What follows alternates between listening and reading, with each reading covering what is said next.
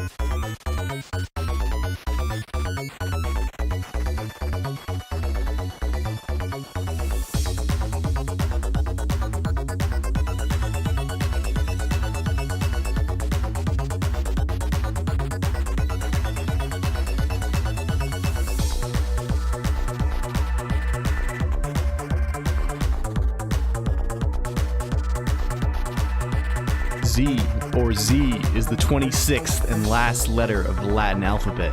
It is used in the modern English alphabet, and the alphabets of other Western European languages, and in others worldwide.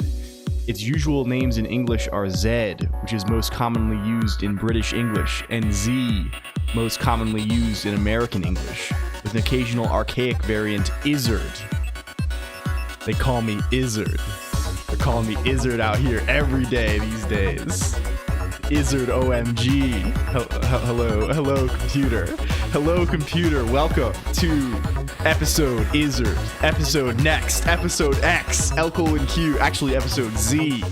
Episode Z, tremendous. Eddie Izzard? What is this? Is this the case? Hello computer, welcome in, welcome back. Welcome back. You know it's the day. You know it's Friday. You know it's Z day. It's Z day. Computer time for 8 hours of Seed 5 RAM. Me now, today, begin. Begin. Yes. Hello. Hi. I'm glad this thing decided to turn back on. It's crazy. You know what they're saying? You know what? I've heard them saying this. Finally, some real food. I've been saying this about myself. I see myself and I'm like, damn. We're back. Hi. Hello. Greetings, everyone. Can I turn the damn thing? Turn down the music. Get the music quiet. We don't do that. That's not what we're about on here. To be a hacker, one must first unlock the Z drive. I mean, Z is one of the coolest letters. I don't know what the ranking is. We'll have to do a complete tier list. That's kind of my new thing. I'm doing tier lists mostly. But like, I'm thinking that Z it's up there, certainly, right? I think it's, you know, all the letters that are like very uncommon are kind of like cool. It's just a sideways and I don't know. It has it's kind of stretched in a different way. At a certain level, all letters are just deformations of the other color. It's been a whole year. Rip our SOD raid. Yes, I still miss this every day. But I have been gaming a little bit in this dimension. We could talk about that. Hello to Fear, also, and Violet Marmalade. Thank you for the resub. And Sun Demoniac as well. 2 years. Holy fuck. Welcome in, Sun Demoniac. It's good to see you. I hope you're doing well, my friend. I hope you know whatever you're up to, we are rooting for you. We are. I This may be strange, but I do spontaneously in the middle of the day think, damn, I wonder what Sun Demoniac is doing. I wonder what my friend Eudemoniac is doing. I hope they are good.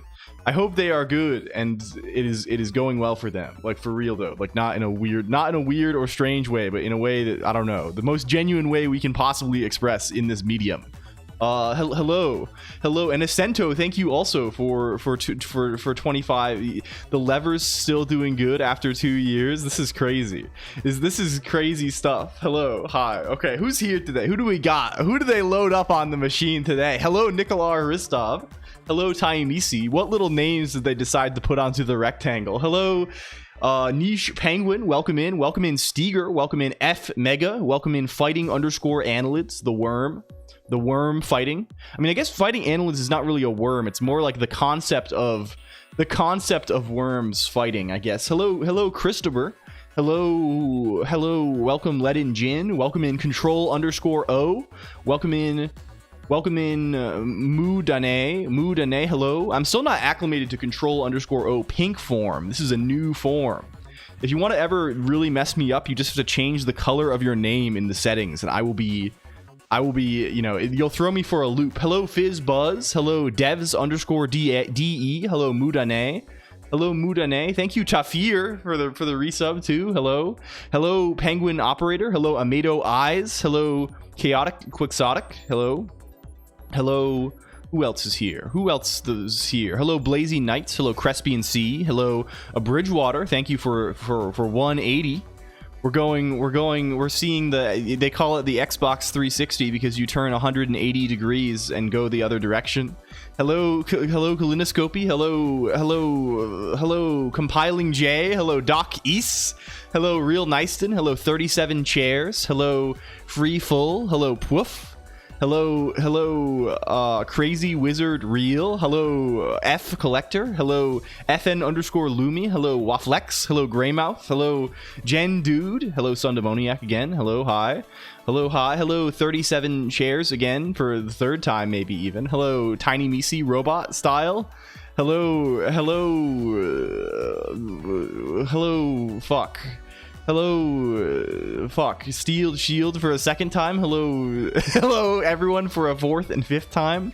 Hello, everyone for a sixth and seventh time. Hello, Must _Broke _. Hello, Violet Marmalade. Hello, Tafir again. Hello, we're catching up. We're catching up slowly.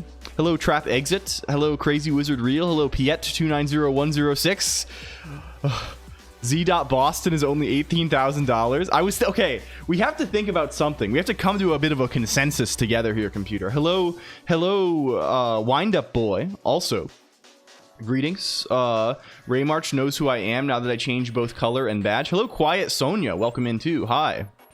Wait, we know you. We see you on we see you. I think I know you from my friend Prodzy Pod area. Maybe I have seen you here.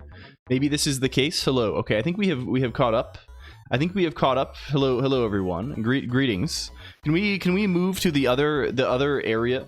We gotta go to the other area. I blew my boost too early. Oh, it should work. You won't be scammed. Certainly not. You'll be scammed. Hello, Datinha, and also Digby Cats. Greetings, Digby Cats. A 5-hour flight. Wait, are you flying, or is there some kind of text on the screen that I'm unaware of, as usual? Is there some sort of you mean the radiate? Is it the radiate 5 hour? Oh, yes, I'm missing. It's yes, of course. It's a classic text on the screen that I'm unaware of situation. What else could it be? So the Raymarch robot says sounds like a rough day at the Colonq factory. Nah, I think it's a good day. I'm thinking the good shift has only just begun here today.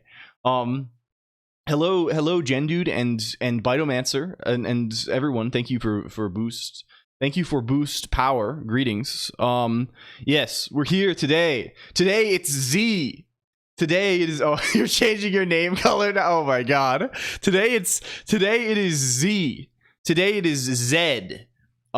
This is the belief that we're going to have today. We've mentioned this before, computer. This has been a topic of some. I basically realized, yesterday we have something growing on our face. We'll talk about that. That's from last time. If you didn't see this last time, we achieved something. We have something going on over here in the head region. I've done a bunch of different things. If color change is real or Twitch fuck, it's the cells. They're automatic. Yes, they are going. There are various ways they can go. And in fact, not only are they automatic. If you missed the end of last stream, they are now, if we go to Automata, we can just give a pattern. This is a pattern directly copied and pasted off of the Game of Life wiki. And it just runs. We just say, okay, parse the pattern, spawn the pattern here, and we can get them. We can get them. So we will have to add this to the menu. This will be, how did you make this stream even more impossible to follow on YouTube? Amazing work. Ah, I see. Yes, of course. Of course, we will now have additional layers of complexity. Of course. I don't know. It's fun. It's kind of fun. Did you do the parsing yourself, or is there a guy? We did it ourselves. It's not very hard. It's a pretty simple format. It's like a little line guy. I'm of course just kidding. Yes, of course. This is, I understand. I think it adds, sometimes you have to add to the texture of things a little bit. The Subway Surfer, people actually do this. I learned about this. I went and watched. Okay, do you know there's a guy on here who does programming sometimes named Automated. He's friend. I know of this because Mod tells me about this because he's like the programmer for Ludwig, who's a big streamer. And he does this stuff on. And when he's streaming, he has soap cutting on the screen. There's soap cutting videos. This is, and I was like, oh man, this is nuts. And then I just sat there watching the soap cutting video. Like I did, like it actually entranced me. The soap drives me crazy. Can we shout out Lane? Hello, Lane VT. Welcome in. Thank you for the resub as well. We love Lane. Let's all love Lane or something like this. Okay, anyway, what is it? We did this last time. We're gonna maybe finish. We're gonna get this concluded. I fixed things. There's no chat interaction yet, but we are going to add that immediately. That is step one today. We were collectively stun-locked for 10 minutes. Hello, A_idiot guy. And hello, silly internet tricks. Thank you for the follow. Welcome. Hi. This is a topic of great interest to us. We love internet. We love crime. No, not crime. We love humor. Hello, Okibon42_. Also, welcome. Hi. Yes, so we have Automata now, and the idea is we're going to hook this up so you can send this Automata string in the thing, or more likely you can paste this from somewhere into the menu screen. And to this end, I have been doing other things. I fucking fixed everything. I fixed the way it is.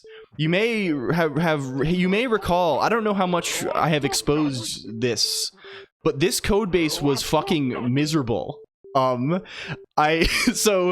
this is the place where we have like the overlay stuff, like various things that display things onto the screen. Zaru Boogs? No, I don't think so. I don't know about this. Hello Huli though. Hi. And the way we were doing this was I had written one thing that rendered transparent over the screen as like a independent program, or like there were a bunch of command line options that you could sort of select from. And then these would determine what was being run, whether it was running like the shader overlay or the model overlay or other things. And then we wanted to have multiple of these overlays together. Like we wanted to have the drawing thing and also shade. Like here we have 3 different things happening, right? There's the drawing thing. There's also the shader thing, and there's also the other thing, right? Do you see? Do you witness this, right? And what is the idea with this, right? I wanted to have them all together, so then I was just like throwing them all into the shader thing, and then there was just like a ton of copy pasted shit all over the place. It was a disaster. So I actually for once fixed this, and it's not that bad now. And now we just have like a general like overlay traits, and we have a general like overlay traits. And you just say, hey, I want these. Oh, I can just say this, and I'll probably put this in a config file at some point and like make it not horrible, but like we can just say which ones we want and get them, and it's not so bad. Yeah, LG, we found out at the end of last time you kind of can keep context if you keep talking to it, because they have chat history, right? The friend does get chat history and a history of like its past messages. So like, but it's kind of limited. But if you keep up, if you tell it to keep talking about something, it'll keep seeing its own past messages. I don't know. It's he has a weird little memory on him. Anyway, yeah. So this is where we have left off. This is our prior endeavors. Today we're not looking at Z the letter, but we might be a little bit. We might be a little bit looking at Z the letter. Today we're looking at the Z machine. This is the concept. I don't know. This is out of left field a little bit, but this is how we do it, kind of. It's mostly I did all this cleanup yesterday, and I was sitting there racking my brain, and I was thinking like, damn, what do we do tomorrow? What are we fucking? And I was like, wait, there's 1 million cool things in the world. Wait, it turns out I don't have to think very hard. There are 1 million cool things in the world, and I do just want to write. I do just want to write emulators and funny parsers and compilers and things for the rest of my life, the rest of my natural life. So let's look at this thing. This is kind of sick. Yeah, this is interactive fiction. This is Zork, right? So if you don't know what this thing is, right? This guy, this character, is a fake computer that was invented by this company called Infocom in the 70s, at the end of the 70s. You may know about this, right? And Infocom, which is I love the name of this, right? I don't know. They made software, but they mostly started off making text adventures, text games, and then eventually they went into like some ill-fated ventures trying to make business software, and they got fucked. They got fucked on. Yes. Do you take commissions? I want to pull the active player model textures and animations from RuneScape to display on a looking glass 3D photo frame. I see. This is probably not that bad, right? Like, there's like RuneLite, right? This is the thing. I think RuneLite, like, it's specifically for, like, I mean, they presumably they have all kinds of crazy visual effects on there. Like, people apply, there's like shader mods and stuff like this. So I assume you could do it on there pretty easily. I would be interested in looking at this if of course I do not have a looking glass 3D photo frame, but we could play with it at some point. Like it's not like developing a RuneLite plugin is not like cheating, right? So like this is legal to do on stream also. Founded as a database company, was founded as a business software company. There's a theme here. Yes. A farmer brings a load of watermelons to the market. Before he sets out, he measures the total weight and the percentage water content. He finds that the total weight is 100 kilograms and the water content is 99%. The weather is hot, so his load loses some moisture en route. He checks the water content when he arrives at the market. It has dropped to 98%. What is the total weight of the load on arrival at market? I see. I see. Maybe this is like Pico 8 but profitable. Yeah, it's kind of in the same vein as this. Should never have branched out. The monospaced text for the status area. What status area? What guy? What guy? He said load. He said load. Yeah, so and we're talking about MC Frontalot. Yeah, primarily it's about MC Frontalot kind of stuff. So Equity Lord Trap exit. Holy moly, this is huge. Is this the double? This may be the double. I think it may be the double. We have to add this to the growing list. Third even. Holy moly. You're owed 2 emoticons then.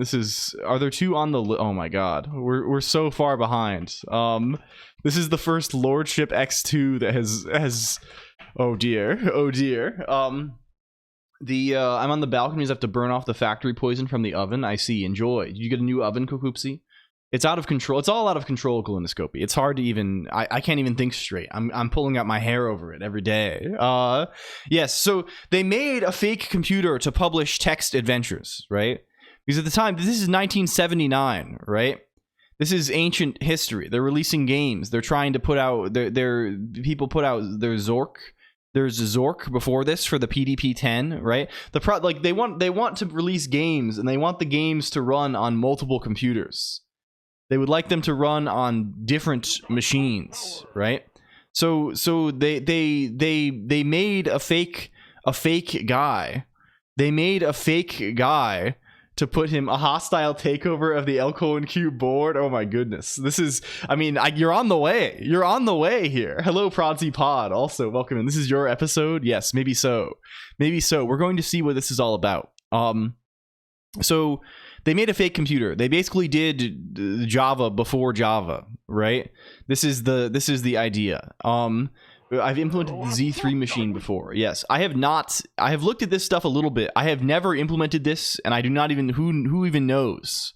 I am Wires Z, people have said. Look at its authors. Yes, there's Joel on there. They have Joel Berez. It's destined. They did Uxin before Uxin. They were doing it's a little VM, right? And they had like a proprietary language called ZIL for this thing, right? They had a whole little compiler tool chain, but this was never released. It was never released to the public. It was not coming out, right? But they did. There's like open source clone called Zilf.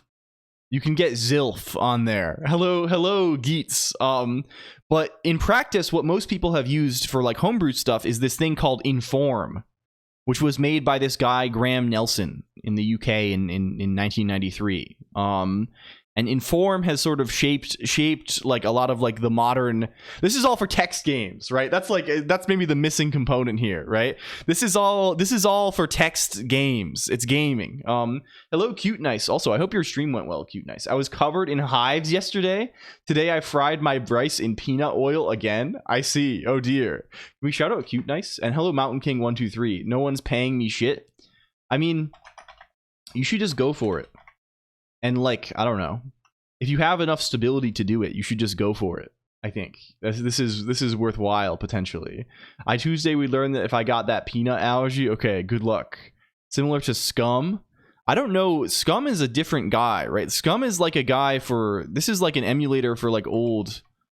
This is scary. This is scary fade. This is like this is an engine for like Leisure Suit Larry kind of stuff, right? This is for visual adventures. I don't know how many similarities it has, right? This is a graphical guy. Maybe it is. Maybe it is. I mean, a lot of these things have like, there's something in common between. It's basically like a game engine programming language kind of thing. Downloaded some form of an Inform parser from an AOL message board, but I did not push through to make a thing. I see. Damn, this has been this is crazy stuff. This is crazy stuff. Anyway, there's all kinds of stuff here, right? And another thing, there's many interpreters. There's many interpreters for the Z machine. It's very portable, right? It's been ported to many places. You can see here it's running on the iPhone. They put this onto the iPhone, right? You can put it onto the iPhone. You can also, you might notice a certain familiar word in the paragraph. Yeah, do you see it? Do you see it? Do you see it? It's there, right? You may see this. There's an Emacs port. We have looked at this Emacs port in the past. This guy is around. Hello, Alias Tolan. Also, Nelson Bit. Yes. The Emacs port is this guy called Malian. He's called Malian. Well, the thing is, what's the line of code of Emacs? I don't actually know. Do I have the Emacs source code on this machine anywhere? We maybe do. We can see. So the thing with Malian is that it does work. I have used this. The problem is it is, I don't know, it's not very pleasant to use, at least in my experience. It's somewhat, you know, and we could probably fix it up if we really wanted to, right? We could make changes to it. But at that point, why not just write our own guy, right? We can just write our own thing, right? The thing about Malian that's kind of annoying is like it wants to control your whole window configuration, right?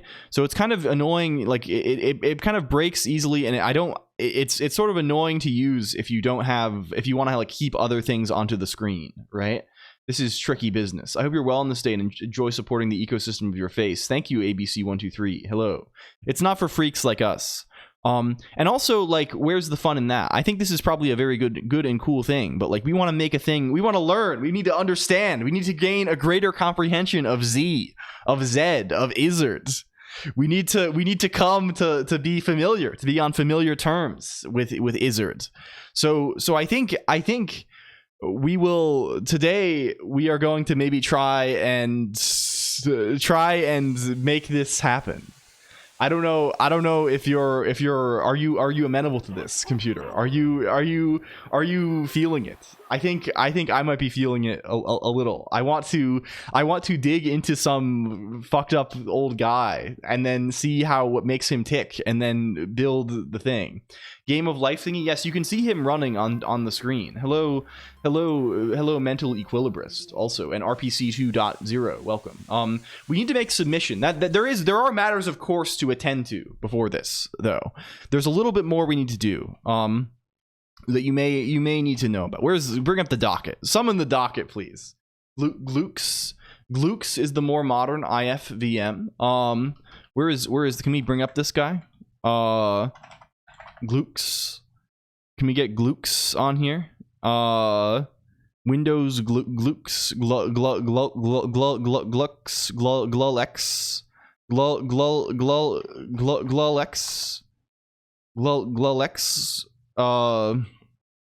Yeah.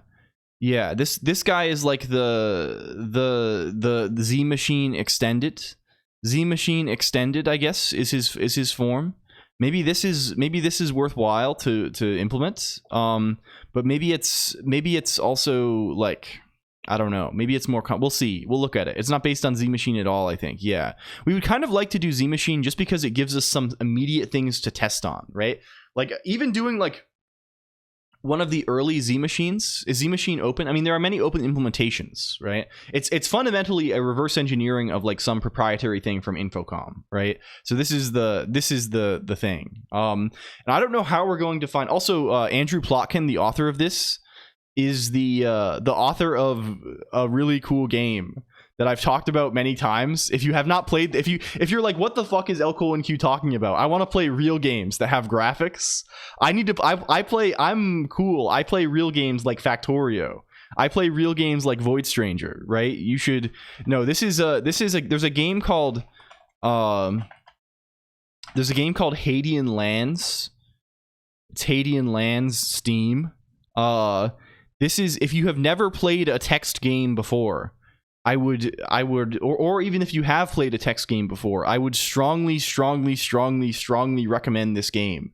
Like, this is actually like an insane hidden gem. If you like games, it's so good, right? It's really good. And it has not gotten, like, among people who care about text games, it is probably kind of, it's well known, I think, maybe. But it has not gotten much broader attention, I imagine. And it is so good. It is so fucking good. We need an audio. Yeah, we were looking at this. This is, I think, what originally summoned Slime Girl Caverns to our attention, Ledinjin. We were investigating games for the blind. But many of them were just text games that you could use with a screen reader. I agree we need an audio. I have an idea in my notes file for that's currently under the working title of Hive Game. Okay, I don't know. So one thing I always thought was really cool about the DS. The DS was that when the DS, it's the dual screen, right? This fucker, allergic reactions, hives. Yeah, a game about being cute nice and using the peanut oil. I'm sorry, cute nice. This is horrible. This guy, right? And they were doing games on this that kind of did two games. Yes, I know we have a bit of an infestation Dehi now in Finland. It'll be modified soon. We'll call the Exterminator. They were doing two different games. Like they were doing a game called Contact. I remember this guy where it's like two games. They were doing two games on the screen, right? On the top screen, there was like, you were like this little professor in this lab. On the bottom screen, it's like, right? And like they interact with each other. I thought this was cool as fuck. Another one that does this a little bit, right, is there's this game. maybe more popular, called the world ends with you, which was a DS like RPG thing, right? And this had like crazy shit happening. It's like a rhythm game, and there's like there's a lot of stuff involved in this. So I like the having to manage two different things at the same time sort of idea, right? This is like a fun sort of juggling, I think. So I've had this idea of like doing how do you say like a game where you're playing you're basically having to manage one thing over the audio and another thing over the video. And I think maybe the setting of this is like a person who somehow becomes integrated into like a hive mind, like some sort of alien insect hive mind thing, right? And over the audio you're hearing like how do you say, like fuck you're hearing like directional sounds, right? You're hearing like directional sounds, and those sounds are like you know, like strumming noises and things, like kind of like almost like how you would imagine like a spider's perception, I don't know, on a web. Like you're hearing like these like kind of alerts, right? And then you're trying to like also manage your real life, like doing like cooking mama tasks. Gotta bounce today. Hello XXVIII. We're bouncing like crazy. We're yeah, big miss, it doesn't display the background. We can do that now. It didn't do that at first because of the way I had everything set up, LG, but since I refactored this shit last night, we can actually do this, and it would not be very hard at all, I think. In fact, I think let's do that right now. Let's just make that happen. This seems good. We also have to continue tweaking the cooking mama tasks. Yeah, you know what I mean though. Like a game where you're visual on the visual angle, you are doing like minor chores, right? Like you're like having to maintain the veneer of your daily life, but in the audio only angle, you are trying to like coordinate the forces of like bugs invading Earth or something, right? This is kind of sick. And then occasionally, like there's like crosstalk between these things occasionally. Like this is a cool conceit, I think, although very underdeveloped. Okay, yeah, like of course you have to, like everyone's thinking about bug aliens invading Earth. Model to non-terminal, yes. Are you using many windows? No, now it is all one window, and I can just like stack layers of things. I will invade the Earth again, true. Hello, Digby Cat. Hello, Digby Cat, if you do not know, is a very good friend, and is a cat, and is good, and is nice to me, and you can't be complaining when you have Digby Cat on here. Okay, yeah, but now it looks like now basically we just have like multiple layers. I actually did not test the model one. Can we do the model one? Is that a thing that like is real? If I say overlay model, overlay new, does that work into the Colonq suite nicely? I think so as well, Steger. I think this will be a good day. I'm actually so fucking excited for it to, like, I don't know. This was, you know, some days, you know, I awaken before the LCOLONQ sessions with trepidation in my heart, but not today. Not today. Yes, the model does work. This does, you know, I can do non-terminal model things. And we are slowly putting the pieces together to achieve parity. Because now this model thing should be able to also sample from the same background thing. I did realize, however, that the video thing we made before, it isn't it. It is killing us. It is fucking killing us to run that.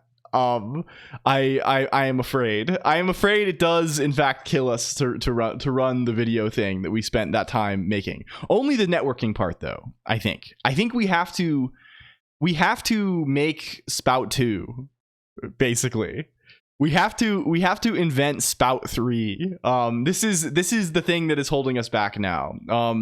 We need frame buffer. We need texture sharing. Right? It's not even, we need to make it not a networking thing, right? Because right now, what is it doing? It's sending, I realized, okay, what if I run that, right? What if I saw Alina doing this too.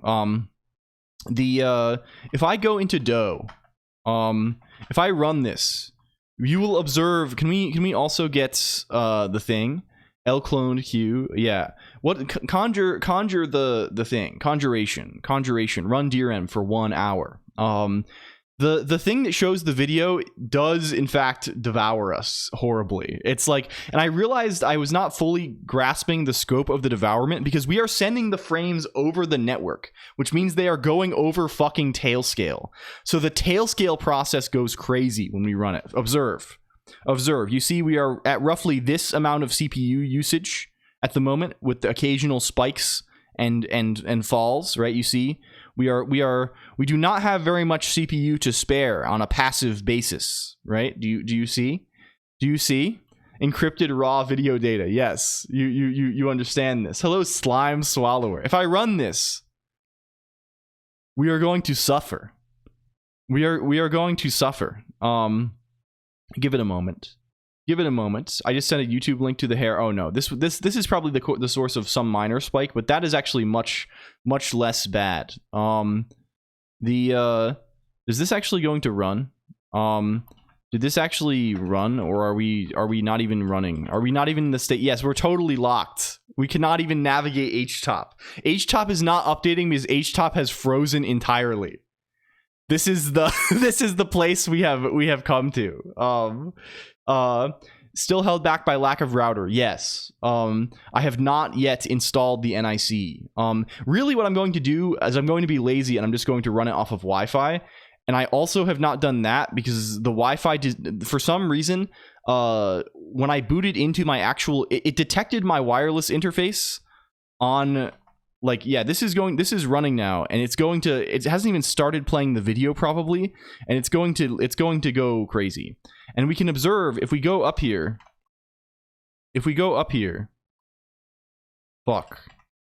Just stop. Can we see where is Mr. Tailscale? Where is Mr. Scale? Tailscale is using 67%, 72% of a thread, right? This is insane. This is maddening. We are busting the network, right? You really got to sort by CPU by default. Yes. Tree mode is so pretty though. If we use shared resources, exactly. This is what we need to be doing instead. This networking thing is horrendous, and we are going to stop doing it. We have performed the experiment, and the experimental result is thumbs down. It is bury the sword. We cannot be doing this. It's evil. And this is on top of dough. Right? Where is dough? Bring up dough. Get dough on here. Where is dough? Get dough. Get dough. Where the hell is dough? Get it. Dough. It's not even on here. What are you even talking about? I don't even know what he's even, huh? Aren't you running this? Anyway, who fucking knows? I'm waking up and getting dough every day, baby. Yeah, huge. Anyway, so this is temporarily disabled until we figure out the proper way to do this. The way to do it properly. Can I also turn off my face and head? Can we be a non-face and head enjoyer? Kill. Open main.rs. Hello, GTF RVZ. Also, hi, and then we can hopefully just do this, and it's crazy when that thing is not running, how much faster everything is, even on this machine. But yeah, so like the current status regarding the performance situation is we are going to move to the Steam Deck still.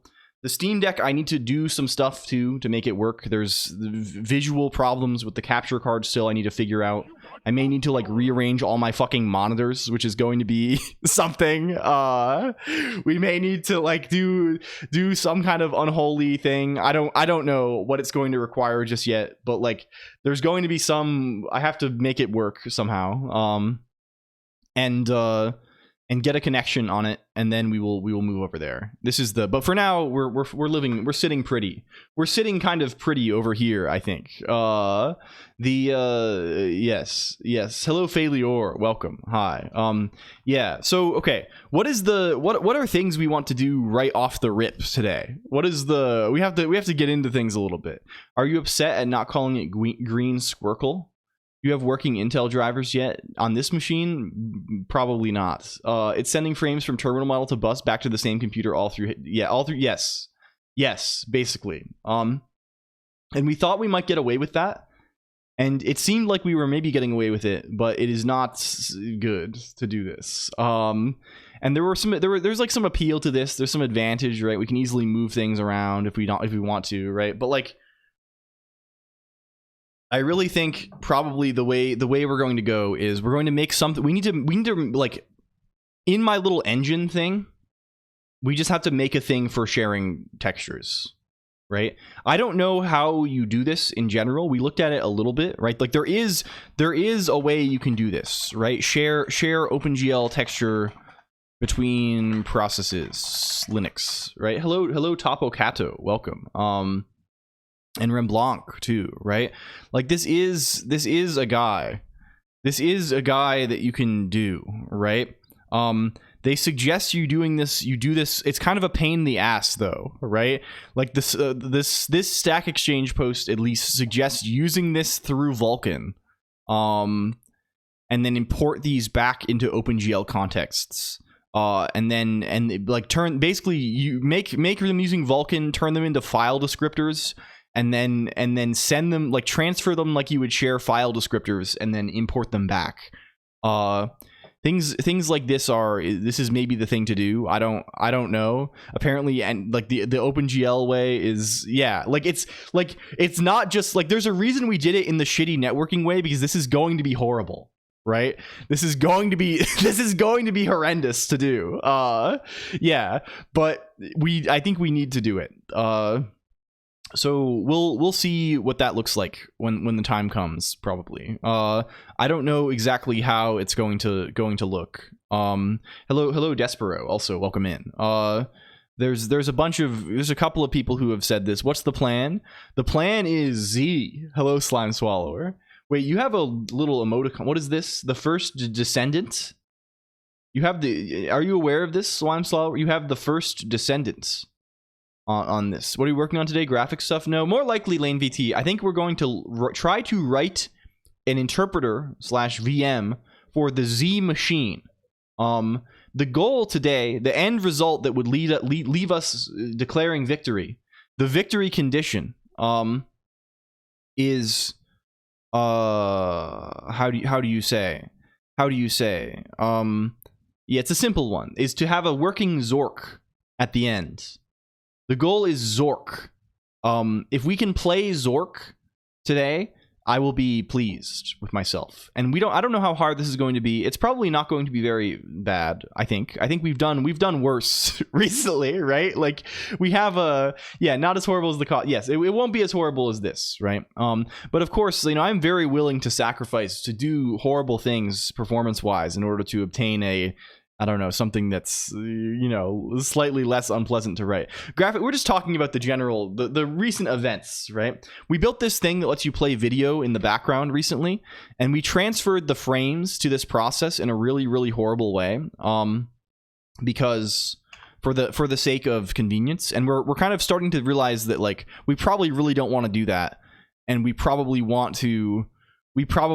actually want to like send file descriptors, right? Share textures between the processes if we can get away with it, right? Rather than doing, which is but it's going to be messy and painful to do this. So yeah. But first off, okay, what do we actually need to do? What is the docket today? There's a number of other things to discuss as well. I don't know if you saw this computer. There's this, they made a new guy. Yeah. We can't actually test sharing this. I mean, we can maybe still test this at it'll still be faster even if we're doing this with software rendering, I imagine, because like it's still like shared at like the driver, like the level of like LLVM pipe or whatever, I imagine, right?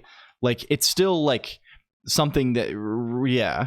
I'm not your computer, I'm just a figment of your imagination. Yeah, they have a search box at the bottom. It goes to another website. Item 30 on Hacker News, dating men in the Bay Area. They made this guy. They came out with this guy, which is kind of an interesting thing. Conway works. Yes, it's gonna work more soon even. They rolled out this guy. If we can load the GitHub website, listpacker.com projects pretzel. That's HTTP. Yeah, the site was set up 2 decades ago. Is this neat? Neat. Very cool. Very cool. Oh, this is your site too. Hell yeah. We will look at this if we need this for sure. Very cool. Very cool, and it's graphical with Mick Klim also, right? This is neat. The cool S into Unicode yet? I don't know. I don't know about this. Yeah. So this is a thing that's going around. Missed an opportunity to call it orgy. Hello, Destiny Waits. It's, I guess, like, there's not really a whole bunch of stuff here. I guess it's still something that's potentially kind of cool. I guess the idea is right now is to do like a social network where it's basically people sharing a single org mode file over HTTP, and then like a little Emacs thing for doing like kind of syndication of this, like pulling in all of the org files and sorting them by time or something to have like a little timeline. This is kind of cool. It's a cool idea. I don't know how much practical utility it has. I don't know. Maybe I will do this. It's a little bit like being on it, I think, is basically just having a single URL in this registers.txt file in this Git repo. So I don't know. It's kind of cool, at least. And fail on the Steam Deck. Yeah, maybe not. I would. Who knows? Imagine browsing orange site when there's green site. Yeah, true. Also, hello, one Factom, and also moth_ball. Welcome, moth_ball. Greetings. We have there's a lot of moth type. I don't know. I think moth is I don't know. It's a fairly it's kind of a cool animal as far as they go, right? Like it's one of the cool ones, right? If it like, I don't know, maybe it kind of has a certain appeal, like a I don't know how to say this. Name an uncool animal. I don't know, like tier animals on coolness. Like what's an uncool animal, right? Like a dog or something, right? I don't know, maybe human beings.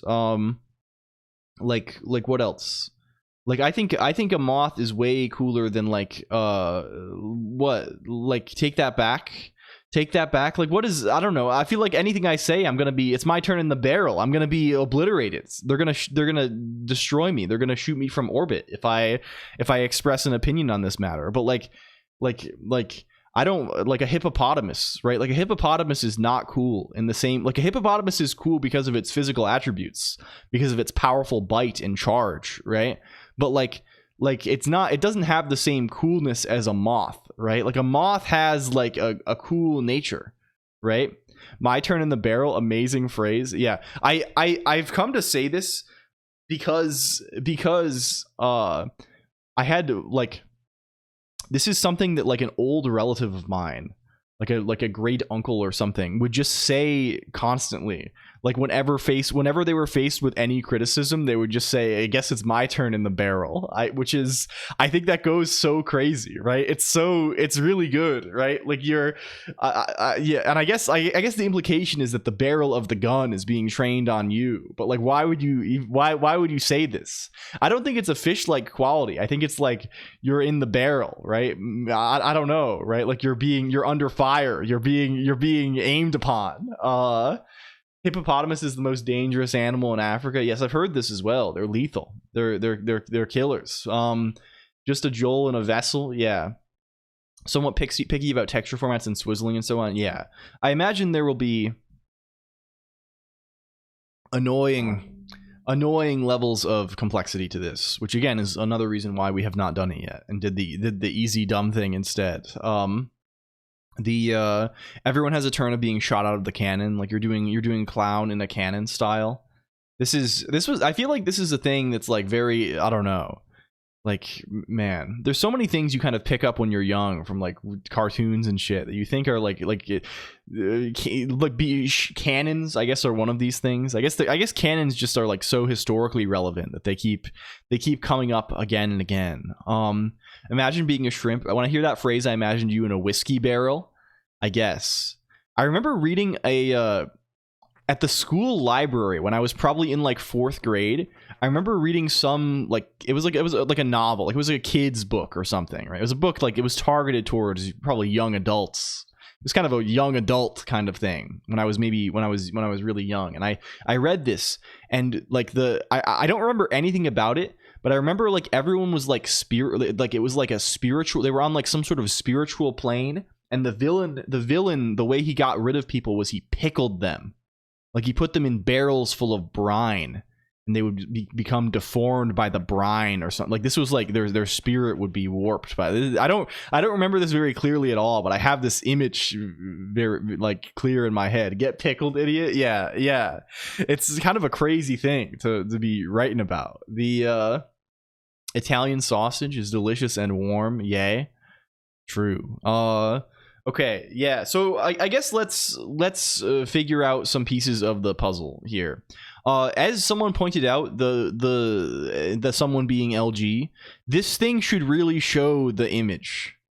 We made it be white. It should really show the image. And in fact, it shouldn't really show the image even. It should show some kind of colors, right? The intention was that it would show colors based on the people who are submitting it, right? So let's do some things, right? First of all, let's make it so that people can submit it. I think that's a good number one, right? Let's make it so that we can receive one of these like descriptions of a pattern, and it puts the pattern on a random position on the screen. And then second off, we can hopefully get a name color. If we can't, we'll just pick a random color. It's fine, right? But like, we can hopefully get the name color and then display this based on your name color on screen. And then we'll see what happens, I guess.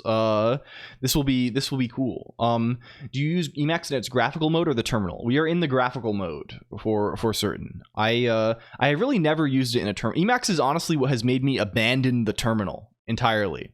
It's not available web-wise.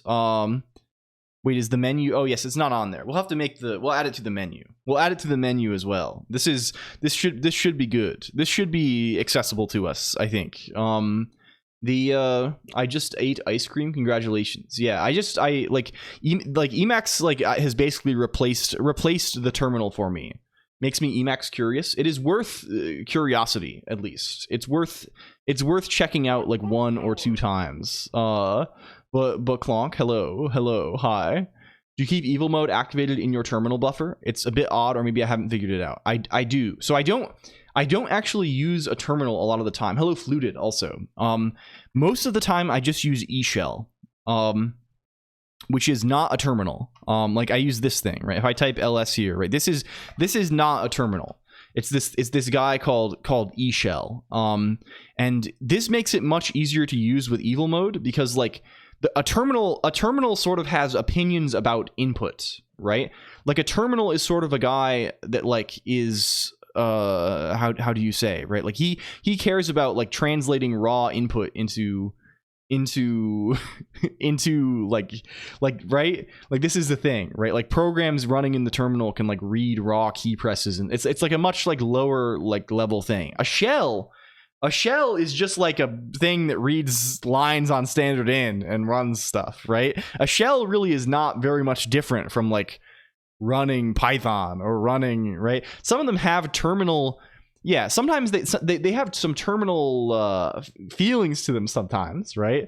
Like sometimes they're going to, you know, they're gonna handle certain character inputs that are not just like they handle backspace for you properly. They handle arrow keys and up, you know, stuff like this. But like this is not inherent. I know that, yeah, you know the difference. I don't mean to condescend. This is not my intention. I'm you know merely for the, you know, for anyone who might not know, right? These people do conflate these things pretty often. You just patronize. No. This is not my. No, people. There's people who definitely don't know. There's people who definitely don't know this. I don't know. It's so yeah. I just like don't use a terminal very often. Then I mostly use a terminal these days for things that I know are going to spit out escape sequences that are not, or like they're going to do things that are not going to run well in the shell, right? Like I do this basically mostly for HTOP because I have not cloned HTOP. Yeah, stop Colonq-splaining. Hello, Octorinsky. Also, we're Colonq-splaining now. Oh my god, it's like if I run HTOP here, it's gonna kill us. We're gonna die instantly. Do you see? It's gonna be instant death because like eShell is like, what the fuck are these characters? What do I do with this? It knows how to do some of the things. Good to know the Emacs use isn't terminal. Hello 0xF06. Also welcome. There is a thing. There are ways to list processes. I think there is like a guy called like list processes maybe. This is only Emacs processes. It's called proced. There's proced, which is like dired for this. But it's kind of more annoying to look at. I guess it does sort by CPU by default, so it is kind of better. It is kind of immediately useful for the thing that we're talking about. So like that's kind of good. I need to like make my own modifications for this to make it look the way I want it to look. Did his X, which reminds TCL, yeah. But of course, like there is a definition. There's like a POSIX standard for the shell, right? This is a thing. And most people, when you have a shell, they expect the POSIX shell, right? Anyway, I just don't use a terminal very much. I'll use it for that, and I'll occasionally use it if I want to run. I find that Nix doesn't work very well with it sometimes, right? Like if I go into, I don't know, Fig. If I say Nix develop here, it's gonna like print stuff maybe, like a little bit of stuff. You see that little like little thing that popped up. I don't think that'll work here. I think Nix gets confused. Oh, it does work. It does actually. It does work. Maybe I changed my term or I changed something. There's all kinds of stuff. Like eShell won't support like hardly any escape sequences by default, and there's various things you can do to like get it more so, right? Like you can there's like a thing, there's a way to like do like at least like ANSI color sequences. There's a way to do, there's a thing called eat, emulate a terminal, which is the other thing is like if you actually do need a terminal, there are like fucking 5 different terminals for Emacs, right? There are a bunch of these. There's a guy called, you can just say term. Can we just get term? You can just say term. Here's bash, and this looks like any other terminal, but this guy is like the built-in Emacs one, and he's kind of slow. You can see he's a little bit slow on the draw. But he works basically, but he gets kind of confused. You can see him getting a little bit confused when I press down arrow. He's not working too well. He's not doing a very good job. He's getting a little bit mixed up on it. I like the bugs on the screen. Thank you, Jira R, right? There's another guy built in called ANSI term, which I think supports more. I don't know why. I think he supports more escape sequences or something. He also gets really confused. Maybe term is just an alias for ANSI term at this point. I don't even know, right? There's another built-in guy, I think it's called multi-term. No, this is maybe not built-in. Maybe this is a package everyone always uses that like is just basically for buffer renaming purposes to have multiple of these. There's a third-party package called vterm that uses a C library like via FFI to like use a terminal emulator that is kind of fast and that people know about. This is the one that I use. And another thing with any of these terminals, it's going to be really annoying and painful to like use evil or something like this because there's multiple notions of cursor, right? If I type foo here, right? And then I press escape, I'm back in evil normal mode, right? So if I move my Emacs cursor here, what do you think is going to happen when I type?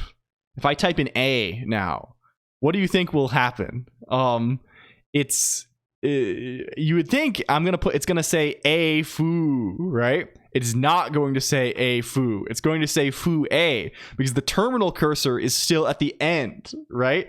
In order to move the terminal cursor, I can press the arrow keys when I'm in insert mode here, and then I could actually, right? Do you see? So it's sort of awkward still. Like I can't use evil commands, right? I can't press DW because it's you know it's read only.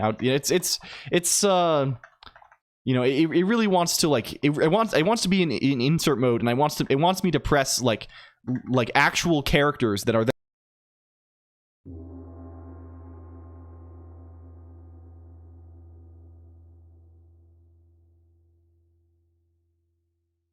Hello. Thank you. Hello, Mickey Noon. Hello, Ringle Tingle TV. Hello. We pressed A. Hello, greetings. How is it worse than Vim's built-in terminal? It occurs to me that I have never actually thought to look at what the Vim terminal does. I always just assumed it was shitty, but maybe it isn't. Is it actually good? Can I actually just make my thing behave like that? Because I can just like change this up. There's another guy that's not Windows terminal. They do have code for it in the same repository that used to be the default console application for Windows. I see. Control O asked, asks something. Is the eShell buffer editable? Yes. I have the prompt set read only, right? But everything else I can edit freely. I think in fact, if I go to a command, you know, I can just say, I can edit previous commands and just press enter on them and they will run, right? If I say echo ls and I go to this line and press enter on that, it'll run ls, which is kind of sick, right? This I set it up this way, and particularly I set it up this way. You'll notice my prompt is a separate line. You can set, like, this is read only. Like if I press backspace, text is read only. I set the prompt like this both to have like a nice visual separator between commands, and also to make that more obvious, right? Like, so like, I don't know. I like having like the command on a separate line from the prompt. I kind of got inspired to do this kind of thing. Like there's a the Plan 9 terminal has this, or the Plan 9 shell terminal thing, right? Plan 9 RC, right? This guy, hello, welcome home, greetings. There's hello, mod is here too. Do term in Vim. I would like to see how this works. I've relocated all my worldly possessions. The move is done. Welcome in the 0x539. I hope you're feeling better. I hope things are going good for you. It seems like it's been a fucking wild journey. The 0x539 was saying they were traveling for like 23 hours or something, which is it's too much. It's too much. Hello, Colnq also. How do you change the background of the prompt line? It's all just text properties. Okay, goodbye. Moi, hello. If I say like describe text properties, you'll see that it's eShell prompt, which I've probably customized this face, right? It's read only, it's rear non-sticky, which means something with relation to the way that the properties work. NVim term does not move your cursor when you change it in normal mode, but it does not glitch like the term you showed. Yeah. I think on the ThinkPads with a bib Plan 9 would be fine. Maybe not really. I like to keep my rear non-sticky as well. Vim term is a little awkward. Yeah, like fundamentally it's just awkward, right? Because again, it's a difference in control, right? The terminal has its own notion of a cursor and its own, and like what a terminal wants to do is it wants to handle like raw character input, right? So like you can cheat and make it nice, right? But like there is this essential like impedance that makes it tricky, right? It is not like an easy thing. You have to think about what you're doing a little bit. But using just a shell, you know, of course it's kind of annoying because like you need a terminal for some things, but just a shell is like fine. So it sort of put me into a position where like I really don't like using TUI programs, I guess, right? Like I don't like very much using how do you say, like things that have a TUI, like they display like graphical things in the terminal, right? I want to have I like command line programs, right? I like command line, I like programs that I can run and give them command line arguments. And I'm also pretty okay with programs that like are like interpreters that like read things from standard in and things like this. Yeah, I mean, I'm just used to HTOP. Sorry, this is like my remaining vice for this. Change the background of the prompt line. Where is that? Probably if I open config Emacs. Where do you live? Config, core, C. Are you in shell? Are you in UI probably? UI C shell .el. Where is the backgrounds? Where is the? I think I'm just saying set face with attribute eShell prompt and then foreground and background colors in bold. Do you like Acme? I have not ever used Acme. Acme is kind of cool though. BTOP is so good though. Yeah, BTOP breaks in my terminal. Even in the good terminal, hello Melaneth. I think it's a font issue, right? If I run BTOP, if we hit him with BTOP, can we shout out Melaneth too? I found out Melaneth streams. I did not know this, I think. I was not previously aware of this, but somehow I'm finding out I'm finding out new things every day. I'm finding out new things every day. The cycle of life continues. Yeah, but BTOP does not do well. Do you attend any events in the UK at all? I have not done so. In fact, I do not even have a passport right now. I would like to go to Europe at some point in the future. Probably. I never have though. Foss Unleashed is a Plan 9 enjoyer. Actually a plot point in Tiny Toons. Yeah, I don't know. I would like to do this. Half the US doesn't have a passport. Yeah, it's just like, you know, like I've never been. How would I find out on my own? Did you just read the manual and figure it out yourself? So what I would do if I was doing this, I would just look at what face it is currently, right? In general, if I want to change anything in Emacs, right? Like if some, like for example, the colors of these things, right? If I say describe text properties here, I can see that the face is eShell ls directory. In general, for visual customization, describe text properties is like your best friend. I don't know if this is like bound to anything by default, but running this is like very very very useful. Yeah. Also describe face. But there's potentially multiple faces under your cursor. But I really like describe text property. You can just click the face also, right? I can just be like, hey, what is eShell ls directory? Well, here it is. It has this foreground color. And is this foreground? This sure looks like the same blue, the blue color that it is, because it's, you know, big blue. They have big blue on there. I don't know, right? Like all of this stuff is like very, and if you're using like customize, I don't use customize, but you can even like click this and it will like open up an interface where you can like change it. And then save to a section of your config, right? So like this is like, yeah. My best friend is aloneness. This is a little bit sad, but it can also be kind of good. It's good, you know, to have alone, you know, to be comfortable being alone probably. Hello Topiary Hedge also. Describe smell. Describe smell. I'm face. There's nose, 2 eyes, a lip that might be considered a pear, a mouth, about 10,000 pores. What's your boost score? I want to find out. Yeah. Describe char is also good. When you run it on the prompt, yes. This works on any text, and most things are text in Emacs. So I run describe text properties here. You can see, wow, it's eShell prompt. These are the properties. Like there's there's an overlay for highlight line, right? The overlay for highlight line is like, you see how when I move my cursor, it's like highlight, it's displaying, you know, the line is highlighted, like this thing. That's what that's from. But then the other thing is just it's from this, right? Do you see? I need a pina colada, Saj. Does sub revoke my boost? It negates it, yes.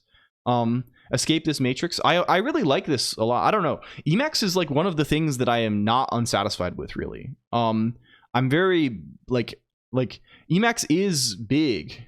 What is this? What is this huge guy? Flaming Skull? Flaming Skull? Holy fuck. Flaming Skull Terraria mentioned.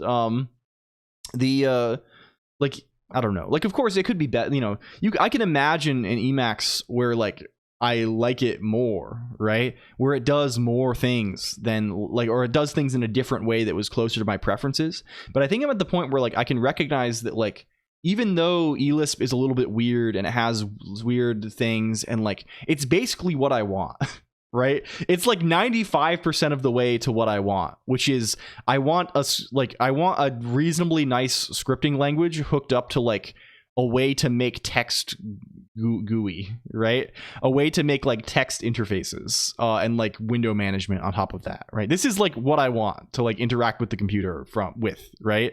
And Emacs like is so far ahead, right? Anything I make myself, right, like Emacs has a 40-year lead, right?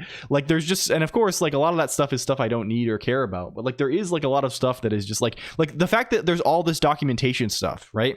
The fact that I can do this and then click this and get this, right, and then click this and see this, or then click this and be like, oh, here's the source code file. Like this is like good, right? Like this is stuff that I would not do for a long time. Like all the online documentation. How do I change the face? Well, usually if you want to modify the face, there's set face. There's set face. Is it set face attribute? Yeah, set face attribute, and you can look at the docs for that, and that tells you how to do it. Yeah, I'm using it as a window manager, and also just like they're in different categories, I think, right? Like I am very convinced that NeoVim or whatever is a very competent text editor, right? If I was not using this, I would probably be using that. And I would be using, it's probably even nicer. Like, well, yeah, who knows? The grass is always green on the other side, but I'm sure, like, yeah, maybe the LSP works better and shit, like, is less broken as far as this kind of thing goes. But, like, I just don't, well, it's not in the cards, right? It doesn't have, it doesn't run on my OS, right? It's not, the editor that runs on my OS is called Evil Mode, right? It doesn't, like NeoVim, I have to do all this weird stuff. I got to emulate a terminal. I got to run this big C program and TUI. Like it's not an option, right? I don't have a good terminal. What terminal am I going to run it in, right? vTerm, like that's going to suck. So like I don't have any other text. Like the options that I have, for text editors, they are written in eLisp. I mean, running a big C program is an option, but running something with a big TUI is not an option, right? I can't use this, right? Like the interface of NeoVim is not compatible with my setup because I'm not very comfy using terminal like TUI programs like this. It's a pain in the ass. Thank you for the lurk, friend. I don't know how I feel about LSPs. Yeah, I also do not know about this very, very much. He is quite the strangest dog with a tail at either end. He's quite the strangest dog there is in town. Would you like to buy a dog with a tail at either end? He is quite the strangest dog there is in town. Though he's not too good at knowing just exactly where he's sitting. He is very, very good at sitting down. I see. How can you not like LSPs? I mean, the concept is kind of nice, right? The concept is kind of good, right? The concept of separating the interface to like these like IDE-ish features from their implementation. The execution is, you know, like I don't know enough about the whole thing, but in practice I have found these things to be often broken and annoying. And in fact, at least for Haskell, it sort of like significantly worsened my experience when the LSP stuff came around. Like there were non-LSP tools that did the same sorts of things before the LSP stuff sort of caught on. And I used those happily. And then the LSP stuff came around. Yeah, Intero, exactly. I loved Intero. And the LSP stuff came around and people like stopped developing these old tools. And then the LSP was like way more broken and shitty. Rust Analyzer is pretty good, but you know, we've noticed on my machine, you know, you've observed the last stream, right? We are not running Rust Analyzer much of the time because at least on this machine, this old slow machine, it is, you know, I don't know if it's in my client or if it's in like, but there are like weird race conditions. It gets confused constantly. It's putting random underlines over random sections of text. It takes, you know, 5 minutes to update its errors, right? It's very obnoxious. It can handle macros, I think. It does get confused by like code, you know, inside macros, but this is natural, right? Because it's not kind of real code at that point. Like the find and replace. I have a thing. I use a package called config if sometimes. Like if you want to like have a whole block under like a you know, like a config annotation, right? Like saying something like, hey, only compile this whole block for this platform. And there's sometimes weird like things like find and replace like won't work under this, right? I don't know. This is kind of expected though. But I really just like it. I love it when it works. Given up. No, this is not really a project. I just haven't done it yet. It won't be a project in the sense that it's not going to be observable. It's just like moving the computer. Hello, Masica. Welcome in also. Can we do the thing? Can we shout out Masica? Hello. Yeah, so I don't know. It gets confused by what CFGs are active for me. Yeah. You have to kind of like tell it what platform you're running. I don't know. It's all, there are ways to do this, but like I have had, at least on this machine, I have had a pretty bad experience with it. I have found it's much easier to just run make. Honestly, even our little adventure into running cargo check automatically was too annoying because like it doesn't run at the right times. You're running it too much and it's slowing things down. I think I would rather just run make and have it like let me jump to the line number. Like here's what we're going to do now, right? Here's our Rust development workflow. If I type some bullshit, I'm going to press QC. It's going to take 20 seconds to tell me about it, and it's going to yell at me about this, and I'm going to say, hey, wow, here's the error message, here's the thing, get rid of this. Yeah, anything. Yeah, you can't really expect it to work well in the presence of like such general macros, I think. I have the thing in my head and I put the thing in the computer instead of having to think about what the computer wants me to put in the thing periodically. I don't know. I think this is perhaps an issue of skill, but I make mistakes very often. I really like compile time. I like static analysis. I like these sort of checking things. I like this. I like all of this very much. But yeah, I don't know. Okay, so what are we doing first off the bat here? We need to make this submittable. Can you run VS Code in Emacs? Yes, we did this before. Remember for April Fools this year, right? We had shenanigans regarding this. Does FlyCheck have a manual run mode? FlyMake does have this. I just haven't bothered to do it. We could do this easy. I don't know. I want to keep the set. Like it's easier just to not worry about it for now. I think we'll get the analyzer running properly in the next reincarnation. What was the command to place Joel at the background? Oh, you can palette swap hair probably, or palette swap various other things. My laptop isn't dying for some reason, but maybe it was related to altitude. I see. Hello, Hans CCT and Pango Ray though. Welcome. And Hydroponic Mayful is here too. Hi. I saw you the other day in the Uwo Slab, the Slabathon, over at the Slabathon. I think okay. So right now we are just manually spawning one of these guys in. What if we, instead of doing this, what if we just like spawned these guys in? What if we had a little event handler guy?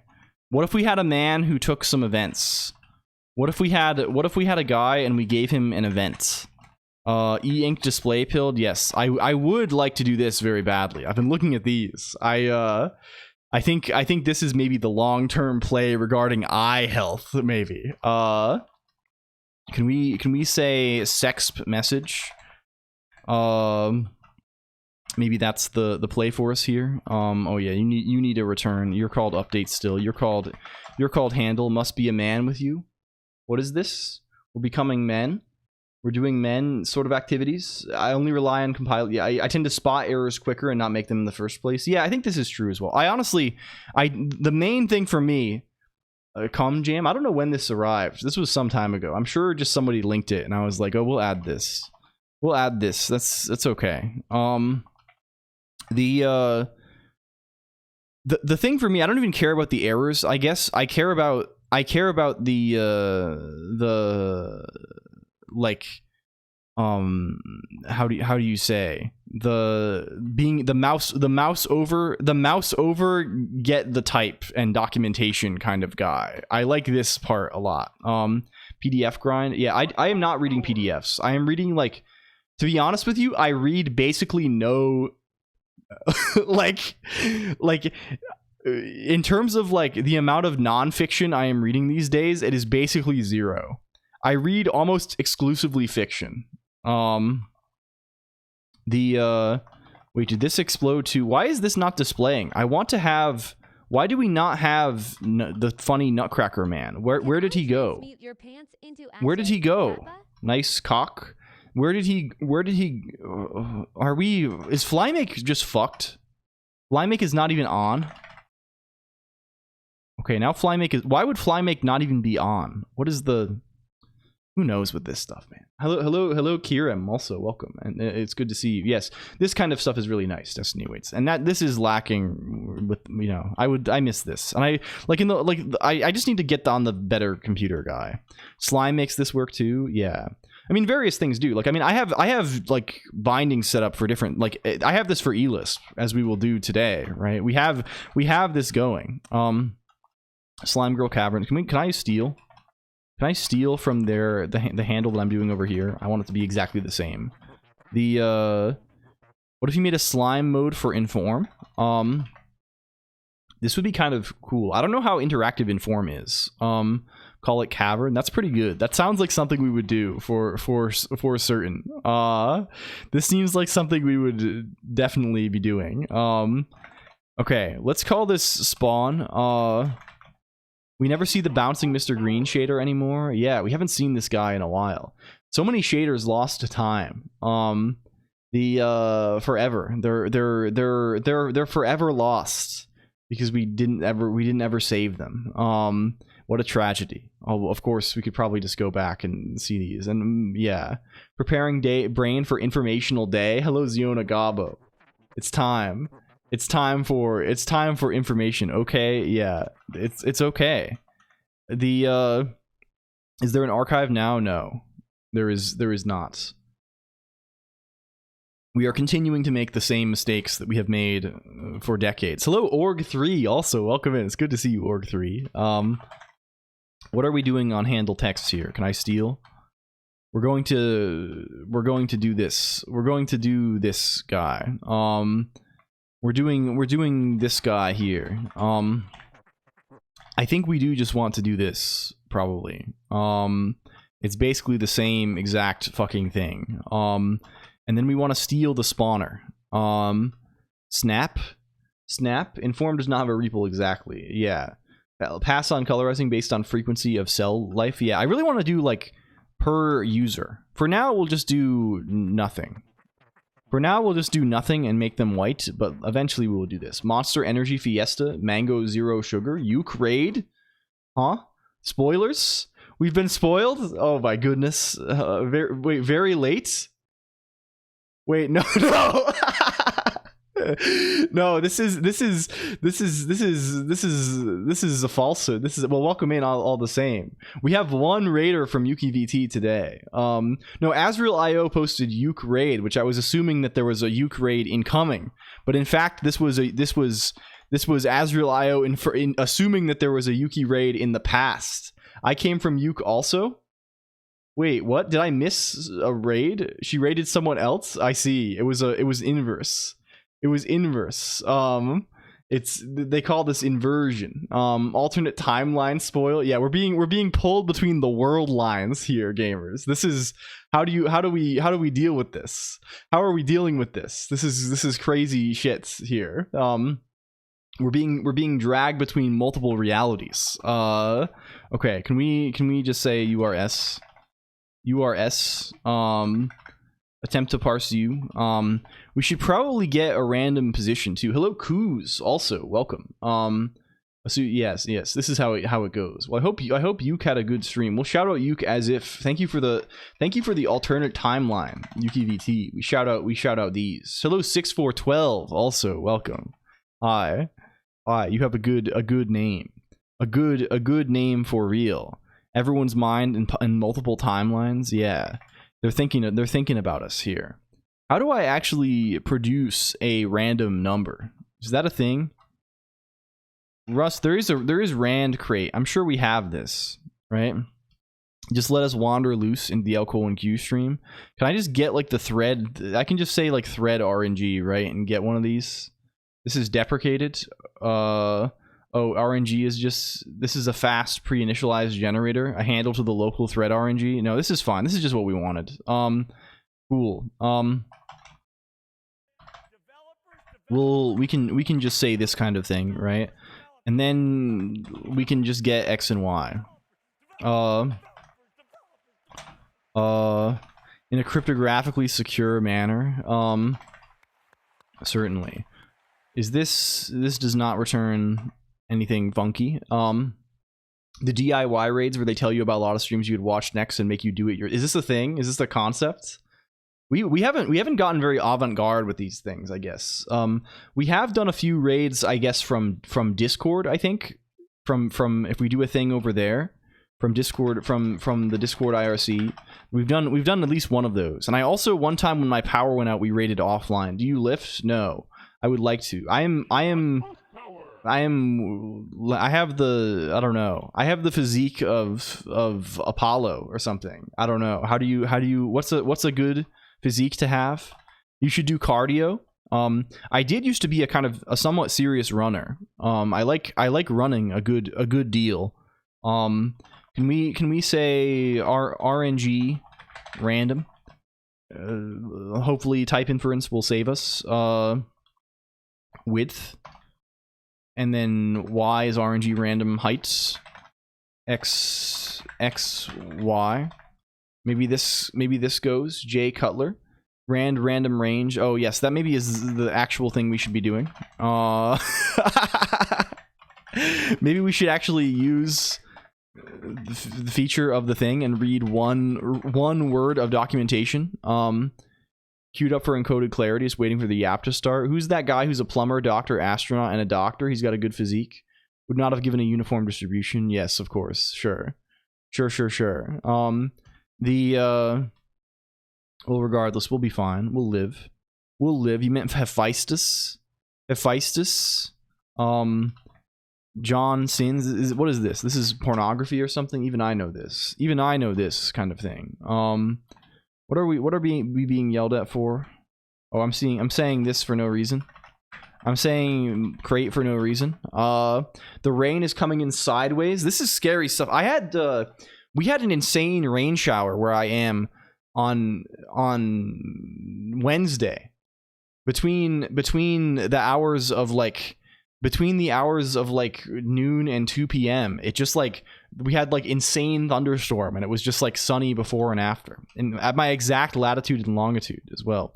Found module rand RNG. Is this not what you are called? Are we on an old enough version that we are doing this? Is that where we are? Maybe. We also need this macro. Just delete that line.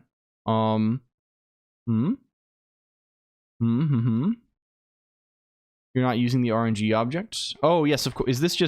Is random range just a guy who's in? Oh, he's just in. Damn. Sick. Okay. Like 30 grand for some fake wood cabinets and a rock to put on top. Holy moly. Oh, you're getting, I mean, if you want real stone or something for the countertops, this is a killer. I got cabinets installed recently. Because I think I've mentioned, like, I'm living in this big house, right? And I basically moved into a, are you trying to dox yourself? I'm being funny. I'm being humor. It's humor purposes. Hello, not a furry yif lover also. But I moved into this place. Would be wrong. Yes, this would be wrong. I moved into this place. Oh, there we go. What is this? Is this some kind of evil man? It's, what? It's fart image. Okay, I live in this huge place. This is where we're staying, and I'm basically in the unfinished basement of this place, right? This is the area. It's not like total. It's kind of nice, right? It's like a walkout kind of thing, right? So I have like windows and can see the sun and things like this. But I'm in the downstairs. We're kind of living downstairs, sort of stuff. These days. And oh, can we get basic? Can we steal this also? Why did you put a rock on top? For countertops, I assume, right? So this place had like nothing in it, right? When we moved in, it was basically just like there's some rooms, they are empty, they have concrete floors. Yeah, we're on old rand. We don't have random range either. Do we not even have rand? Are we doing evil? Oh yeah, you're not red. You're, of course, you're self.spawn. Let me fix this shenanigans also. The rand situation may be crazy here. We may be operating on a crazy paradigm regarding rand. We may have to settle for non-uniform distribution. What if we were to simply say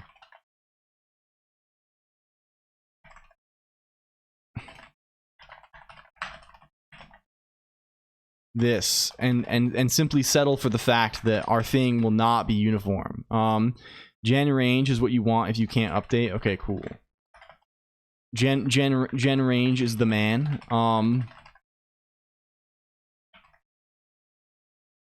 Okay, cool. I'm saying gen random instead of gen range because I can't read one word. We need to have the random trait, the RNG trait in scope, right? Is that a thing? Use rand RNG. Let RNG and also let mute on the generator. Yeah, sure. Okay, all is well. Maybe. Other than the casting. Other than the casting, of course. Cool. Okay, we're good. We've arrived. The fake rock is like a bunch of rock powder mixed with resin. I don't know. Yeah. And like actual big rock is much, it's kind of nice for countertops. But then you have to like worry about like, is it going to get scratched? Is it going to, you have to get it sealed and stuff. Like there's all kinds of like different fucking treatments people are doing. It's like, oh, don't use a sharp knife on the stone. It's like, there's 1 million things. Constants for ergonomics. Yeah, probably. This could be nice. This could be nice to do. Okay, are we alive now? Okay, we have no way to, can we actually send one of these fuckers? Can we, what are we doing here? Where is overlay.el? We have various test functions in here. Can we call this overlay automata test? Get that up. Get that up here. The rock is just a centerpiece. I think it's the tops, right? Maybe this is the thing. This is the thing, but no, I had to yeah, I was saying I live in a like an unfinished basement, right? And they had like the possibility of installing like they put in like a zone for like there was space in the walls to like install ventilation and like water hookups and things, but none of this was actually hooked up. So earlier, like at the end of last year, early this year, this was like a lot of what I was doing all the time, right? I was we had to buy an oven, and then we couldn't use the oven because it was like, well, the oven needs to like, if I'm cooking on the stove, it needs to like go somewhere, right? Like, I don't want to just like imbue the walls with beef particle, right? So like there needs to be some kind of like ventilation. It needs to be drained somewhere. And then so we need to get a fan. So the way you would do a fan is like, this is basically the dependency chain is this, right? It was like, okay, I want an oven and sink. I want an oven and sink. I bought a sink table thing on Amazon. This is step 1, right? Like it's just like a big like stainless steel table. That's like I don't know. It has a sink in it. It's kind of a piece of shit, but it basically works. Greek is 17. I see. Well, very good. Very good. I think this is preservation. And got this hooked to water, right? This is step 1 of the kitchen saga.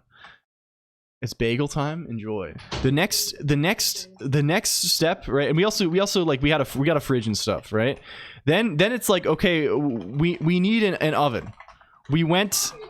Yeah. Hello, A Squared. Also, thank you for 16 years. It's hard to believe. It's hard to believe we've known each other for 16 years. Holy fuck. We went and bought an oven. We plugged in oven. Realized we need ventilation, right? We went. Well, we knew ahead of time, but this is, you know, this is how it goes, right? We went and got a microwave with fan, right? Everyone was like, okay, this is the way you have to do it. You get like a microwave that has like the fan thing integrated with it, and you put this above the oven, and it's hooked up to the outside, the hole in the wall. And then you can run the microwave and things are going to go outside of the wall. They're going to go through the wall with the fan, right? We went to contractor to get this installed. And they say no, we can't put this microwave here in the wall. You need something to support it. You need to support this. They say you need cabinets. Yeah, the walls are also it needs support because the walls are concrete. This is the other idea, right? Again, this is like a basically unfinished website, right? Unfinished basement, not website. Fuck. You're ruining the story, Mod. You're ruining the whole story. It's wrong for funny. It's wrong because it's, oh my god. I'm trying to elucidate the dependency chain here. And they're like, you need cabinets. And then it takes us, we spend 4 months trying to get cabinets, and the cabinets are mad expensive. It turns out you have to pay like thousands of dollars for cabinets. And so now it's finally, we have cabinets, we have oven, we have microwave, we have the whole thing. There is fan. But yeah, it's not ideal. It's not. They're kind of good. It's kind of good. It's good to have them. Yeah. I mean, we have, before, what I was doing was I was just keeping everything on tables, A Squared. This was the way. And in fact, my main table is okay. This is okay. When I was living in another zone, right? Before I was living here, I was living in like a tiny apartment in the city. Because they're expensive, and I had to we had to get a contractor and all this shit, right? It was like so when I was living in the city, I lived in this like tiny spot, and Maud came down to visit me a few times, and eventually like moved in, right? Like we were when she finished school, right? So like Maud came down, and I realized like we just didn't have a desk for her, right? Like she had no place to like sit and work and like do stuff. So for a while we were just sitting on the floor. Like Maud came down to visit, and we would just like eat lunch every day, just like sitting. I think we just like sat on a piece of cardboard on the floor. This was like the idea. Yes. And I was like, I really need to get a table, but I couldn't find any table to get. No, again, this is like a 1-room apartment. I had a bed, and I had my own desk, and I had one chair that was shit on the desk. And this is the extent of the furniture that I owned at the time. So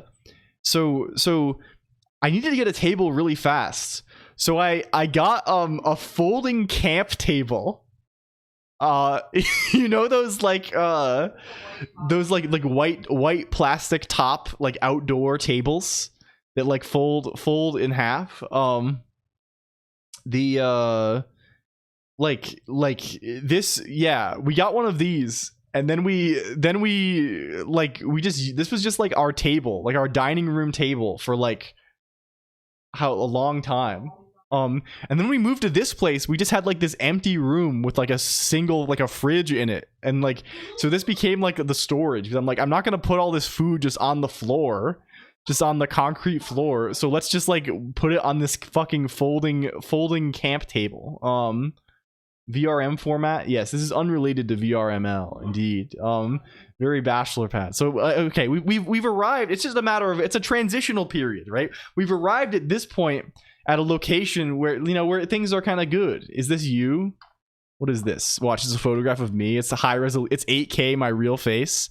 Yeah, I've never done this really, right? I mean, if I was doing this, I've never done the mattress on a floor thing. I have had a bed frame for most of my always. Yeah, I've never not had. When I was growing up, when I was really young, we didn't have bed frames. When I was in the cabin, when we were going cabin mode. Hello, MXLX, welcome in.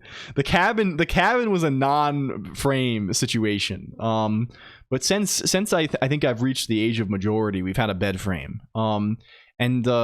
I also would not even use if I was living here and there was carpet and the carpet was like reasonably at all reasonable, I would just not get a bed. I would like, of course, like if I was alone, right? If Mod was with me, I would like figure something out, right? But like if I was living alone, I would just like put some blankets on top of the carpet and get a pillow and just live there. And I also would not fuck with, like, why do you need this little table and this chair? Just sit on the floor, right? Like, why do you need any of this? I would just put the TV in the corner, get like some kind of piece of wood or something with a mouse pad and a keyboard. This is all that is necessary. I mean, I guess a monitor is the thing. Did the chat messages crash? They did. I don't know what causes. I think it might be the alerts themselves that kill us. They cause not enough bytes. We really shouldn't crash on that. We should probably just continue gracefully. But yeah, how to improve this? Yeah, it would be better, right? I think it would be. I mean, like, what is luxurious about this, right? Is it really better to have this folding chair than sit on the floor, right? Like what is, you know, people are hemmed in by their expectations of themselves. This is what this is. Your next, lean against the wall, right? Sit against the wall. And also I bet that sitting on the ground is way better for your back and neck than sitting in a chair, right? Or like I don't know. It's gotta be, right? It's probably way better. Have a fucking Salvation Army. There's probably something like this, but I would never, like, I don't know. Then you look at the you elevate the monitor then, right? But like, I don't know. And really, if I'm working, like I probably, when I was like young, right? Like when I was like 14, 15, 16, like probably like 90% of the programming I was doing in computer in general was like laying on my belly on the floor. Not even sitting on the floor, like full on Superman pose, feet kicking in the air, laying on my stomach on the ground like a worm. And I crave this. I envy this lifestyle, and I can't do it because now the floor is hard stone. They've made hard floors of bone instead of soft, inviting shag carpeted surfaces in my environs. Superman that code, yes. In college, my dorm had a bunk bed. I put my mattress on the floor and slept between the mattress and the wall. What? You do know about rugs? Yeah, you can do rugs, but it's not the same, right? I don't know. It's a little bit different. I do love rugs though. I would love to get like a nice, like, I love, like, what do they call this, like Persian rugs? I like this kind of thing a lot. I like aesthetically. I love this little puffle. I also had bunk beds when I was a freshman in college. I remember college dorms are really just like so unbelievable. I remember how do you I guess this is probably not doxing, but I remember I did like a camp one time at one of the bigger schools in my, like, it was some distance from me, like in the Northeast, and it was like a good school, like an Ivy, one of the Ivies, and they had fucking bars on the dorm windows. And that always like stuck out to me thinking of this, right? That there were fucking bars on the windows in the dorm rooms, and it's always like this, right? Like they don't open, like, it's, yeah, horrible stuff. I lost my scholarship for not attending mandatory 9 a.m. chapel. Brutal stuff. I nap in the dog rug. Yeah, a nice high pile. Yeah, it would be, right? Like, I mean, like, I don't know. I think like people, you're too hemmed in by the convention of like, oh, in order to be a functional adult, I need to have a bed frame. I need to have a table, right? No, you can just do whatever you want. You can if you want to, if it makes you happy. If it makes you happy to buy, I also later I became really self-conscious about this whole thing. Okay. I became extremely self-conscious about this folding table situation. I think I was kind of embarrassed by it when Maud was coming down. So I went on to just like buy a bunch of furniture.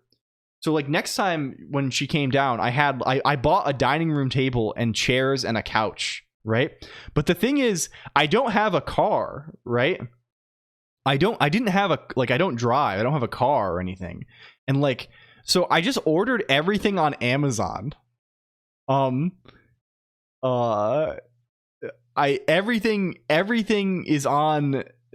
Everything was on. Yes. So the table and stuff and the chairs were basically fine. I think we still have those even, Maud, right? We have that table, right? The table's still in our kitchen. It's still that table. It's like an actual wooden table. It's still supporting, like, it has like my bag of tea on it and stuff right now, I think. Yeah, it's fine. And the chairs were okay too. They're like those like the chairs that look like, what do they call these? They're not from IKEA. They're like supposed to resemble this, right? What are these guys? They look like the chairs. They look like they have like a single mold white plastic thing, right? Where it's like this, right? And then there's like wooden, there's like legs like this. You know, yeah. The Amazon Basics classic. You know about this, right? You've seen this in your life. So I bought a couple of these, and then the couch was a real disaster because I had somehow convinced myself, because I was bound by social convention, that I'm like, oh man, I need a couch. I gotta have a couch on here, right? Clearly the thing that will make me cool. My apartment was not big enough to have a couch.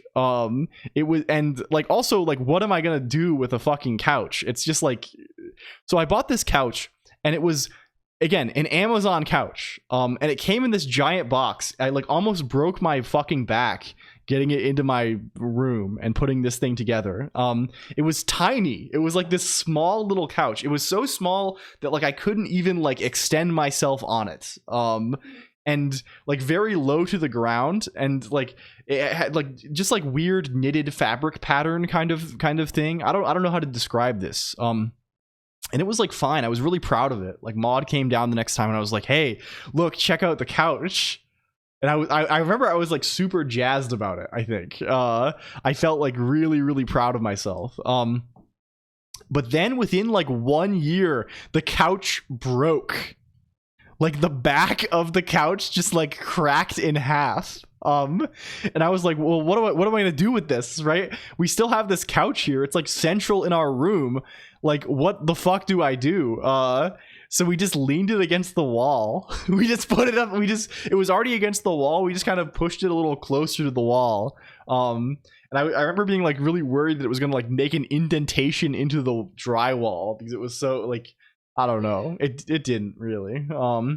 My goings on decided to make a whole segment deconstructing the trad batch lifestyle. Is this what this is now? It's SM to Emacs speedrun content? No, I think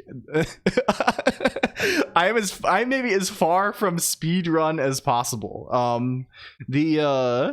Now back to the grand underground mines. Yes, this is true. Okay. Anyway, living. The pleasures of simple living. The final thing with this is I had to get rid of the couch at the end. And I really was like I didn't know how to do this. I did not know how to do this shit at all. I probably needed to like call some kind of disposal company for it. I was for a time I was considering cutting it up and putting it down the garbage chute at my apartment building. This was a real conversation that was had. I was like, okay, I have like knives and saws and things. I can cut this thing to pieces and then throw it into the garbage. But then I realized like the horrible, been there. Yeah. You know, if you've lived this life, you know, it's like, oh, but how the fuck do I get rid of this thing? I need to like, I can't. Yeah. I've done that with desks and shit. Yeah. Yeah, I think I just left it in the parking garage. Did we get rid of it somehow? Oh, is it here? We donated. Oh, it was we did it. We brought it with us and then donated it. We left the horrible chair. Yeah, we did. We also had this. I bought a gaming chair, a gamer chair. I purchased. I purchased. I was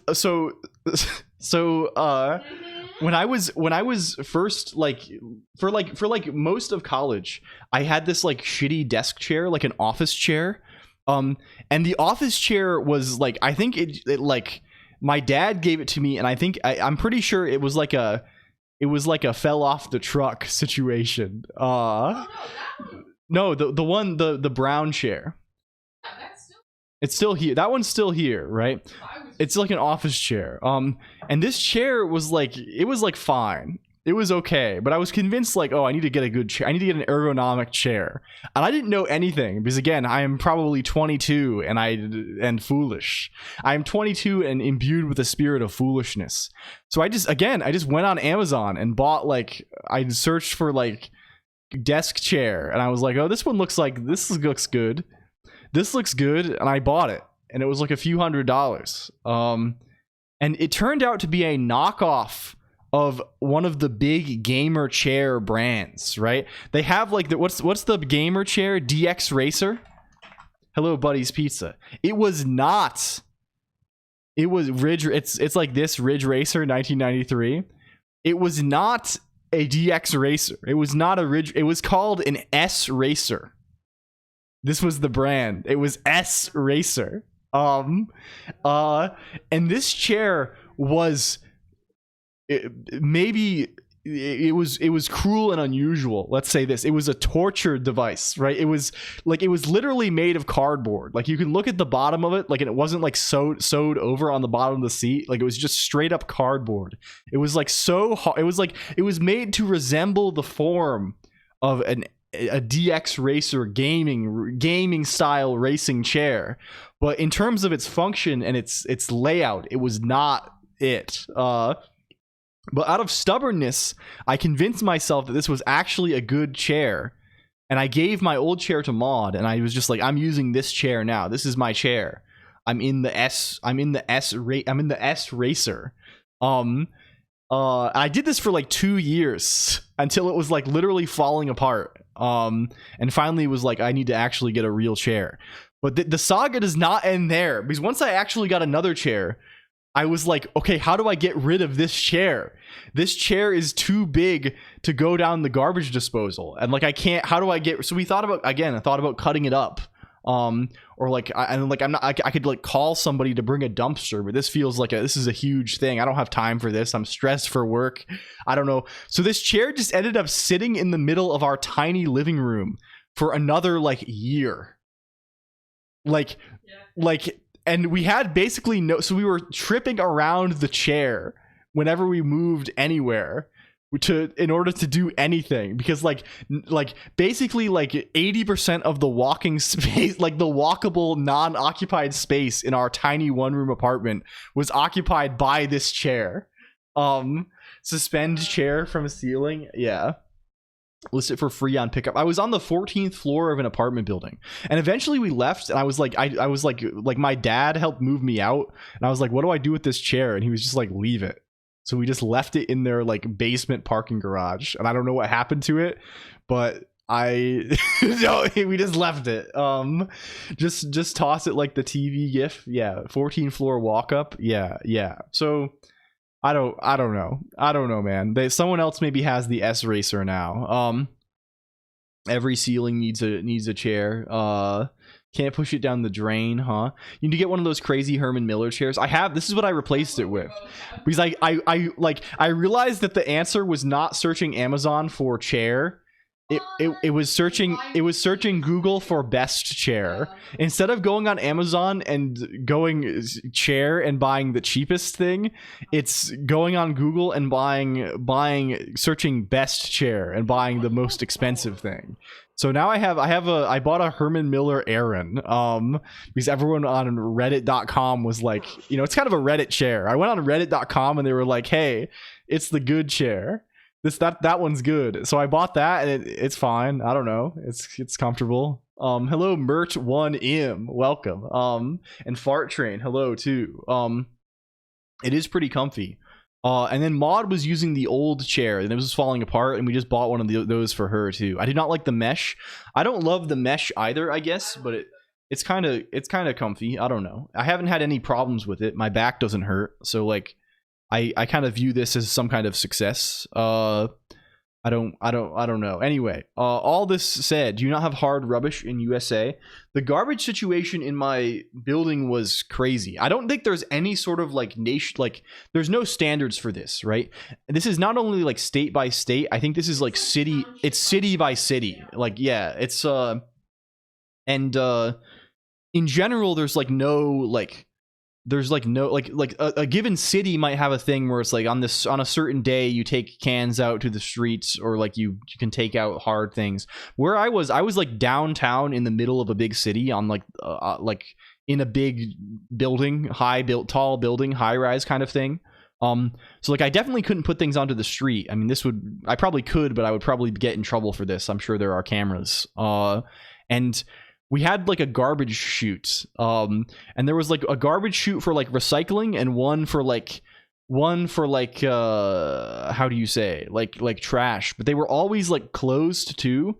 So mostly I just like had to walk things down to like the basement of this building and like throw them in like a big dumpster. But they explicitly said like do not put things in the dumpster, so I was always like worried about it. Like half the time it was like there was nothing, there was just no option presented for this other than you drive somewhere with your trash and put it away.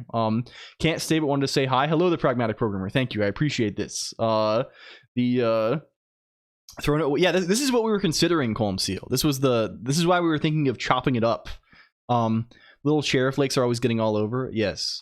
Lumi said, I can understand this conversation. I currently have a couch I bought for some reason. Now I feel like it takes up too much space and I want it gone. Yes, it's like for me, I don't know. I always feel like getting rid of things is such a pain in the ass, right? It's like it's so easy to acquire things, but it's so hard to make things go away, right? So it's made me much less like I don't want to have things, right?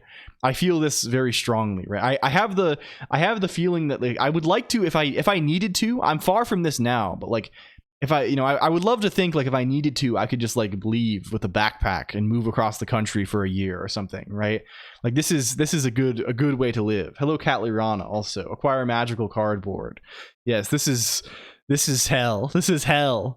War is hell. Basically, conclusion of that. War is hell. End result. War is hell. Put in an Emacs buffer and kill it. Yes. Hello, Max Sylvester. And Liquid Cake 1. I have PTSD from things I don't want, so it now takes me 6 months to justify buying a pair of underwear. Yes. I want to have fewer things and less kinds of things. Go for the Mandarin kill shots. I mean, it's up to you. It's your prerogative. We discussed all of this shit. What are we talking about? Can we make the submission work? Can we send a thing? WPub. Avatar. Automata. Is that what we're calling this now? Encode string. Can we send the string? What's the game of life wiki? Can we get an interesting pattern on here? Hello, a buff seagull. Welcome. Hi. Hello. Semper ubi sub ubi. What is this? Are these like the roles in Yaoi? I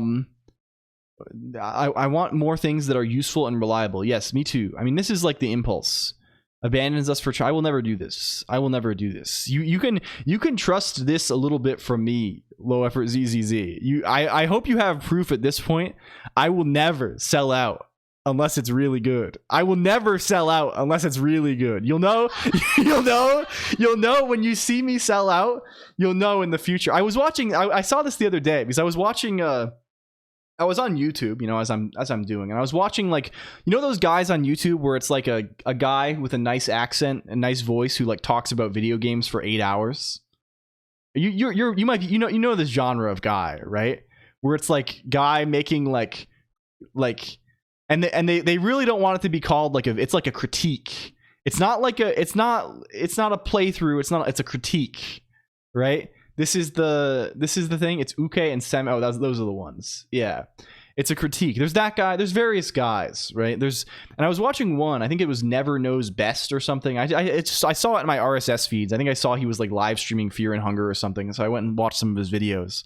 And they're like these like super serious gaming videos. And like I was watching one, and he segues after 3 minutes or whatever into a Raid Shadow Legends sponsorship. It's like a video about like how MMOs have died or something. And then it goes into Raid Shadow Legends. And he just sounds like so dead doing this, and all the comments are like, "Oh, you sold out," or like all this crazy stuff. And it's such a killer. The whole thing is such a killer with the sponsorships, because like in like some extent it's maybe a better thing than like yeah, advertising just sucks so bad, man. Have you gotten raid offers? No. I think the offers that I have gotten, I will never do this, obviously. You understand. Hello X Egoists also. I get like emails from what is it? I got for like a sunflower seed company. They keep emailing me trying to get me to sell the sunflower seeds. I don't know what this is. And also various gamer powders. I get assorted gaming powders. This is mostly what it is. I think it would be funny. I assume they all have like non-disparagement clauses and stuff. I don't know how legal this is. It would be funny to do like the sponsor for Raid, and then the entire rest of the stream for like 6 hours is like brutal analysis of how shitty it is, right? Just like you have a 5-minute segment where you do the ad read, and then okay guys, back to the regularly scheduled thing, and then it's just like step by step, like, okay, this is how they are trying to scam you. I feel like they wouldn't like this. I feel like this is a way to get sued or something, but like, I don't know. Hello Qbert3, made from real gamers. Yeah, they grind up real gamers for it. I don't know how the gamer powder has become such like, there's like four, like how is that a sustainable market? There's like 5 different gamer powder vendors, right? Gamer powder, I don't know if you know about this stuff, right? It's like people trying to sell like what do they call this? Like gamer sups? Like every person on Twitch is like sponsored by these, like GG sups game. It's like supposed to be like caffeine powder that you put in liquids. It's like Kool-Aid. It's Kool-Aid is what it is, right? It's Kool-Aid with caffeine. And this has somehow become like the dominant thing on like Twitch, right, for like sponsors and things. And of course, like if you're doing this, please, make money, do the thing. But like I don't understand the business model behind this, right? No one's drinking this, right? Like there's no world where like there are enough people, like maybe there's enough people drinking like the number 1 guy, which is probably like what's like the number 4 gamer powder, right? These are the ones that email me. I get the number 4. I get the number 4 and 5 gamer powders emailing me. And like, how are there enough people drinking this to like be a sustainable business? Like they're doing advertising. They're paying people to advertise this. So presumably someone is buying the powder, unless it's like all propped up by like VC money or something. But I can't imagine like the VCs are like going like. Yeah, it probably costs nothing to make. Yeah, probably. It's $40 a tub, and it's ridiculous for what it is. But yeah, I mean, again, I have nothing against like I think people understand that it's basically a donation, right? Or like it's basically like right, like you should like hello Donnie64 also. But like if someone does this, I would never bear them. I mean, many of my friends do these kinds of things, and I would never. I fully support this on the individual level, right? This is very good. I don't understand at like the macro scale how it works out, right? How are they doing this at all? Hello, hi. Don't push via streamers. Yeah, I don't know. People drink energy drinks, so some people drink this too. Yeah, I guess so. Maybe. Maybe it is cheaper than drinking Monsters every day, but I feel like I'm so far away from drinking Monsters every day that I don't understand this either, I guess. But people certainly do. Yeah, I don't know. Anyway, yeah, it's a common thing. like among, I think especially like the big street, it's like a common thing. I think gamer powder. This is not a good picture. Yeah, we have on the docket to do this. It's under the gold segment, right? Do we call it gamer powder? Yeah, we had in merch ideas, we have build your own gamer fuel beverage powder. It's a PDF with recipe with caffeine powder and stuff. Like our quote unquote product is just it's a free PDF that's like, okay, go buy this much caffeine powder from the pharmaceutical place and mix it with this amount of sugar and this amount of dye and like these like flavoring things, and like that is the official LCOLONQ sponsored gamer powder. Yeah, this could, yeah, the reason is I fear this is like, you know, I don't know, I would never endorse this, but like, yes, probably don't eat this. Your heart is beating Uber. Like completefoods.co. What is this? Formerly DI. Oh, this is kind of sick. Maybe. I do like these like open source, open recipe sites. This seems like an actually insanely good website. Hell yeah. Not using bulk Gatorade powder. I love consuming artificial dyes. What should I buy? Hello, I don't know. Who knows? You can grind up caffeine pills if you can't find the powder. I mean, I need a Colonq branded Soylent beef. Yeah. I mean, that's what all of the like, I have had, you know, I of course I know through my parents a lot of like the carnivore people and stuff like this, and they do try and sell it like this. They try and sell it like it's like nature's complete meal replacements, right? Why would you need some sort of beverage option, right? Just eat beef liver, just eat beef organs, eat cow organs, and this will be the same for you. I don't know. It's probably all fake. You'll note liquid cake. Wait, this is, we have the official liquid cake. Wait, is this actually it? Is this from you? Wait. Is that going to pick up the, it's picking up the parenthesis. Can we perform surgery? Yes, thank you. Are most people deficient in B12? I don't, who knows? That's what I picked the name from. Oh, so you were doing this and then you were like, well, what do I make my name? Well, it's liquid cake 1. This is the liquid cake 1.3. They did surgery on a cake. How do you make the liquid cake? Pure 249 grams pure whey protein from bulk powders. Ultra fine Scottish oats, psyllium husk, choline bitartrate. What is this? Potassium gluconate, table salt, 1 pill Kirkland Signature daily multivitamins and minerals tablets, 1 pill calcium plus vitamin D3 plus vitamin K1 capsules, and rapeseed oil, 36 grams. This is crazy. We're waiting for the meat. We're doing powder today. Vicente di Alencari. This is honestly probably a meat heavy. I think I may go, it may be a mod. Do you have to sleep today? Like today? Are you doing an all-nighter? Like, is it an all-nighter tonight? Okay, is it okay if I talk a little late? I might be going a little late. I'm thinking like 4 or 5, 6 a.m. today. Is that okay? I'm serious. Yeah.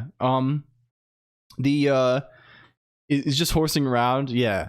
She is horsing around a lot. Meant to be all you eat, and there are no vitamins or minerals in anything else. That's crazy. This is complete daily meal is the intention. This is what I've been living on for 95% of my meals. It's a protein heavy recipe tweaked for weight loss, and it's delicious. It's like a cake flavor. What causes the flavor in this? What is the source of the I'm scrolled up. You're lagging. Yeah. I mean, it has 250 grams of protein, and it's only $4 a day. It's the juice. What is the juice? Where is the What is it? I'm sort of thinking, what is this? What are these things? This seems like it might be the flavor. They say it tastes like cake, right? Clearly it's not. Like, if you're eating pure whey protein mixed with ultra-fine oats and psyllium husk, it's not tasting like cake. It tastes like shit, right? That is not tasting good. But there are additional things.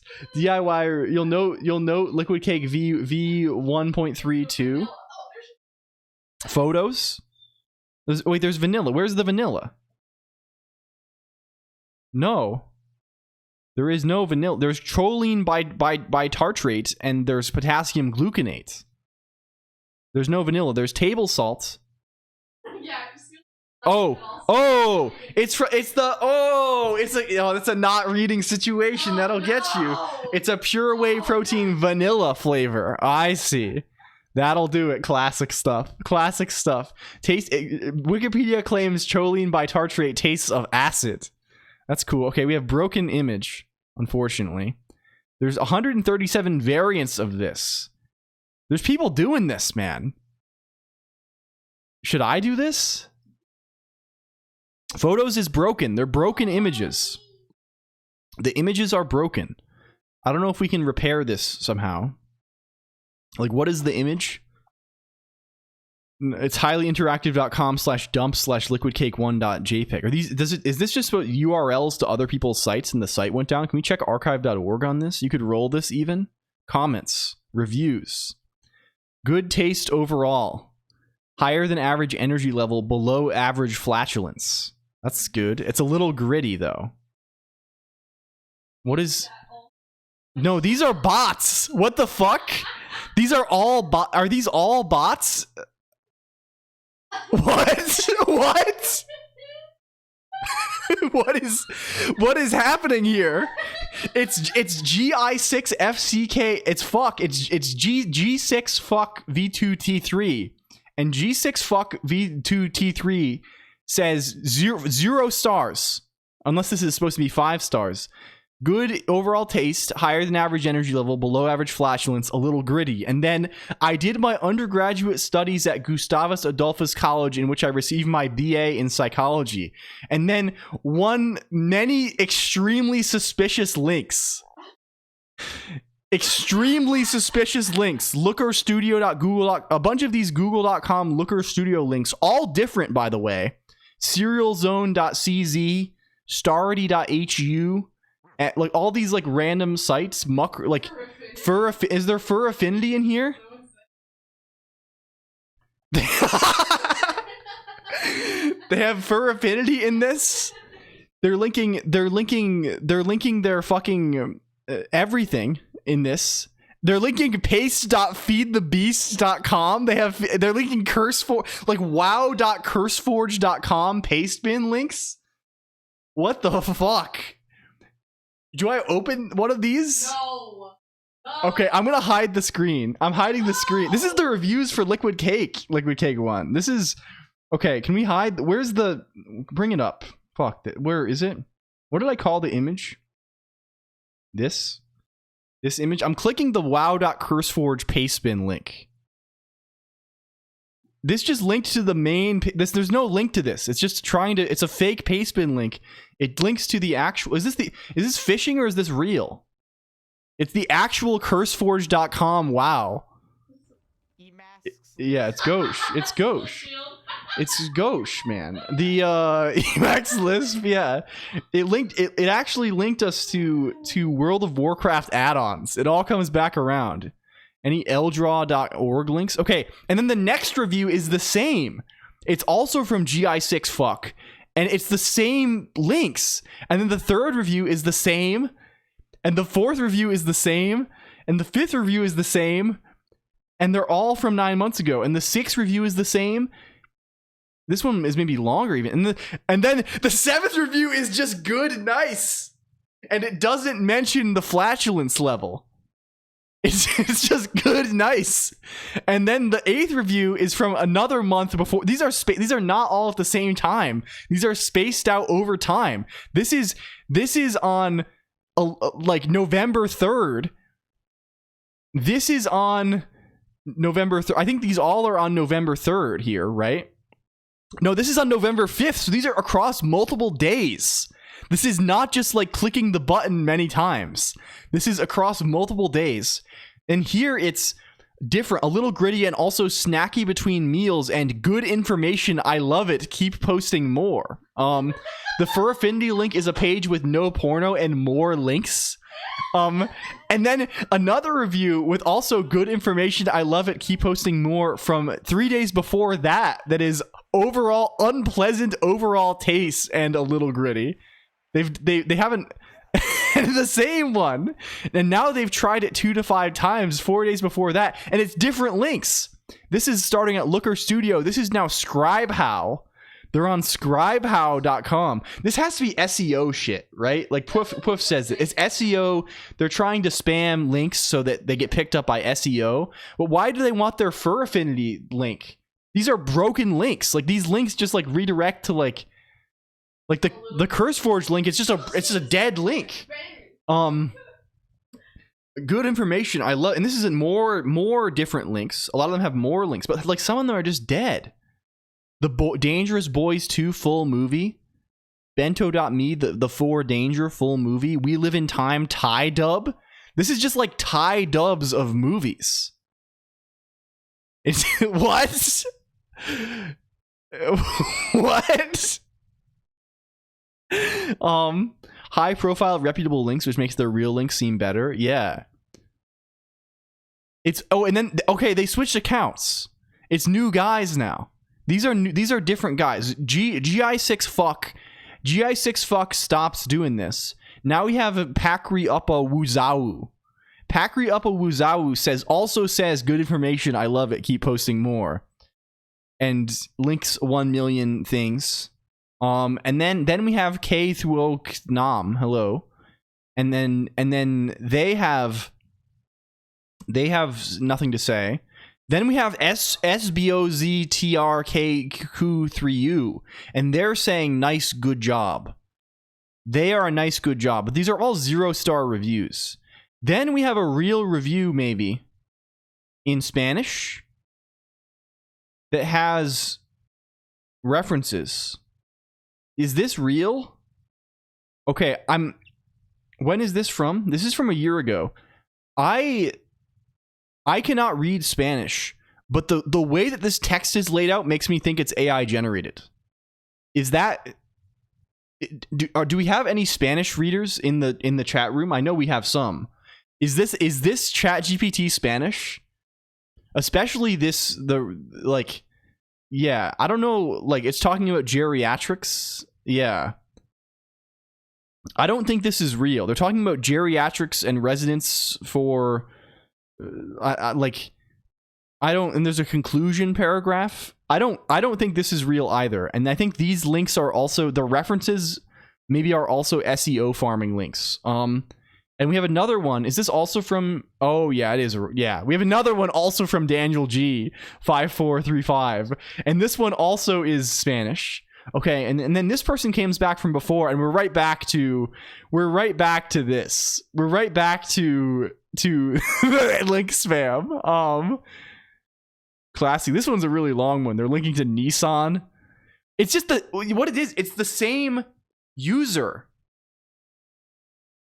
They're just taking they're taking domains and then just appending the same fragment to the same location to all of them, right? It's user slash Liz group VN on all of them.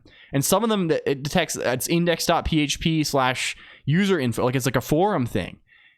It's a huge amount of this it's all for this Liz group VN thing. Link to an IP. Hello, big thumbnail. Yeah. This is crazy. This is crazy stuff. The more of this from the same person. Can we get to the bottom of this? I'm a little nervous to open the Fur Affinity link. It's making me feel depressed. It's all this again. Is there any real review? No, this is fake. Okay, this same person who's posting the links just goes and posts home remedies for health. That's cool. Wait, what the fuck? Home remedies for health. If you don't believe in taking a pill every time you have a mild fever or feeling a bit nauseous. This doesn't even feel like AI. This feels like it's like copied and pasted or translated or something. Natural remedies can come to your rescue, but not always.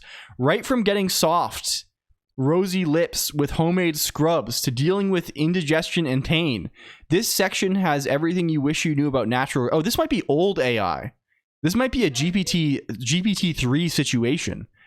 Just please follow the news regularly on this page for every under-the-roof natural home remedy, right from acidity quick.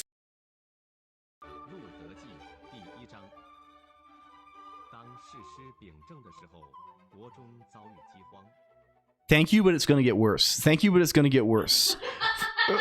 For bleeding gums to home remedies for daily hair care and skincare problems like dandruff, dry hair, split ends, acne, trademarks, sketch marks, and more. This is when it gets home remedies for joint health. In this section, we have articles, slideshows, and videos on how you can stay healthy and prevent your risk of infection and other illnesses. It includes tried and tested remedies to keep your home vagina mosquito-free. Natural vaginal washes to keep your... Huh? Excuse me? And then... and then the links. And then they go for the links, and now it's Nova. Now it's Envy. It's like a different set of users. It's a different set of users here. Is your home vagina mosquito free? This is important stuff. Like, okay. And then we have Alpha Testo Boost. You can hop on Alpha Testo Boost. How Dr. Austin helped me to make my penis increase in 10 inches long. Like, okay, we finally have a real review, but it's from 10 years ago. This is the fine oh, thank you, Synector, for the real review. Thank God. Synector, it took 10 fucking years to get to a real review. This is a fine recipe, tastes very oatsy and vanilla-ish, and doesn't need any settling time in the fridge. Sweetness will grow on you pretty quickly though, so definitely buy some unflavored. So they're suggesting to not even use the vanilla way. I'd recommend an apple, a pear, or banana with the help of a stick blender. Tastes great and helps with the overall thickness. I think I might have to hop on liquid cake, maybe. What kind of prompt do you give? I think this has to be like GPT-3. It's like ancient stuff before they were good. Mainly the amount of protein is so huge. You have to be lifting heavy. And then also spag, like this, the old days. There's two real reviews. Two real reviews out of the whole thing. We have Spagbull and Synector holding down the fort here, and all the rest of this is SEO junk. And procedural generation. Or the comments are definitely the same too, right? As a referral code, this recipe might be an ad. Oh, I'm sure. I'm sure this is real, right? This seems like it's real, and like they're saying they mention the referral code, right? This is just a person who's like probably like a user of, yeah. They're like a. I don't think this is spam, right? This is a real person, but they're trying to make a little bit of... what do they say? Trying to make a little scratch? Is that a real word? Mod, if I say I'm trying to make a little bit of scratch on the side, is that the appropriate... Like, I'm trying to get a little bit of money on the... It's a UK word. It's designed for the... Yeah, they're trying to get a little bit of scratch on top, but that's, everyone's got to eat at some point. So, like, I'm happy using their bulk powders referral code.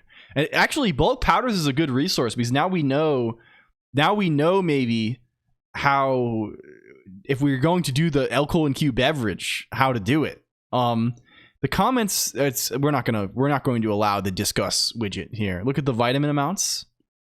Yeah, it's perfect. 410%. It's probably fine. I was talking about this with Mod recently, and Mod, like, these are the minimums, right? The recommended values, it's like 100%. That's the minimum you're supposed to get, right? Like, you have to, like, this is good. This is good. I love smelling like egg. Why does a picture come out square when the lens is round? I don't know anything about optics. I'm afraid. 100% is recommended. A little more than 300% is a little. I mean, I'm sure this isn't that bad for you. I don't know. Like you could do. Have you done this liquid cake one? I was prescribed 1000% vitamin D. Yes, I've also been like. I think many people are deficient in these things. I've also like I'm doing this right now. I should actually put it in my water. I have a little dropper guy now for vitamin D. Maybe it works. You can drink 10,000 oranges. A new level of confusion. Hello, Bacchus the goat also. And hello. I think we've come to understand the saga, but it really is unfortunate how bad this is. Yeah, I know some you really don't want to like. Selenium is one, right? I know I've had this happen even. And zinc too. I used to my parents used to have me take like zinc tablets if I was getting sick and stuff like this. And they would always if I took too many, they would make me like shake. I don't know what causes this. They make you shake. And selenium you have to be careful if you eat Brazil nuts. They have a ton of selenium in them. And they can also fuck you up. Cake flavored meal replacement called beef and just trust it. I don't know. We could ask somebody. Nowadays you take zinc instead. Yeah, we should probably actually work. There's probably people getting mad at me. They're probably saying LCOLONQ, you freak. LCOLONQ, you bastard. You bastard, you scoundrel. You scoundrel, you rapscallion. How dare you? How dare you subject me to this? Too much silver will turn you blue. Hello, Lady Vignettes. Welcome in. Hello, hi. LCOLONQ, you switched. You changed up the game. You switched. Have at thee respectively. Hello, hello. Hello. Greetings, Lady V. Hello. We know Lady V. Lady V, a good friend, a dear friend, some would say even. We have to wait 50 seconds still. This is horrible. How was your stream? Were you dungeoning and dragoning today? Lady V, if you do not know, is a talented artist. Did you play the game yet? No. I haven't. I no. I'm sorry. I'm sorry. That's all I could say. I'm sorry. What do they say? Through my fault, through my most grievous fault. We closed a butthole and I'm crying. We've been investigating a new thing. Oh, excuse me. We've been investigating a new thing called liquid cake. You might notice liquid cake 1 in the chat room, and we've investigated. We've learned about liquid cake real and about robots, and it's kind of complicated. We're doing stuff today. I'm tired. I gotta run. Okay, yes, please get some good rest, and thank you again for the raid. And welcome in Rebecca Roney and Conkles to the Max and Pud Sketch and Cammy Draws Stuff and OO Noom and Likeable Leaf. Hi, hello. We know that if you don't know, one of the players in the D&D campaign that Lady Vignette is running is Rebecca Roney. And this is a person we know around here, and you might care for this. I think there are other people we know maybe too. Are you hitting your heart when you're saying through my fault? Yes. I'm beating my chest in a gesture of strength and contrition, I think. Liquid cake meal replacement. I feel crazy fun now. Yum yum liquid cake meal replacement. I feel crazy fun now. Like, is this liquid enough that you... I know, okay, we have to get to the bottom of this now. I know liquid cake 1, I know you're... Sorry to bother you so much. Please don't. You don't have to indulge me if I'm being too much. But like, I know your icon is like a shaker, right? Is it thin enough that you can put it in a shaker and like drink it? Is this... To be honest with you, I'm kind of being a little bit funny about this. And I think I'm, you know... And I'm talking about it a certain way because Mod is here, but the fact remains that I think if I lived alone, I would do this. And in fact, I'm tempted to do this even now. I kind of want to do this, like... I would be... Mod says I would shit my pants. Mod says I would be shitting myself if I ate this.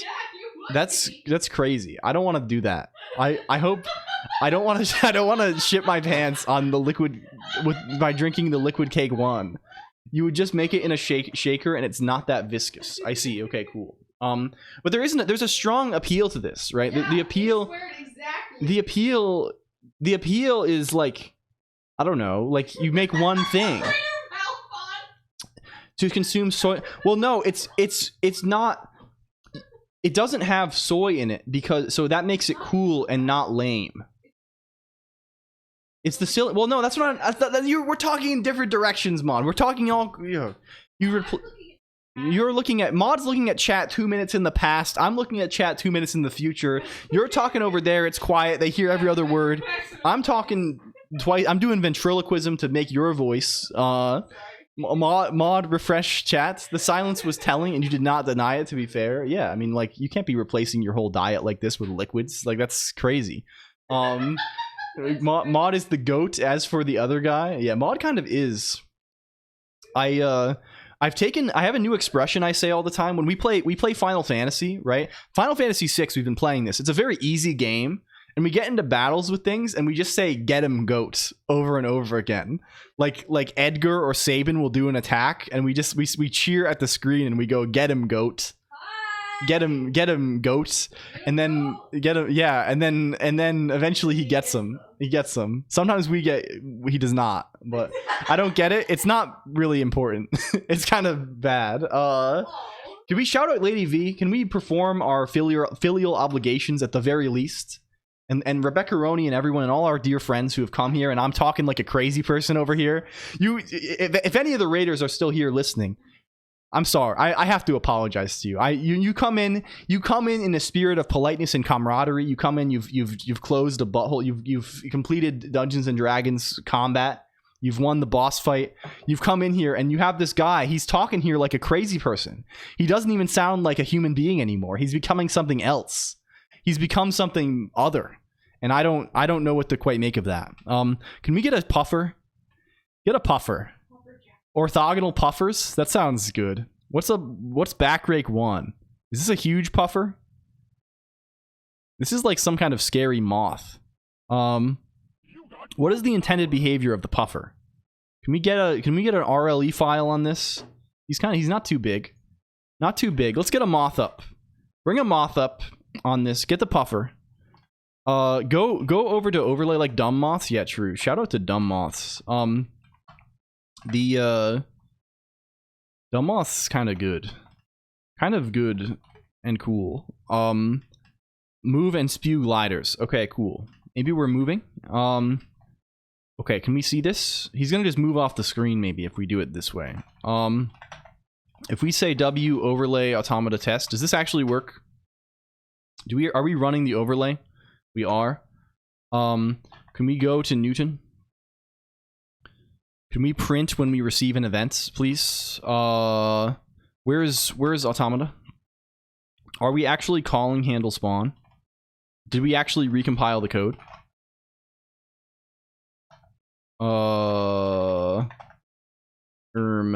Okay, we'll see. We'll see. Stay in the place, suckers. I'm traveling the grid.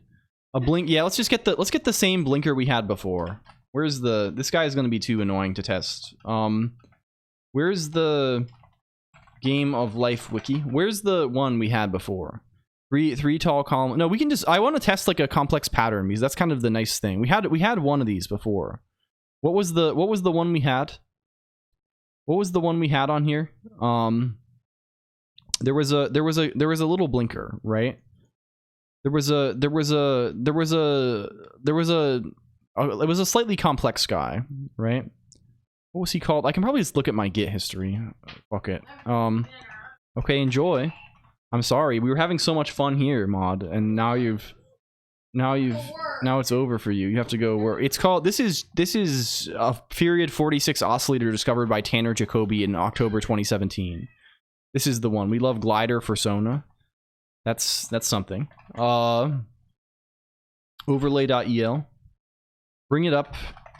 Bring up Tanner's P46, please.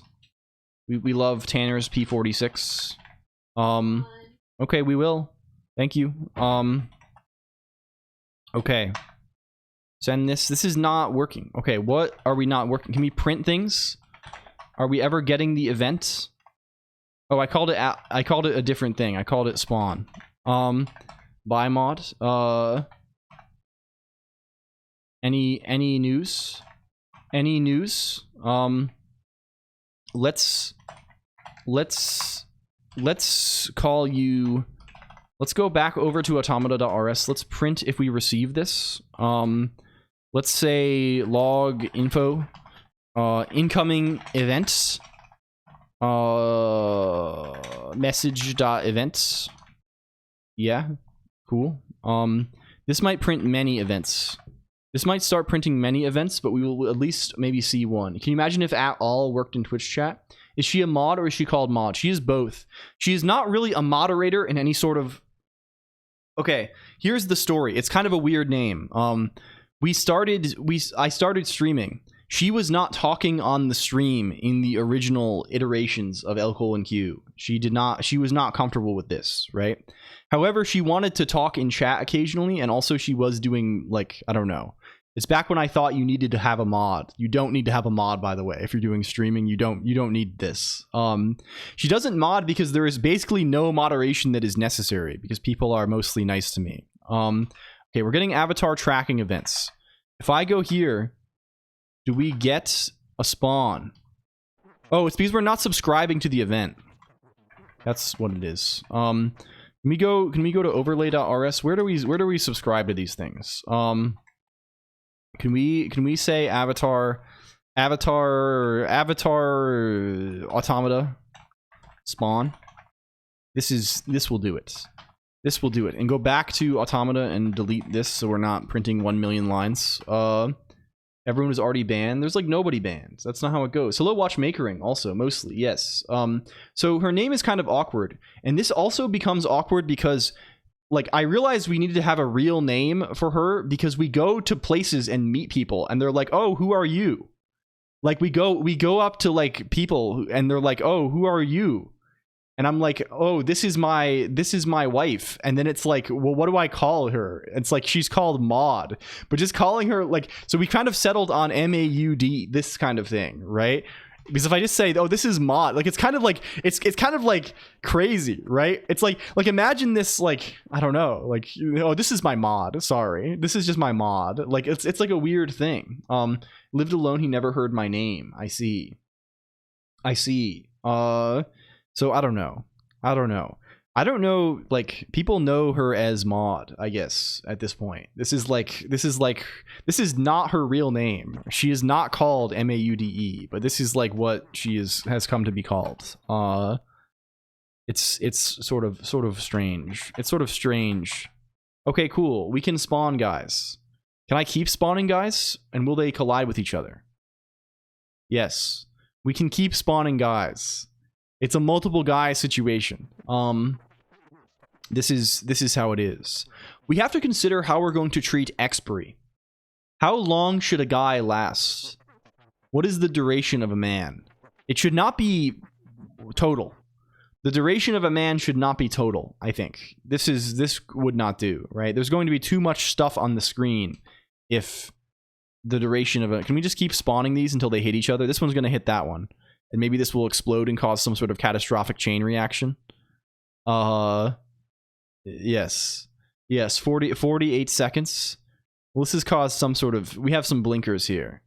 Yeah, we cannot tell how long a specific guy lasts. But, like, maybe we should just impose some kind of limit on them, right? I don't know. Like, a few hundred iterations or something, and then they disappear. When two different guys collide, you can no longer associate a parent. Yes. Well, we're going to hopefully do this with some sort of coloring, which is what we should do today. We have quite a few things we gotta do. So I don't fuck with blinkers. Hello, Ricardo Strikey, and also Atra0_. Hello, Slime. Hello, Slime. Greetings. We should also clear the board when we do reset. Let's do all of this. Let's implement all of these things. The board ought to be cleared when we are doing resets. Reset has the same signature as this. There's a notion of a reset on an overlay. And what should this be like? I cannot. Did you say hi to the clone? No, I didn't. Oh, did I? Oh, I did. Oh man, I thought I looked at Brighter Malfin's message and it was blue like Ricardo Strikey, and I was like, oh, that's a real Ricardo Strikey message. And Ricardo is live. I see. Shout out Ricardo. Strikey. Is this how you spell this? Yes. How is this progressing the Z machine? It's not really. It's doing things from beforehand. It's going to be a long one today though, so we will. Well, maybe we'll see how it goes. We'll see. I don't know. We'll see how we're feeling. We have to do this because like there's more here that's interesting than I thought there was, and like I do want to have the automata submission. Can you give them an ID and color and such and say yeah, that's exactly what we wanted to do. This is exactly what we wish for, I think, A squared. This sort of color propagation based on majority. Yeah, this is what we will do, and then we set things up that I think this is not very hard to change. So what do we do for reset? If we say like what does reset mean? It just means loop over the buffers, loop over the current buffer. And then replace everything with every guy with fucking 0, right? This is how he goes. It'd be fun to see which cells came from convergence of 2 different guys. Yeah, like some sort of merging would be kind of fun. Yeah. The idea originally was to have different colors also potentially follow different rules, right? Colors influencing the rule followed by that cell. We may still do this. We may still do this too. Gotta go eat. Be well. Thank you, Brighter Malfin. Enjoy your meal. Thank you for hanging out. Thank you everybody for hanging out. It's very good. I appreciate this a lot. I don't know. I don't know what the hell I would do. Probably just do the same thing I do already. But I finally located a knife. I see. It's a place to hang out. Well, I'm glad. I think it's really good. I'm really, I won't get too sappy about it, but I will get sappy about it on Tuesday. Tuesday, we're going to be getting sappy about it major style, because if you don't know, Tuesday, yeah, it's been convinced to say A_idiot guy is performing injection. There is some level of injection at hand here. Of course, we probably need to, can we just say,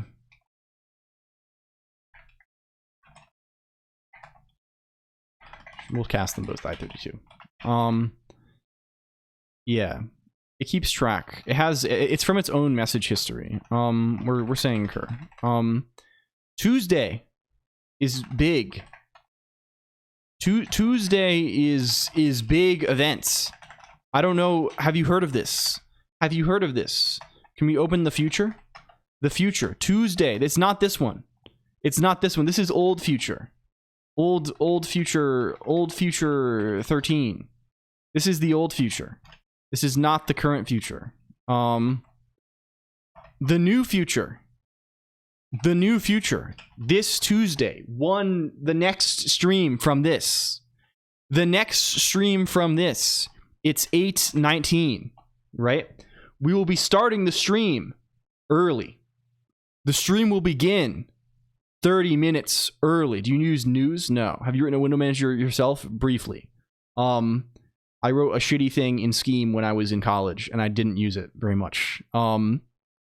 Because I was on my switching between things and not wanting to use X era.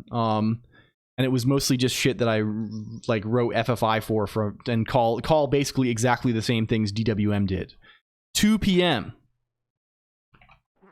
EST, 30 minutes before usual. We're going to do this because it's funny. I won't be ready though, so maybe it's the usual time. It's the usual Tuesday time. It's nothing different. It is events. And the idea behind the event is, you may not know this, but since the beginning of LCOLONQ, we've been all about numbers, powers of 2. We've done this. We've done celebration of powers of 2. This has been our thing, right? Whenever the follower thing achieves a power of 2, I don't know. It's kind of dumb. But it's what we do, right? We recently reached 8,192. So at 8:19 on 2 p.m. on Math 64 day, on Math 69 day, or whatever this is, right? we're going to do this. It's going to be different from the usual format. The idea here, I think, I was racking my brain for what to do. I think I'm going to call this, it's going to be some sort of long format. I'm going to call this the compiler-thon or something. What I'm going to do is we are going to work on a little compiler, like probably maybe even to x86 until it self-hosts. Going to be tired and miserable that afternoon. I'm sorry to hear this. Well, maybe not to x86. Yeah, we'll see what it goes to. But the goal is to write a thing that can compile itself. This will be kind of fun. I don't know what the thing is. It's probably going to compile something that's kind of like pre-scheme. RISC-V maybe is good. We can learn something new, right? And the goal is to actually do this in one spot. Uncapped. It is not capped or uncapped in any particular way because there was no incentive as far as giving me money goes. The incentive is merely to do a thing until it is done and learn about it. And have a good time. And of course, chat a lot and probably be... The other thing that will be happening here is we will be on the Twitch front page. You know how this goes. There will be 1 million people here. There will be people coming in and out all the time. So this will also contribute to the duress angle. Pre-scheme would be bad ass, as the kids say. We may need to have mod actually here. Yes, if it probably will not be too rowdy. If it is too rowdy, I will, you know, we can promote all of the regulars to temporary moderators, and then, right, you know how it goes. No 24 hours. It will probably not go for 24 hours. I will not be streaming for a few days. It will realistically be the actual 12-hour stream though, or something like this. I don't know. I'll go. We'll actually try and complete something interesting. It's going to be a bad compiler. Well, maybe it'll be... I don't know. We'll see how it goes. It'll be an interesting exercise, at least. I want to do this. A language spec in mind. The thing I am thinking of currently, A-squared, is the pre-scheme thing I was thinking of before. Because if we're going to bootstrap it, right, we kind of need something to bootstrap from. Right? So I don't know. Yeah, not this mere 6-hour modern arc. Yeah. I mean, although, is this really true? I've never actually done... The streams now are comparably long to ever. But, like... yes, might take like 4 hours. Yeah, I mean, I think the thing we are going to do potentially is we're going to make something that is broadly compatible with Scheme, right? And then we are going to shave, you know, like write a compiler in Scheme maybe, right? And then or maybe in a subset of here's the idea maybe, right? I'm not going to like write a whole runtime for this, right? And support like continuations and all this shit, right? I'm probably, you know, maybe I have support for closures and things like this, right? Maybe we'll do something. But what we'll do is we'll write like helper functions at the Scheme level for doing things like, hey, give me a buffer of bytes, and then, you know, maybe sets the value in this buffer, things like this, right? Write it in a way that would like has the vestiges of a manually memory managed runtime, and then of course when it's actually running on Scheme, these are just like simple wrappers around like Scheme vectors and things like this. But when it actually compiles, we have, you know, when we're, you know, you understand, right? So like getting it to bootstrap will be an interesting part of it, right? It's going to represent both improvements to the language and we are going to have to grow the features of the language and shrink the used features of the compiler at the same time until they match each other, right? That's kind of the idea, maybe. So it'll be fun. I am kind of excited about this. I just think like this is like it's just a fun thing to do, right? It's not like there's not really like a point to this. It's just like, yeah, and Scheme is because it's easy to parse. And I don't even care about Scheme particularly, right? The idea is like, what do they call this? There's this thing called pre-scheme, and pre-scheme. The idea behind this is that this is it's statically typed subset of Scheme, that like it's a subset, right? So you can run pre-scheme on a Scheme, right? But it's also designed to be like compiled to C, right? And like not have any garbage collection or things like that, right? It's so this is kind of cool. I don't know if I will do this exactly. There is like a paper about this, right? There's a thing. There's a PDF from the 90s, from 13 days before I was born, in the freaking 90s, that talks about like features of this, and maybe we'll steal some of this, right? But it's not like super detailed. But like this is the idea, right? To write the compiler in a subset of scheme that is like stuff that we are confident that we can do in our like supports in our compiler. Bro is Joe from Blade Runner. Yeah. And it's also like hopefully like pretty easy to parse. Like I'm confident that we can write a how do you say a parser for S expressions and stuff in like we could do this in assembly if we wanted to. So it shouldn't be too bad. I don't know. Maybe this is too ambitious, but like we'll do it. I don't think it's that ambitious, right? We can always have a very shitty language that, you know. But this is the idea. And we'll do it all like really. We'll generate really dumb code too, right? We won't try and be smart, right? We'll do a stack a stack style code gen, which is throw the result of every expression on the stack and pop things off the stack too, right? This is simple and easy to do. So we won't worry about like intense register allocation kind of shit or things like this. So I think it'll be fun. I've never done this before though. I have never bootstrapped a guy. This is beyond my current field of endeavor. I have never written a compiler that compiles the compiler, right? And I think this would be a very good thing for us. Of course it's not quite as real as like doing a C compiler or something like this, but like C is just it's basically that, but like I don't want to parse C because it's a pain in the ass. And also the C that I write has features that like the enemy list needs to return. We have to like pull back the prompt for this. I don't know if we still have this. Is someone bootstrapping C? Don't. Yeah.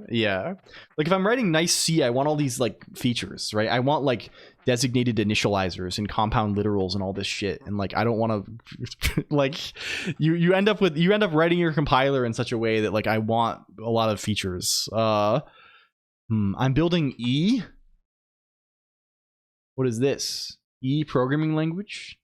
You have source code. You have a main.c here. Not too much here yet, but you're starting on a parser. This is kind of exciting. Yeah, you want things like that. Very, very cool. Well, I hope you have fun with this. It is fun to make something like this. I would ask if you don't have opinions about this. Probably a thing to investigate penguin operators. If you don't know them, like I would investigate these tools. There's a tool called Bison. This is a really good guy that you might want to check out, and there's a guy called Flex that usually goes with him. And these are, you know, of course you don't really need this, but it can ease a lot of the pain of writing a parser by hand. If it's your first parser, I don't know. I did this for I did this early on and it helped me a lot, right? For like languages I was making when I was a teenager, like this stuff is a little bit painful, but it does if you really know where to even start to write the parser, it can help a lot. Writing a parser is really fun. Where you have like this, like I always get these confused. Like compound literal is in general like being able to say struct literals, right? Like being able to say like, you know, struct. You can say like struct foo, like .x equals 10, .y equals bar, right? I think this part may also be what designated initializers like. Can we see this? See designated initializers. This is a guy.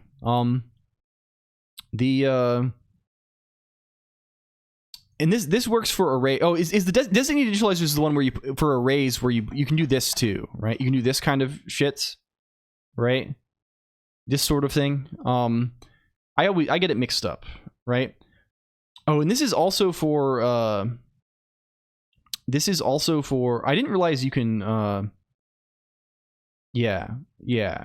You can say this kind of thing on the actual like declaration, which is distinct from this, right? This is a declaration of a variable, of a struct variable. This is a like a literal expression, I think, that has there are compound literals for like arrays, right? Yeah.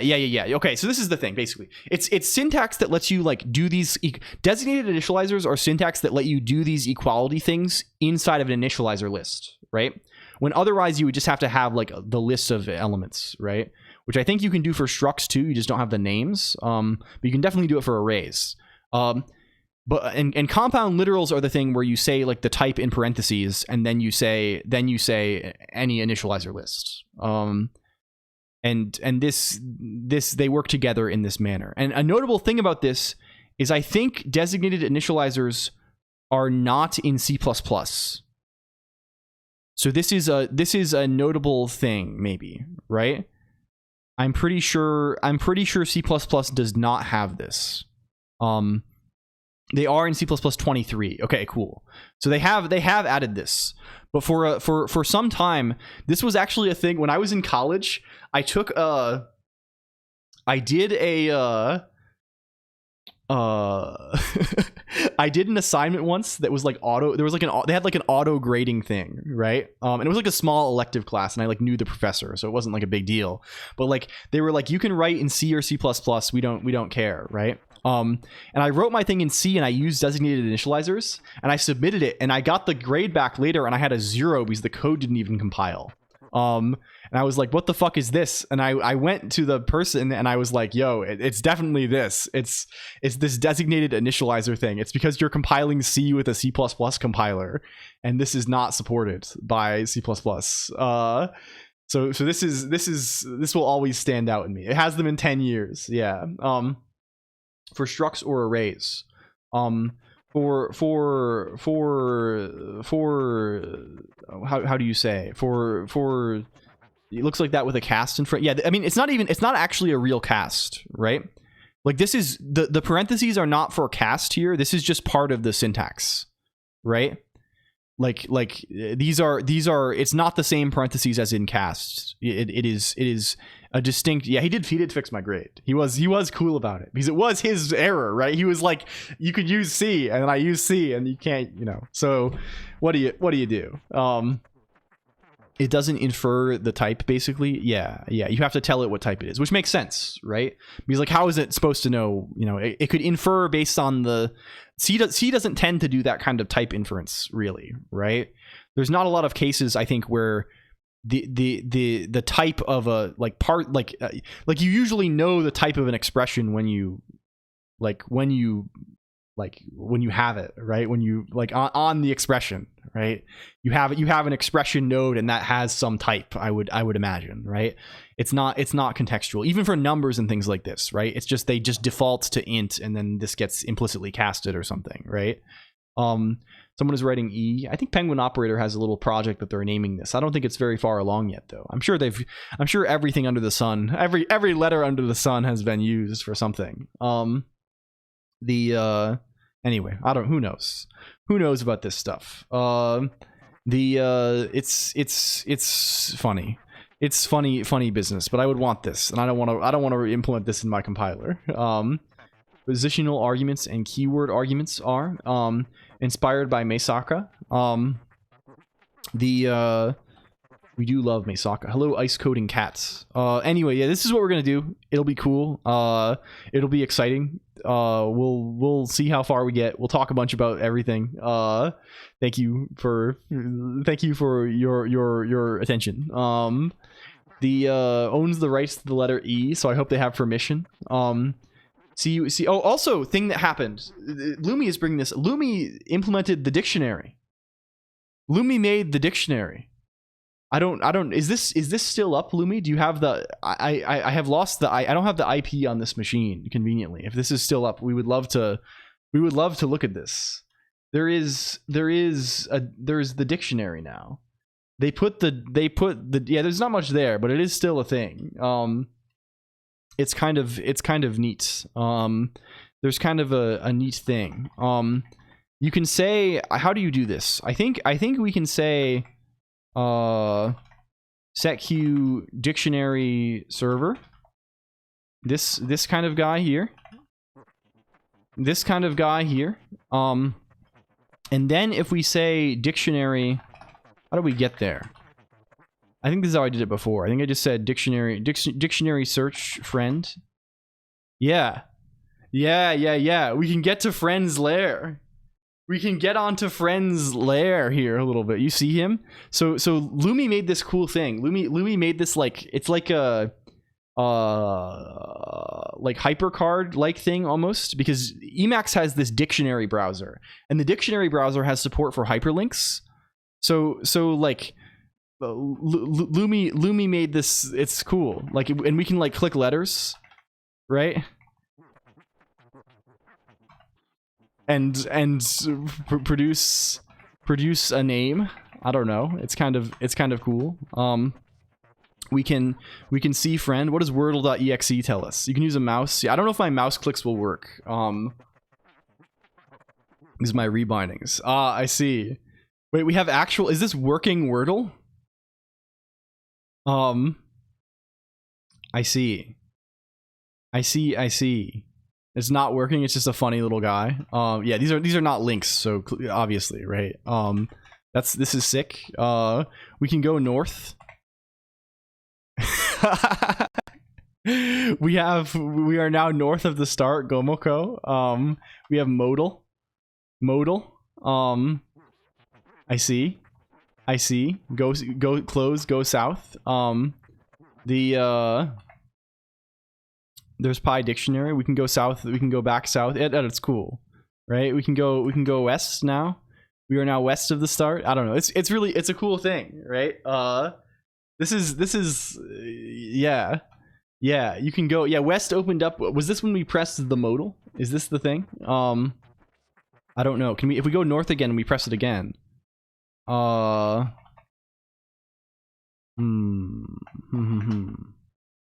we or maybe this just displays the thing. This just displays friend. You just have to go north first. It's just a history thing. I see. Very sick. Very sick. This is, I don't know. It's cool. There is stateful action happening here. It's kind of a cool thing. Anyway, okay. Let's make it so we can submit the things. When you click north, it says a variable. Yeah, sure, but there's like some kind of state happening, right? There's something changing, which is awesome. This is very cool. There is potential for gaming. It's on the client or server. I assume this is server side. I think the client is very dumb, right? The client is just like, it knows how to load pages. I think. Yeah, it's a dictionary. Can you handle 2 connections? I don't know how the dictionary connection stuff works. If it's like persistent connection or like, yeah. Discovered by Soding. I don't know what you're saying, Penguin Operator. It's all good. Yeah, none of this. It's all like it's cool. Go make the thing. It's good to make the thing, I think. But don't fall prey to memes. Probably a couple hours of putting up started receiving random root or some other kinds of logins. Yeah, you get these. They give these to you. They give these to you a lot. Okay, we can spawn though, right? And I think we can reset now too, maybe. Are we built? What are we dying? What are we dying on right now? Why is the emote blinking? Because it's the Emacs GIF the GIF renderer fucks up in the presence of the interpolation thing, or like whatever the thing that says use pixels from the previous frame is. It gets a little bit confused by this, I think. It's probably me doing it wrong. Probably my own hubris as usual, but like, we can we do this? Okay, we can spawn the guy. Can we say, does model resets fix me? Yes, they can all be. Yes, chat has caught friend to say sussy bussy. It's true. It's very true. He keeps saying this because it's in his history. Yeah, so we can spawn guys in, we can kill them. Okay, that's kind of good, and that should make it reset automatically as well every once in a while. Is one of those delightful type theoretic manifestations, says Safer Q Robot. This is very good, very good. I see. I see. It's come back. Okay. It's now saying morale. It's now saying worm backwards. Very good. Very good. Okay, where do we go from here even? What is next for us? Can we get this going actually? Thank you for your time. Thank you, Colnq. Enjoy.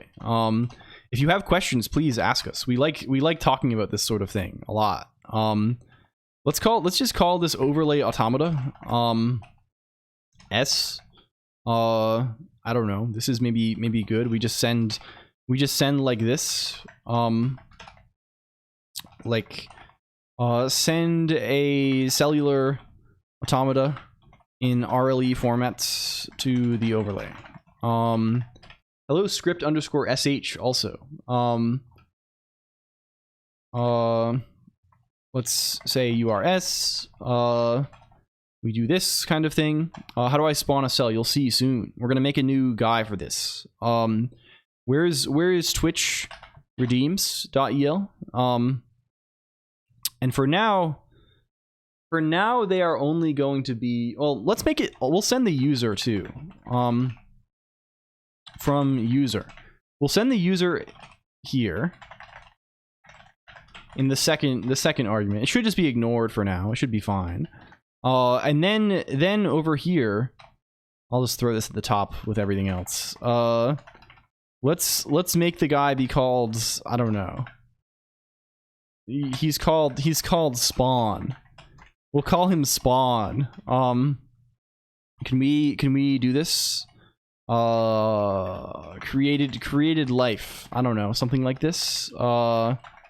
This is pattern. This is pattern. Something like this, and we say overlay automata pattern to create life. Yes. This is maybe good. And then if we add spawn, how do I go do this? How do I get this on the menu? Like how do you viewer? Oh, fuck, it's very mixed up. It's very mixed up. The page to change shipping address on an already placed order. Do I have room for new redeems? Or do I need to obliterate? Is obliteration required?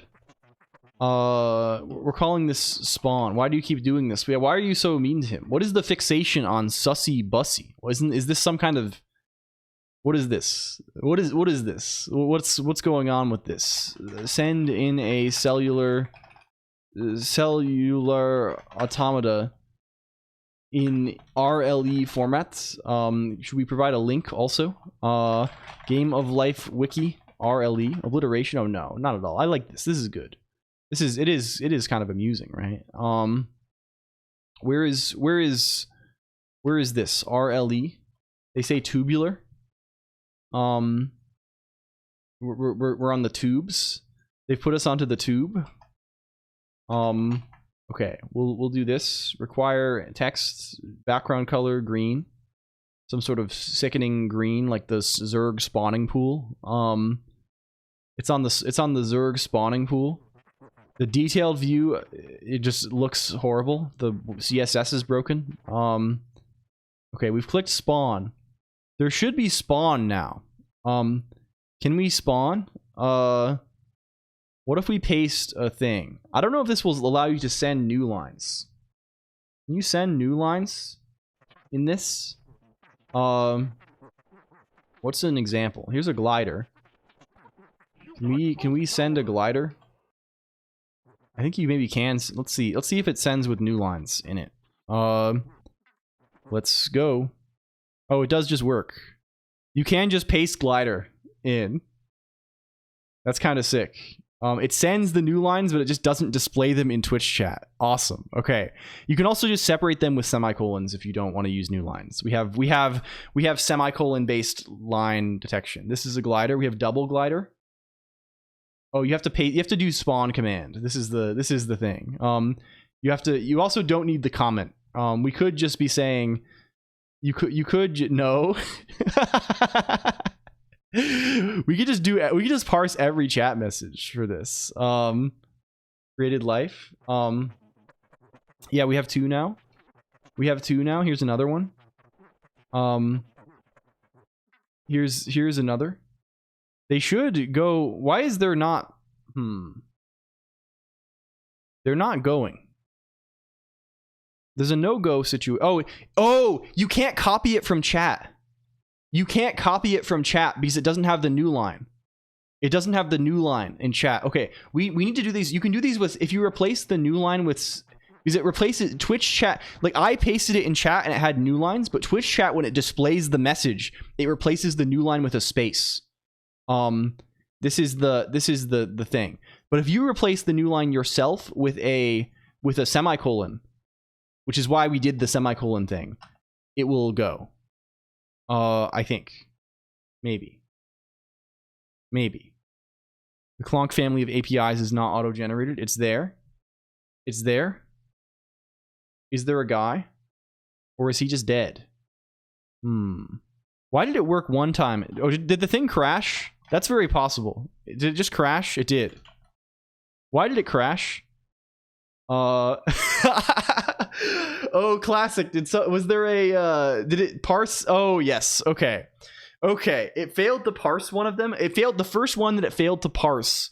It was then like, oh yeah, the remainder is 0. We don't have a width and a height. Okay, yeah, classic stuff. Okay, can we just not do that? Where is from RLE here? Here it is with width and height. Let's say if width is 0 or height is 0, then we get out of here. We fucking leave. Let's even say less than or equal. Well, I mean, are these? They're U sizes, right? They're unsigned. We're gonna return none. Okay, I like paranoid LG, more true to life. Is this true? I thought this was Rust. How can this happen? I know. All the promises that were given to us were betrayed. Okay, it's starting again. Maybe it works now. We'll see how if our thing. Okay, there's one. It spawned one. There it goes. He's going. They're going. Look at them. Look at them, like turtles swimming to the ocean. What if we spawn a bigger guy? Can I spawn gun? Computer, make a gun. Where is there they all go. It's hostile territory though. They're going to explode so easily. If I paste this, yeah, we have glider gun, but he's gonna get collided on. He's gonna get collided with by a glider. I mean, everything disappears in time. Everything disappears in time. Thank you for the resub, Ringle Tingle TV. Welcome. Also mental clarity should reset this all now. Yes, if you do clarity, it kills all things. This is complete obliteration. So we have the capability to do this now.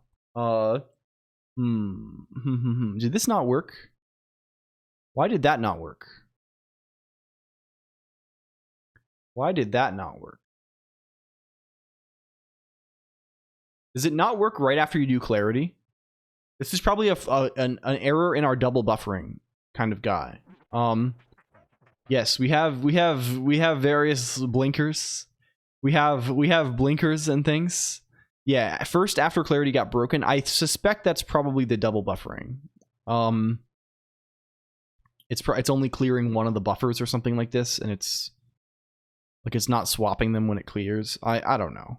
It probably should swap them. I would imagine. Why does clarity reset life? I don't know. It's just how it goes. We have a big guy.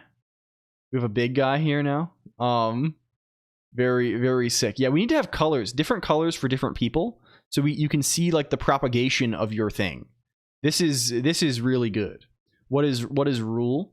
Rule is supposed to, it can specify the rule of like the automata. Right now this is ignored. We are not parsing this yet, but we could support this in theory. We do not support it yet though. Dox myself immediately. Hello Ewo on site, welcome also. Hi, we are playing with a little bit of cellular automata today. In a continue, this is still last stream also. We are not in the current stream. What's your opinion on 3CX? I do not know what 3CX is. Is it good? I've discovered a restaurant called Void. That's crazy. Going to the Void, yeah. Descending into the Void, talking to the Void Lords. This is kind of good. You made progress. Yeah, we have submission now, Wafflex. You can look at the redeems. You can paste strings. If you're wondering where people are getting these strings, if you go to Game of Life Wiki, right? voidchicago.com. I see. Does the syntax go? It's this syntax from Game of Life Wiki. Can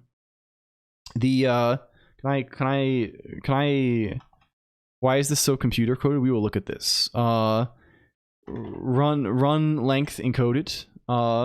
Wait, what is this? Wait, what the fuck? I was like, this is not going to be, I was like, they're going to do, this is insane. It's so good. Can I clear the screen really quick? Mental clarity. I have some, we need some real estate. Like, it's like, what? What? This is like shit that we would make. Like, why it spins around? This is like, for a restaurant, this is nuts. It's in Chicago. It's in, you can go to Chicago and do this. You can head over to Void. This is sick. Yeah. Like, it's a different color every time. The sigil and the text, I think the background, is the background changing color too, or it's always like this maroon, but the sigil and the header color changes. Are there secrets? Are there secrets potentially? Not this. Control Shift I. Are there secrets? There are secrets. No script. Try not to become unstuck in time.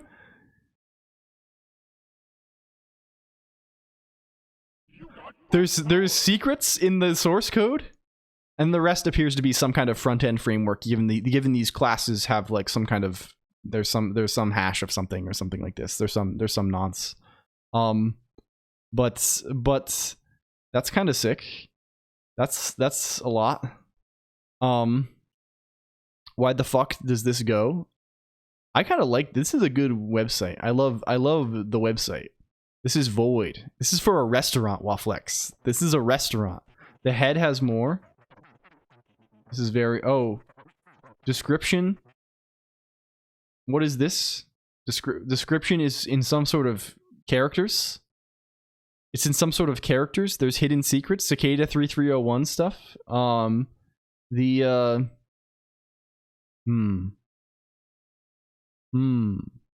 I see Arabic. I don't think this is Arabic. I think this is like Cree syllabics. Yeah, something like this. It doesn't have the character of Arabic.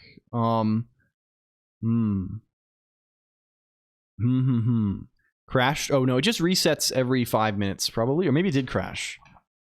Maybe it did crash. It shouldn't. Oh, it did.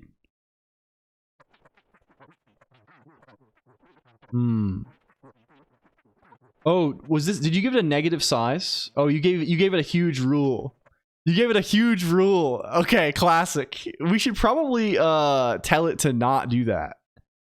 We should probably tell it to not do that if like width or height or like, because we have our palette is of, our canvas is of limited size anyway, right? So we can just say or width greater than width,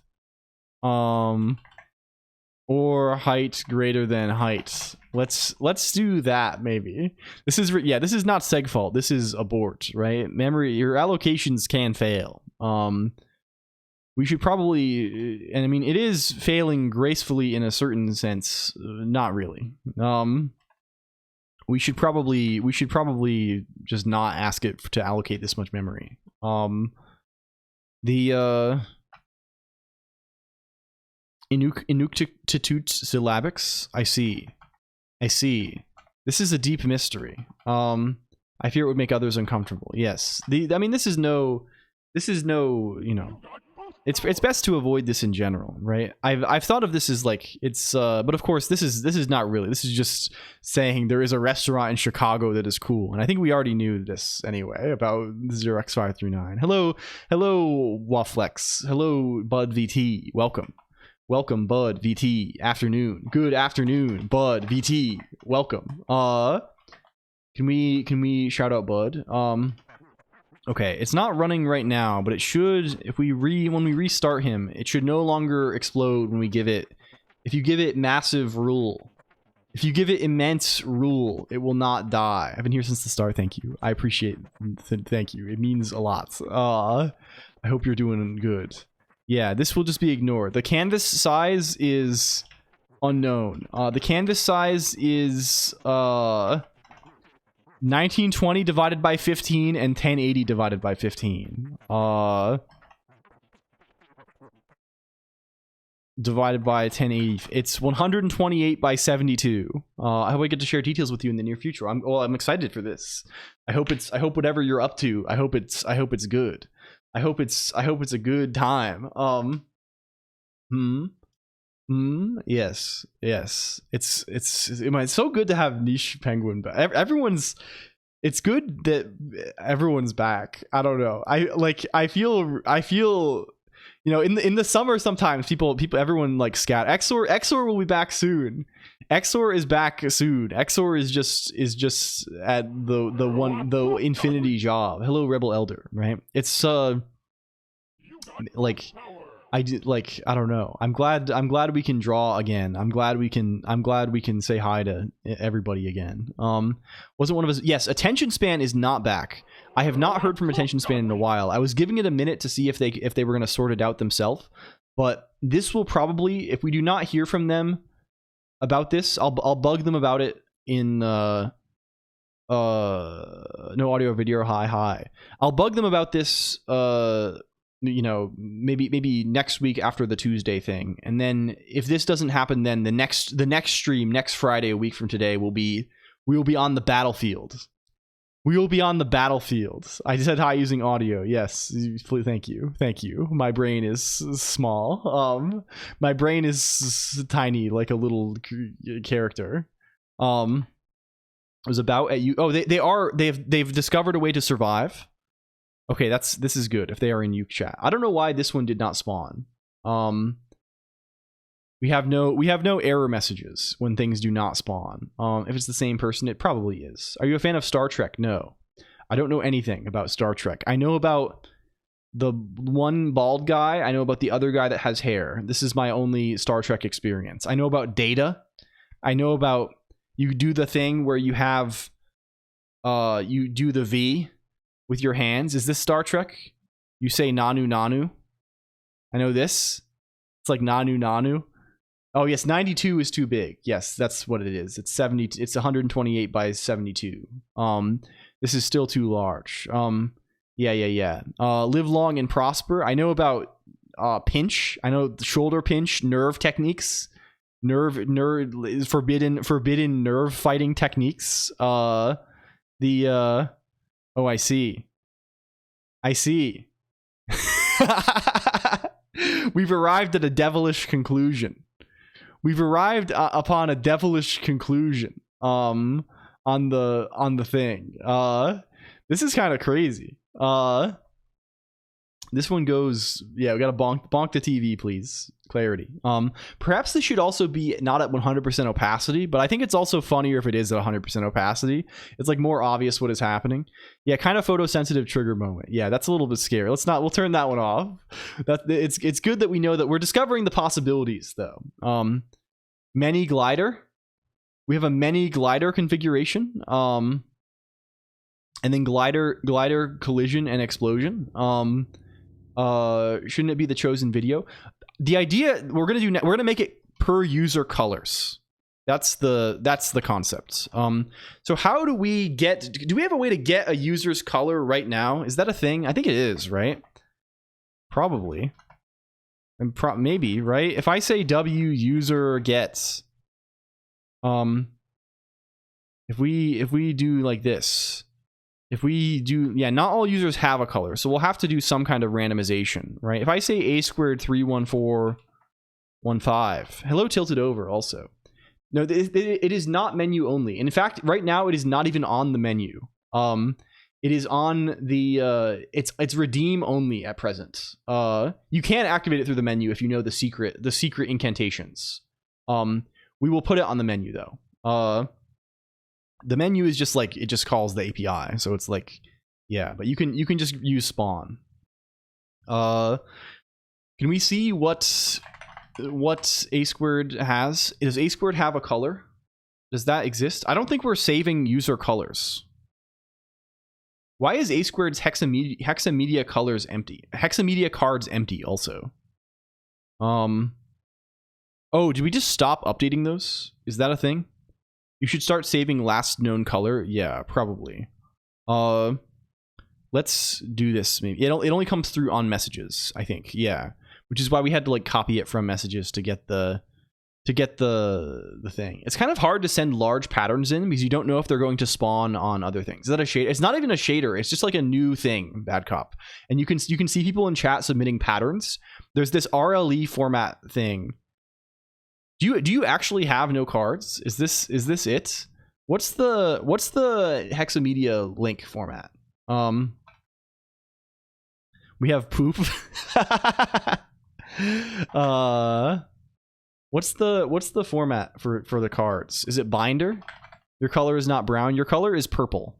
I think yours is a consistent purple. Where is okay, Mickey Noon's crashed the thing, so we have to investigate this. Are people encoding these? Is there a tool? I think people are probably pulling these off of the wiki. 31415. Is this? No, yes, A squared does not have any hexamedia cards. It's over. This one died. I don't know why that died. Can we see? Newton? No, it didn't die. It just didn't work. Oh, did you just clear the whole screen to emptiness? Every cell died. Yes, you just filled the whole... You just killed every cell. It's a clear the screen. Okay, I see. So this is custom reset. Yes, so the way people are doing this, Leet, is if you go to Life Wiki, this is one of the formats there. But if you go to any pattern, like if you find a spaceship, right?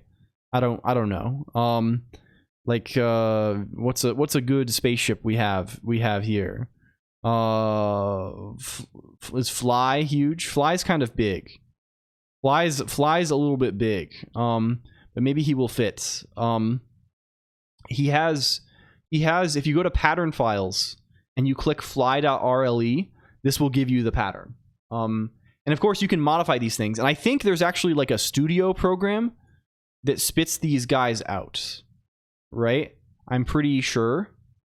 Like XLife or something, I think. But we discovered that XLife is maybe a porno link. So we have to exercise a little bit of subtlety to this. Like, is XLife a thing that is good? Yeah, there's XLife, which is licensed under historical permission notice and disclaimer cell variants. I see. I'm dubious of any of these things. Anyway, but there are like programs to like generate these and export these patterns, I think, if you want to play with this. But there are many patterns already on the web. We can't like do extremely fancy things because we have our canvas is small, right? And it has wraparound, so like inevitably like things will collide with each other and explode and like. But there are still fun patterns possible, right? You can, oh my god, this is a huge man. This does not even have a simulation on him. Half-baked night ship. Self-supporting macro spaceship. There are huge ships also. I don't know if you know about this. There are like gigantic. You can hop on the demonoid. The demonoid. Like there are crazy things people have been making in Game of Life. The leaf bug.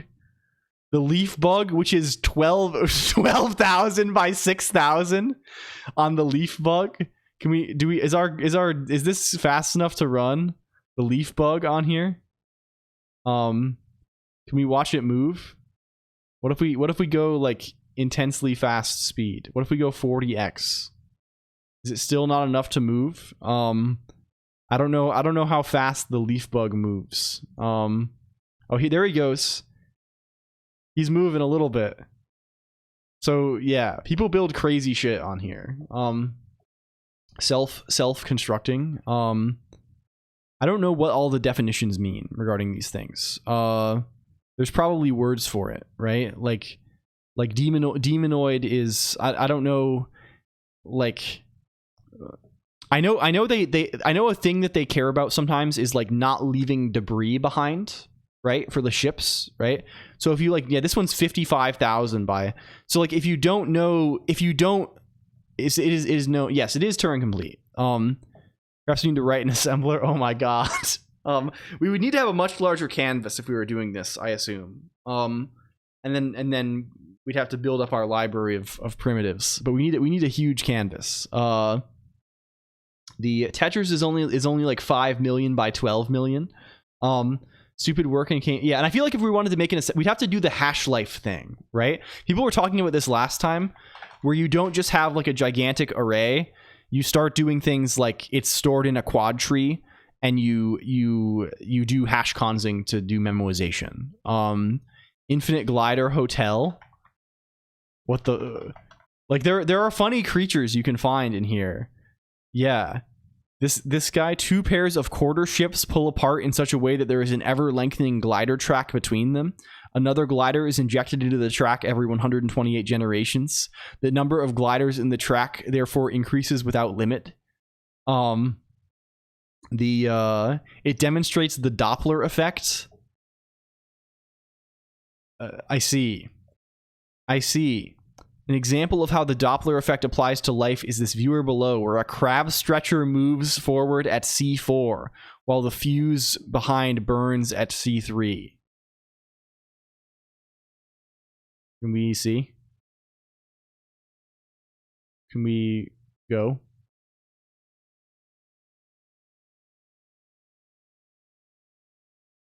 It's crab stretcher. And this is the fuse, I assume, that has been... What is crab stretcher? Can we see this? I see. I need to unpack my desk. Good luck. What is crab stretcher? Bring up him. A C4 diagonal spaceship. Hello, Adam Learns Live. Also, welcome in. Hello, hi. Welcome, Adam. Greetings. Hello. Can we shout out Adam? Adam, if you hello, we are doing cellular automata stuff today, Adam. I don't know if you have seen this. We have built a cool thing. Adam had to run. He had to say hi. Okay, cool. Well, we will do this anyway. I hope he had a good. Adam usually streams twice, right? This is the thing.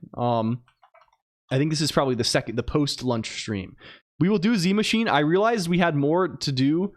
I thought I was like I thought I was like, oh, we'll just hook this up, but there's like exciting other things to do for this. So we will do Z Machine after this. That is the real project today, I guess. The starting project is finish up the redeem thing for life, because we did spend time on it and I want it to like be satisfying.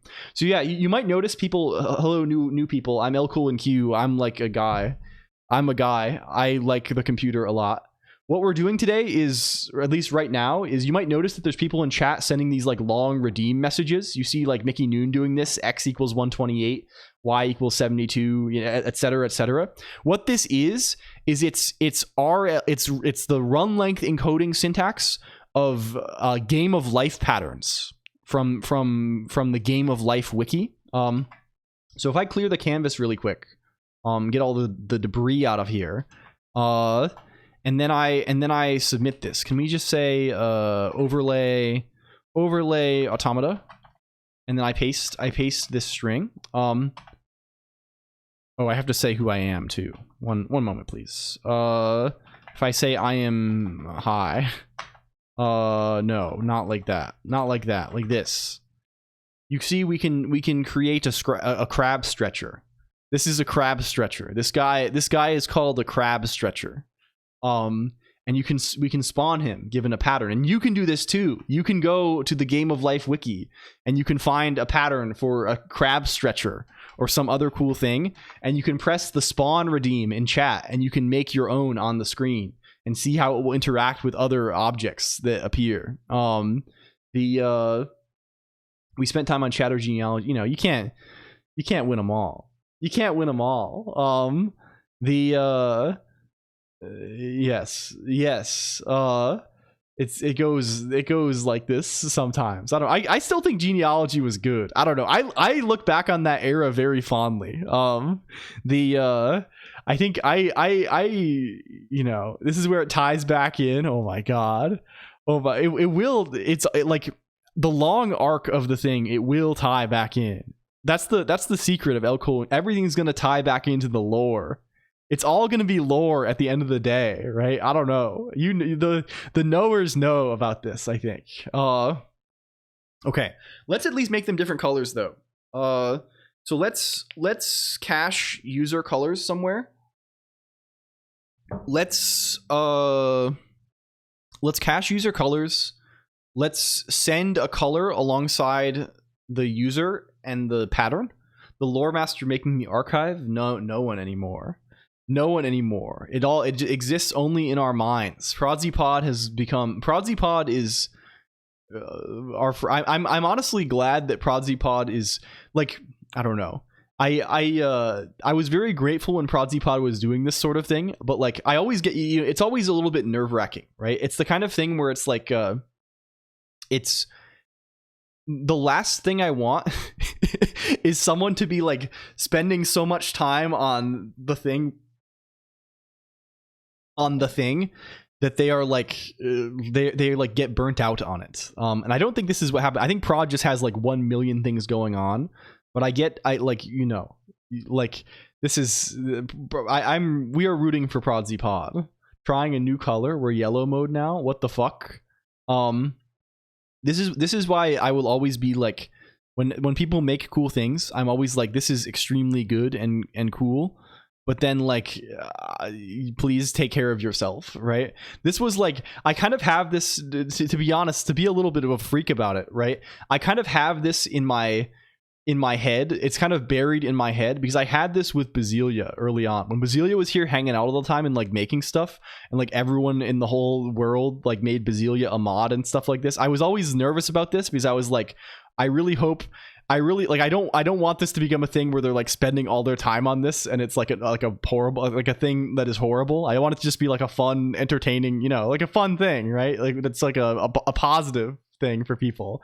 And then this basically happened, right? Like the outcome of this was like, damn, I'm spending too much time on this. I have to like, so then I don't know. I'm kind of grateful that Prod has stepped away from this role, I guess. I don't know. It's good to have like a, you know, I don't know. I don't know how to explain. It's probably a me thing only, but I guess you probably get it. You might get it. I just want everybody to have a good time and have fun. But there's no lore keeper, basically, is the conclusion to this. There's no lore keeper. We need lore. I haven't met Basilia. Yes, I think they had a brief overlap with you in the early days, but they were already kind of checking out a little bit. They're a lisper. They're a lisper for real. Hello, the Alt F4 stream also. Greetings. Hello, welcome. Thank you for the raid too, my friend. Hello. You might, as you can see, we are in Game of Life land. They've put us onto life. Can we shout out the Alt F4 stream? Hi, welcome raiders. I am LCOLONQ. You know me. I'm a guy. We're doing Game of It's Life on Twitch. After this, maybe we need to make the squares colors. You see there are squares. You see we put squares on the screen. We need to make the squares be colors. That's the new thing. What were you up to today, Alt F4 stream? I should probably say double explanation. Adam Learns Live just rated. Adam Learns Live is working on a game called LCOLONQ, and they are working very hard. Is it like this? Is it like this? And the Alt F4 stream is working on a thing called Vorpal, which is like a build tool Nix like thing.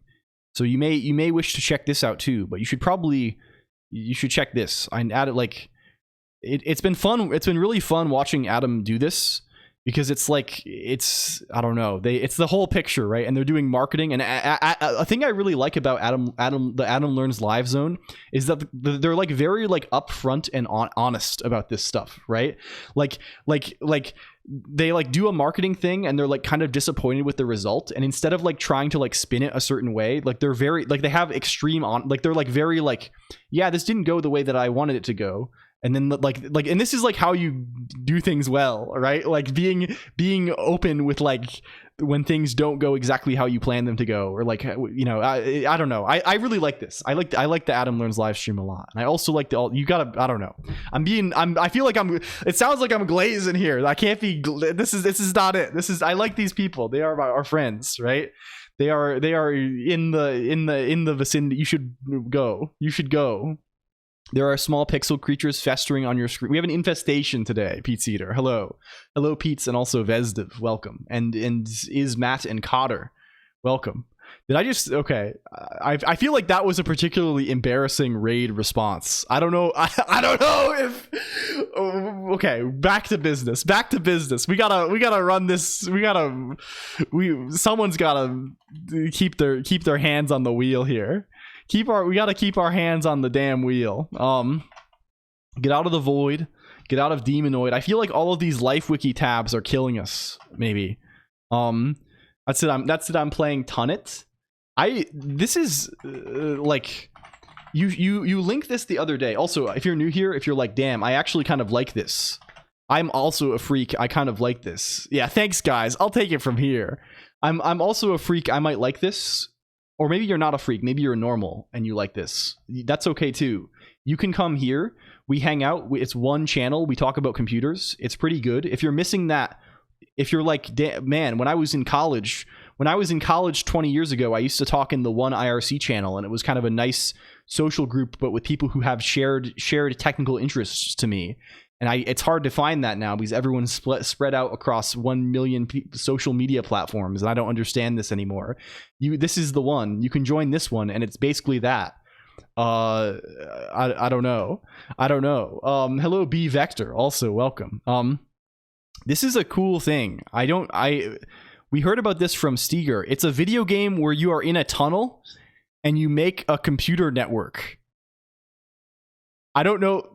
They're doing games like this now, and this is like very appealing. Like you run like cable, and you like connect and configure things, and you're in a tunnel. And this is the concept, and I think that's really sick. It's an IRL simulator. Yeah, it's all. Wait, is this also a bevy game? Okay, apparently the game is also a bevy game. From Puzzled Squid. I don't know if Puzzled Squid has information about this. This is appealing. Yes, there's a strong appeal to this. This was historical. Holy yeah, it's a real game you can play, and you can go in a tunnel, and you can connect wires. It includes creepy monsters. Apparently, I don't know. You can set up packet filter. If you want, you can set up a dress mask if you want to. I don't know. This is like really appealing. I think we gotta hop on this at some point. It's like a Duplo IP game. Fuck the it might be the new. How do we convince all the streamers to play this? How do we do this? You can do cider things. I don't know. We have to. I don't know. Is it crazy? Did I download? I have a reminder that says, "Did I download the Colonq VOD?" Oh, if you need a VOD, I can also just get this to you. The VODs, I finally, they are not released on YouTube yet. The next batch, but we will be in a, if you don't know this, I do, all of the VODs are here. If you need the VODs, every single stream we have ever, you didn't get very far because it isn't Greg Tech. Yeah, classic. But every stream we have ever done is there. And they are also they have yeah, I don't know which VOD you meant. I upload them. I'm usually somewhat behind because I like have to, I manually do a bunch of shit for them. But the next batch is queued up. And we'll be doing the daily release. I like queue them up and release them once a day or something. So this will happen. It wasn't a LCOLONQ VOD. I see. The mystery has been solved here. Okay, can we it was a U VOD. I see. Well, this is good. This is good too. Hello Tomater. Hello friends, Franz and Fripples. Greetings. Hello Tomater. Have you seen Life? Have you seen, we have this new thing, it's called Life. We got to add these colors to, how are we adding color? Here's Life. It's called Life. You can put life on the screen. It's good. And we're gonna make it per user colors. So for example, if you were to submit life, it would be green. And you can just, the things that are being shared, you can just paste patterns in from the Game of Life wiki. We discovered life on Earth. I haven't and you haven't, then it is lost. Alas. Any life in chat room? I must desk. Okay, good luck with your desk. This is good. They're living in a simulation for the amusement of us. I don't know if they have enough. I don't know.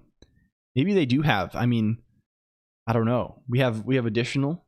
We have this pattern. This is a crazy one. We have blinker formation, fireworks. That seems to have spit out a glider. Some gliders have been spit out here. I see. Are these going to form some kind of stable configuration? No, they will form squares. They did spit a glider though. That's kind of good. They do collide with each other, so like things get pretty chaotic pretty quickly. Because of this. This is why we need to have the colors, because it will make it much more apparent what is actually going on. So let's fucking do that. Let's do that then, please. Please go begin. Okay. How do we get there? How do we freaking get there? What needs to occur? We need to have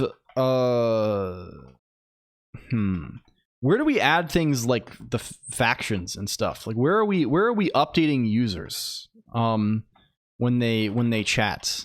Do we have chat.el? Like where is user bind happening? There's got to be some kind of user. Factions do still exist. They very much still exist, and I think people are still being assigned to factions automatically. Like Steger is in faction lever. Like we are still assigning this. It's just we are not displaying the totals anywhere, and you are still exempt, of course, because you requested an exemption. From the you are opted out. I think I don't know where the opt-out data is recorded, but probably in fact, where is that even? Is it in user stats or something? User stats.el. Yes, the two of us and you are the exempted parties. Yes, everyone is factioned upon chatting. You are factioned and elemented currently. I don't think we are adding any of the other things like genealogy or the RPG stuff. These are currently these have been excluded, but some people still have these. You on Discord? Go on, just people chatting. I mean, I couldn't like the yes, he divides us. I mean, it's just a necessary gameplay element. I'm sorry, the RPG stuff. Yeah, we just have to think of a better way to do it. I think really, it was so like many things of the early days of the stream, it was just very underbaked, right? It's like we added this thing on a whim one day because we thought it was funny to have strength, to have constitution on your name, and then like we didn't do anything with it, right? And then like it was set up in such a way that it didn't really facilitate easily doing things. It was just kind of like well, like, well, what is this, right? Like, what, like, we have a bunch of these numbers laying around, and we're going to do a bunch of effort to, like, keep them laying around and add them to new people, but, like, there's nothing actually happening here.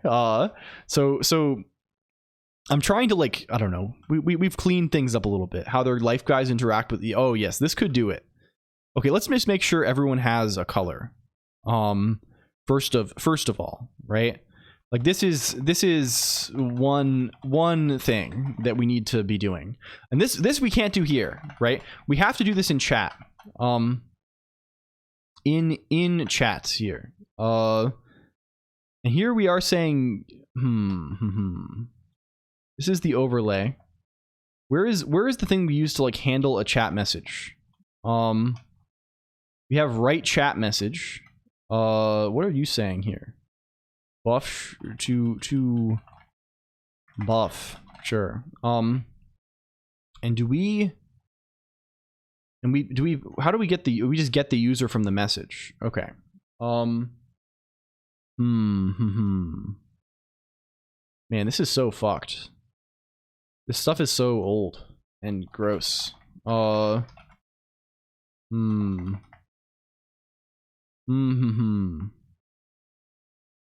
What? Where is this called? Where the hell do we call write chat message? This is called in fake chat, in hex, in prod, and in Twitch. Okay, in Twitch we do it. This is just in Twitch say, right? Where is event handlers? Where's chat incoming? Here we're saying Twitch handle. What is, okay, incoming chat sexp. Okay. And then this guy just calls Twitch handle incoming chat. And this guy does the user bind. Okay, and gets all the user shit. And we call user stats update. Okay, very good. Very good. And we have the color here, right? So like, we can just say W user stats update color here. Thank you for clarity. This kind of thing. And then in user stats, we can say, I don't know, user stats update color. And we'll say ensure that color is set for the current user. And we can just always set it. I think that's fine, right? Like, we can just say setf alist get color w user current color. Sure. It's already plumbed to where this goes. Yeah, we're already good. Can you know that you exist? He does not know that he exists, but now he does. Good. Okay.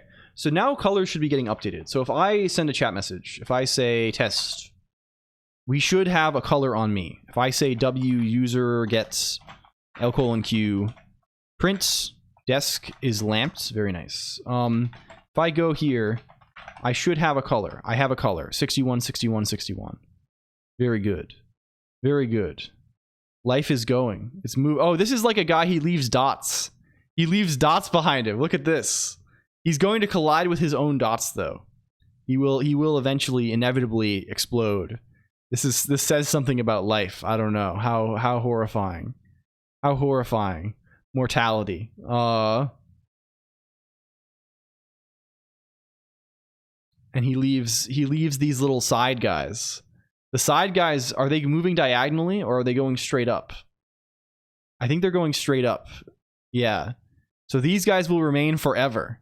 And it will just leave this on the screen. This kind of rocks. Cool. There's really some cool things you can do. That's an LWSS. Are you they're orthogonal? I see. Do you have an established interest in the game of life, 0x539? We could definitely use your advice as far as interesting things to do. I imagine. Okay. How do you win at this game? Do we already have a thing to make a random color? That seems like something we would have made. No. Okay, can we make that? That seems useful. Potentially. Like, what if we have defund W random color. The sesh does not have my full brain, but yes, of course. No worries. Please focus on your move. Don't. You're good. But like, if you know things about this is interesting. If I had ideas that yes, 07. I don't mean to. I don't mean to. You know. We're on the same page. Okay. What is this now? Okay. Return a random color string. Is there just list colors? Is that a thing I can do? There's list colors display and this kind of thing. Where does this get its colors from? These are just all defined colors. Is there like colors? It would be funny to just pick like a sensible email. I mean, we just generate the three things, right? Like this is not like we can just say like R is W pick random or not pick random. Do we have a guy that does? I could have sworn we had a guy to like roll to do random up to a length, right? I mean there is just there's just built-in random, obviously. Can you even? No, I cannot see what I'm typing. We are performing blind flights right now. We're just going to find random RGB, which is like kind of gross, but whatever. Formats. What did we say to like print hex? Damn, a VTuber is trapped in a terminal. Hello, Spacious. Yeah, that's how they got us. That's how they've got us these days. They put us in here. They're subjecting us to all sorts of different experiments and things. It's kind of horrendous. It's kind of horrendous that they did this to us. There's stuff like this happening.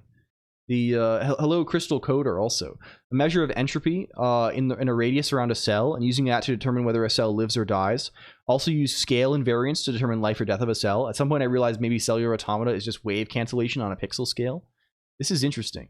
It's this guy, but we have to like say this is it. Sure, whatever. 2x 02x. Show them the other renderer. The free guy. I have to change the source code to do this. But does this give us random colors now? I just want to get the colors on the thing really quick. Sure. That sure looks like random RGBs. Username is a seed. Yeah, I'm just gonna pick a different one every time they submit if they have a different color, right? I don't want to. We could seed with like a hash of their username or something, but like, does it really? Yeah, you're gonna change it. Yeah. I think it's fine to switch them up. Because like again, most people were just gonna pull the color from their user. Okay. So what do we do now? When we do this stuff, we probably have current user bound actually. Inside of the redeem. But we can do this at a higher level maybe. We don't want to assume that here. We can say optional color. Optionally sets make the cells be color. Sure. Can we space this out a little bit? Yes. You can be or color W random color. Yeah, it is the same one we are changing. Sure, we'll bring it up when we do. We have the alternative form. But the alternative form looks much the same as this form, except he is out of the terminal. People used to say we would escape the void. We have broadly escaped the void when we need to now. We don't have. I guess we're not in the land of sunshine yet. Enter the void. Yeah, I'm more interested in entering the void these days, primarily. I would say. Okay, where are we? Where sustenance arrives. Very good. What is your food today? Void from Void Restaurants. Although Void Restaurant seems like a fancy place potentially. This seems like the kind of place that is I don't know. This is a little bit. I don't know. I'd be scared to go there. I'd be like they're going to judge me. They're going to judge me for my nature. Damn, I missed. Void is where we must go. Yes, if we are in Chicago, the 0x539, we will go to Void. For sure. For sure. How far is Chicago from me, even? What's the distance drive from Boston to Chicago? What is this? 14 hours? That's not bad. You can do that. You can do that for sure. I'll do that tomorrow. We'll do that next week. Mod, prepare the chariot. Okay.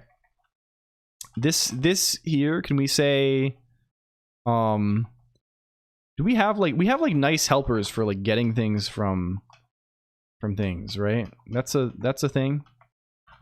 We have SA gets, right?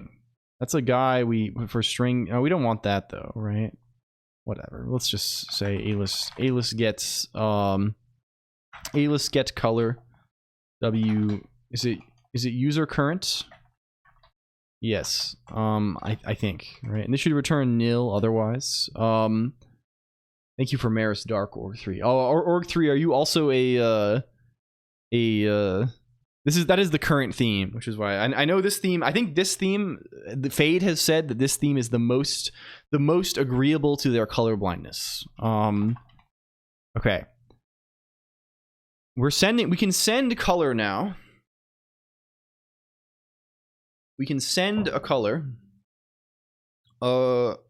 Where to from here? Where to from here? Going wide stance on my FPS key bindings. Right hand on numpad. I see. Wait, this is no. Are you doing no mouse?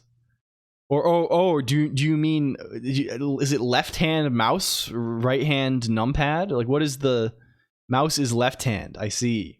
I see. This is crazy stuff. This is crazy stuff. Maybe it's good. Do they make? I assume they do make like left-handed mice, right? I tried ILKJ for a little bit. I see. I see. Are you a big FPS player, Steeker? I guess I assume so. Given this, I have a lefty mouse. Very nice. I am not. I see. I see. Hello, crazy kitty. Wait, this is false. Wait, Penguin Operator is also replying to clones. I see. The same thing has affected you, Penguin Operator. I'm afraid the clone has gotten you as well. It's Minecraft. Yeah, I was looking at what's the guy we were talking about. We were talking about Minecraft speedrunning in the Discord the other day, and I've been watching this guy called I saw this guy I haven't been watching him actively, but this guy came up on my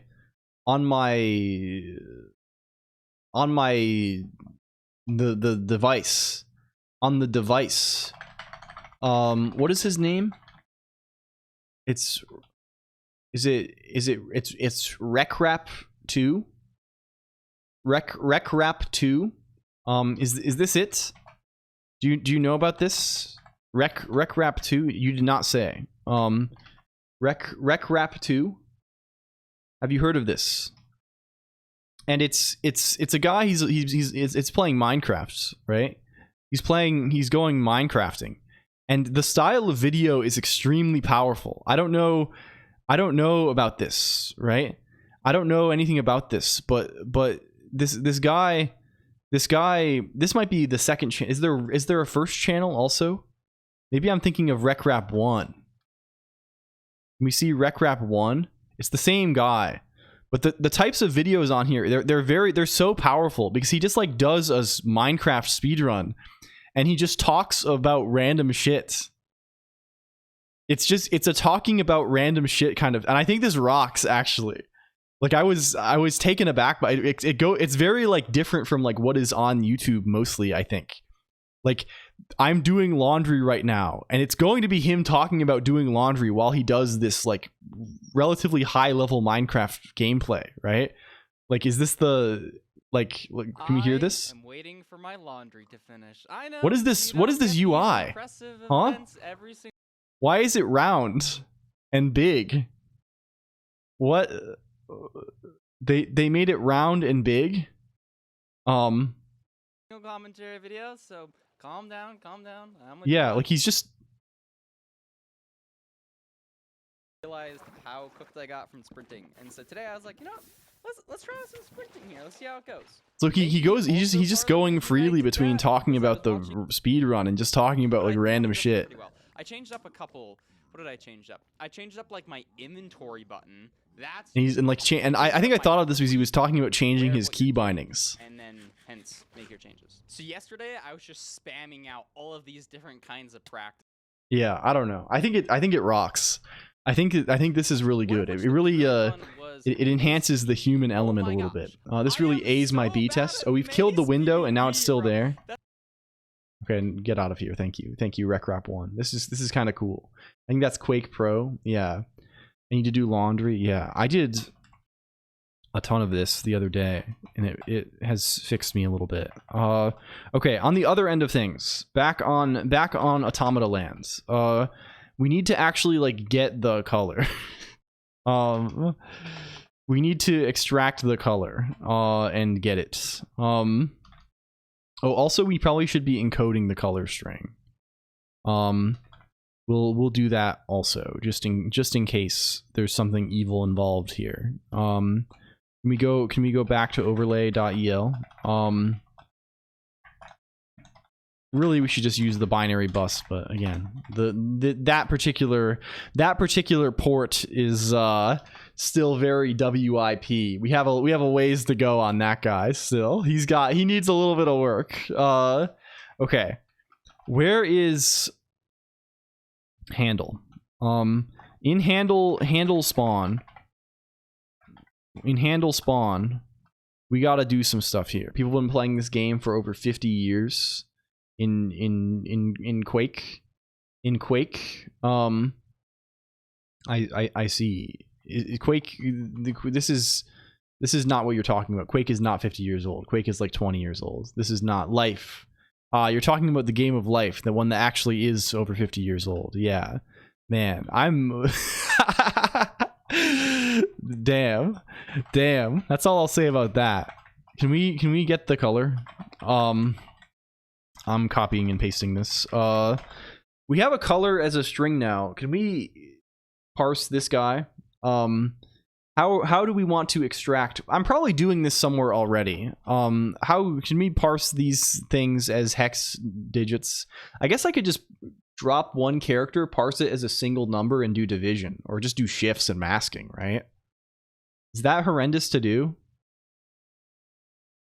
Maybe not. Is that awful?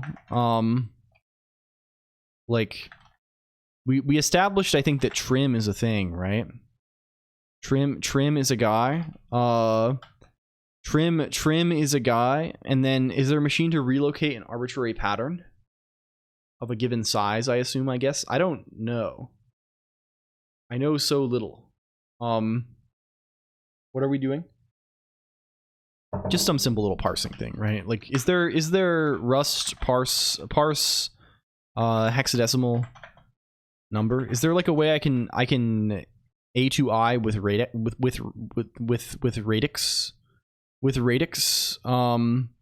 Is there a convenient fellow? Yes, there's from stir radix. Yes, we know about this guy. We saw him. Is there a Rust string? We need to find his is there like a strip prefix? That seems nice to use. What is he called? Is it strip prefix? Strip prefix says you give him a pattern, we can tell him dot strip prefix strip prefix I don't know, this, if it's there.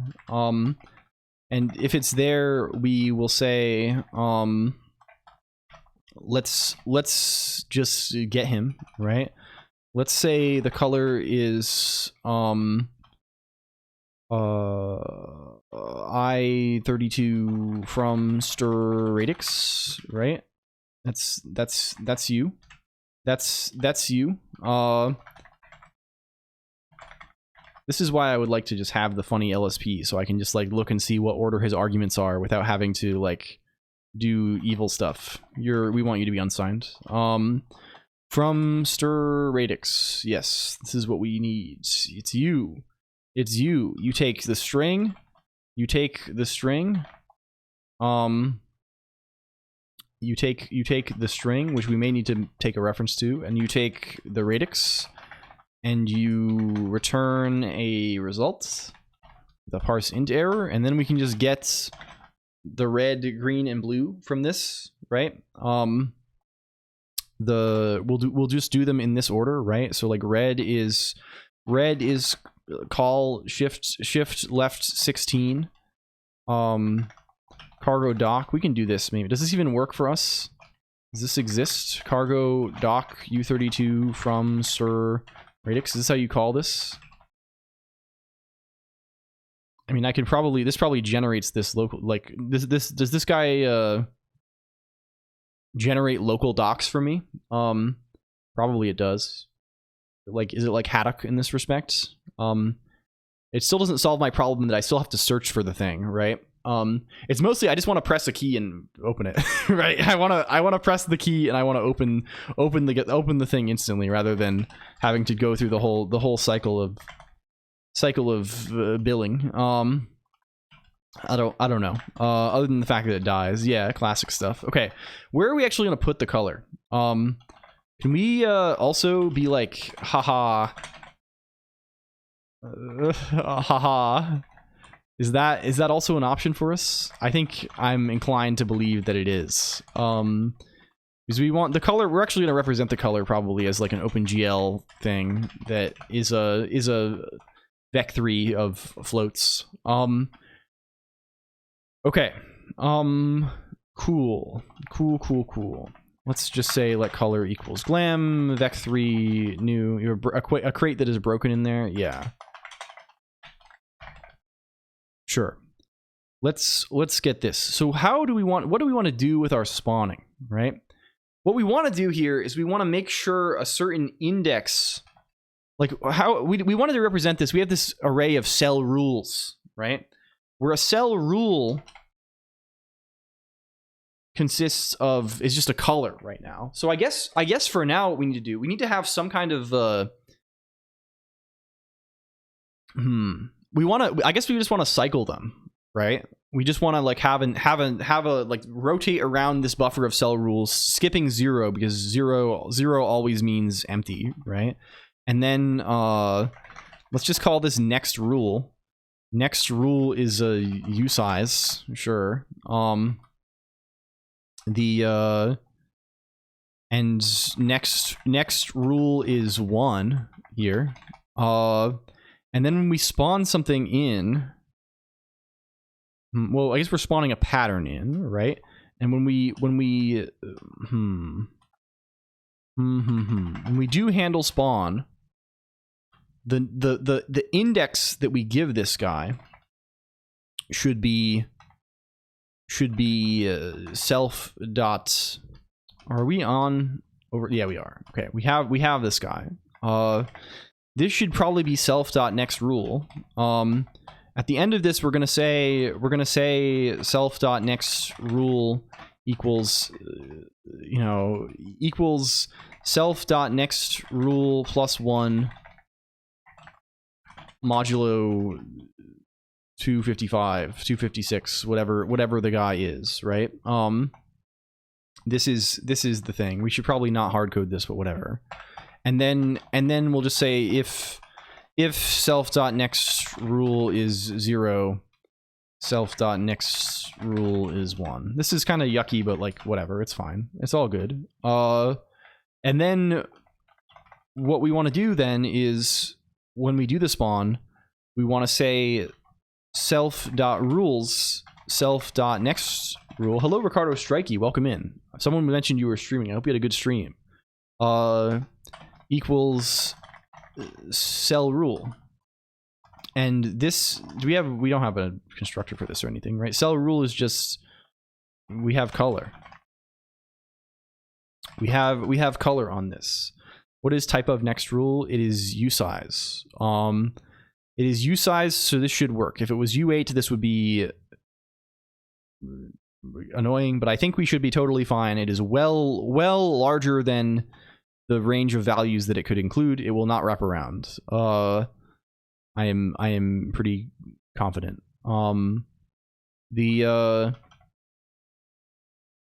Okay, cool. Well, this maybe does something. How do we actually get the colors in at present? How do we? Oh, well, okay. There is a little bit more complexity that we have to deal with now, because we have to send the colors to the GPU, so the GPU can tell us what colors things should be. We need to send the colors to the GPU. How would we like to send the colors to the GPU? We can just load up a texture. That's kind of maybe fine. I don't know, right? Like if we just make a texture that's basically like a 256 by 1 texture. What I mean, you know what? It's sent to OpenGL, right? The abstract model of the GPU as displayed, as like interpreted through the OpenGL API, right? We have to send it to a shader. Maybe this is better, right? We have to send this color data to a shader. So I think honestly, let's just let's just upload a texture to the GPU that has all of this stuff. Okay. So maybe we just throw that on overlay. Can we have I don't know, we'll call you rules texture here. This texture can be empty. I mean, why don't we just use one texture in the first place? Why are we overcomplicating things for ourselves? Why don't we just, instead of making this a texture where we're putting like a bunch of bullshit in it, why don't we just put the actual colors in it? Why like right now we have a situation where we're considering, oh, this texture is like full of indices, and then we're going to use those indices to like sample another texture to read the actual color. Why don't we just put the color in this texture? That seems a lot better and like use it as a texture instead of like as like some data. Like, why don't we just, yeah, I think that is way better. Let's start thinking about that kind of thing. What does that entail? So cosplay, is this, no, this is not OpenGL 1.x. This is OpenGL probably 3.0 or something. I don't know the exact version, but we are not in hell land. Okay, we have to try and remember what these formats mean for, like, is this like, what, can I just go somewhere else that we are uploading a real texture and see what it looks like? Redeem my good boy points. Gotta run. Might be back later. Enjoy rusting away. Thank you. I appreciate this, Yellowberry HN. Thank you. Enjoy your day. I thank you. Where is if I just go to texture.rs over here, over in this land. Here we're just saying RGBA for both of them, which is concerning, but maybe it's good. Maybe this is enough to say we just don't care. And perhaps we can say adjusting with the fixed function pipeline. Yes. Can I say, if I say float, is that like a thing I can do? Can I upload? Probably, right? I don't want, like, I don't want to just convert this shit. Well, who knows? Let's see. You know what? I don't think I want to do that. I think I do want to say unsigned byte. I think I want to save the color as not a glam vec4. Fuck that. I want to save the color as like actual this, right? I want to save this as bytes.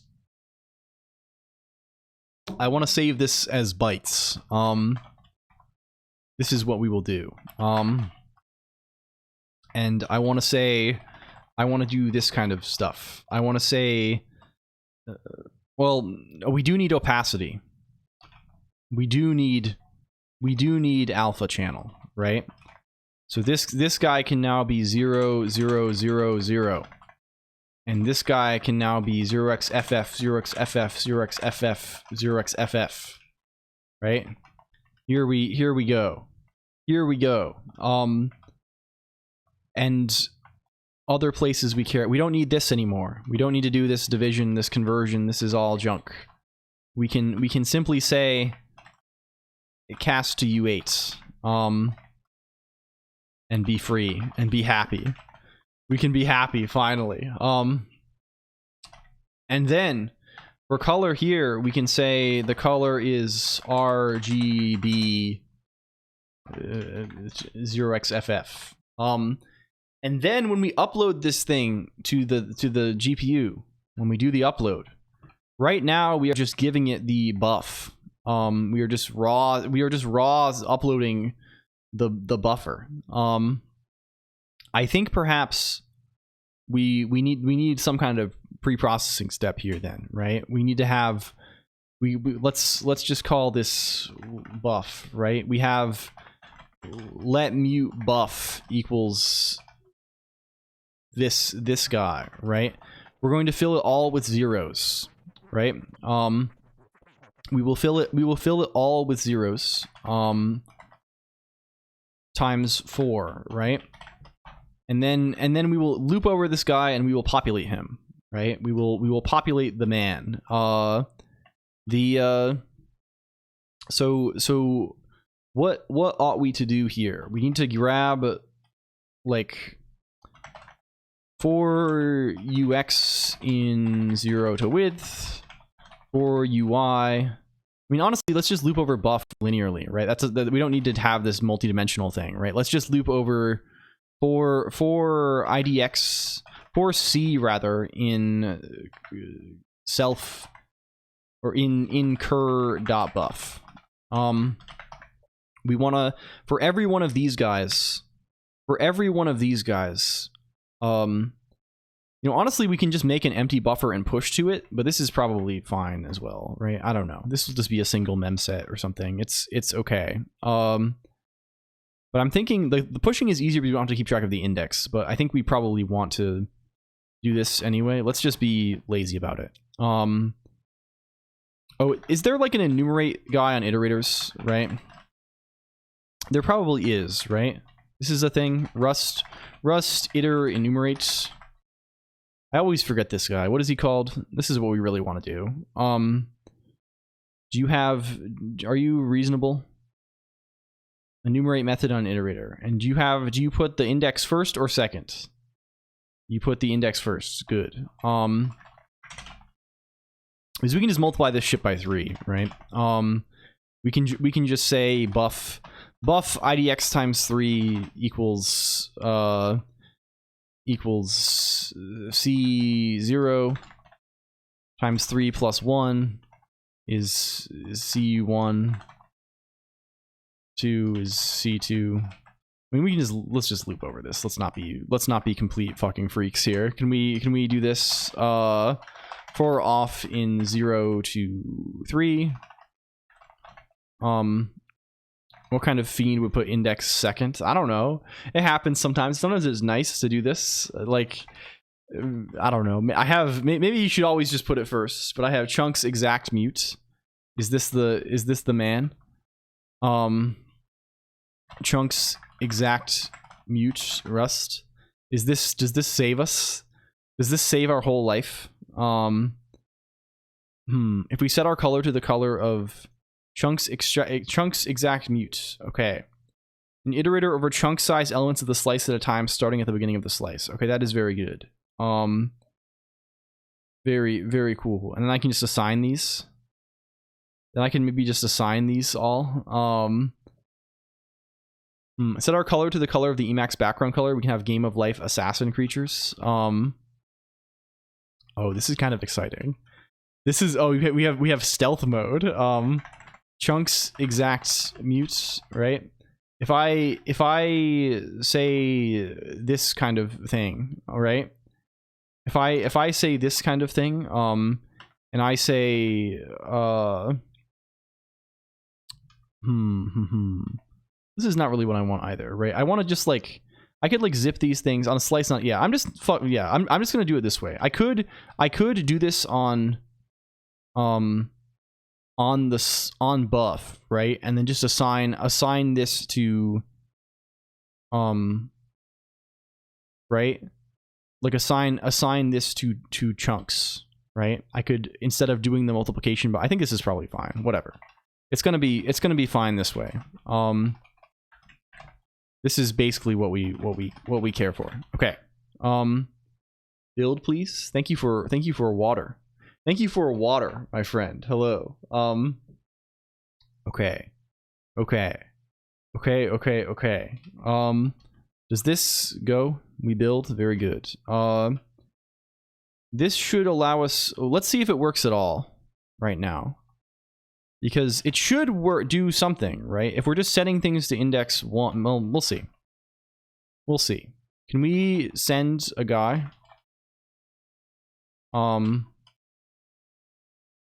Okay, that works. Cool. Can I give it a color? Can I make another crab guy that has a color? Hey, this is above seagull. Oh, he doesn't have a color because we're not sampling. We're not doing this in the shader.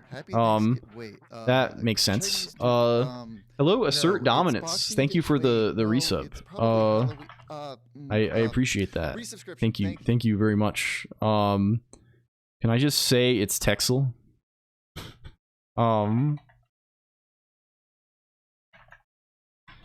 What if it's just Texel? Why doesn't it build? Did we not? Okay, so it appears that we were not... Didn't we run make? And it succeeded? What?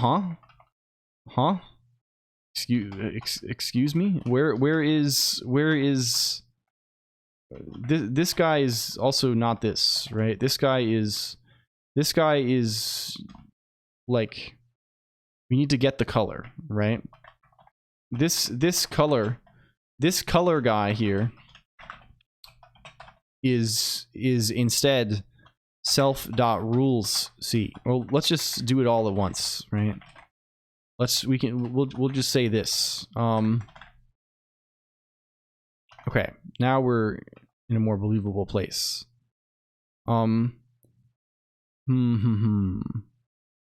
What is C's type? Oh, yes, of course.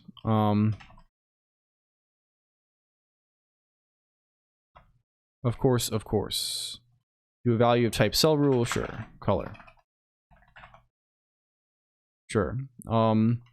Next rule. Sure as U8.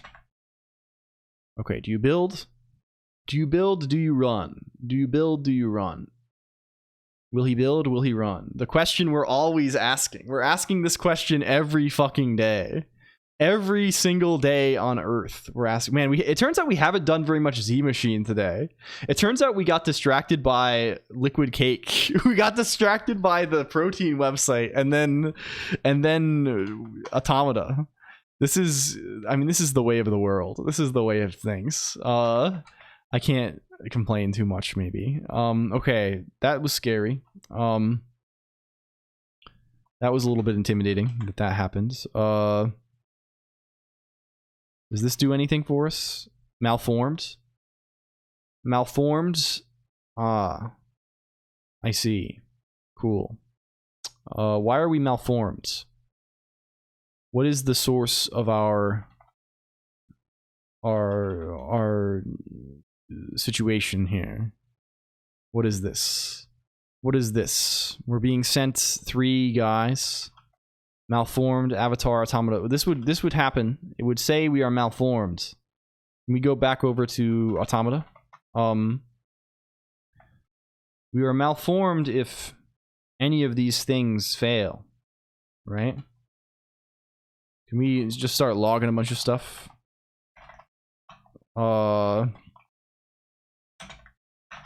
scol is... Oh, we're not doing the right thing. Yes, classic copy paste error.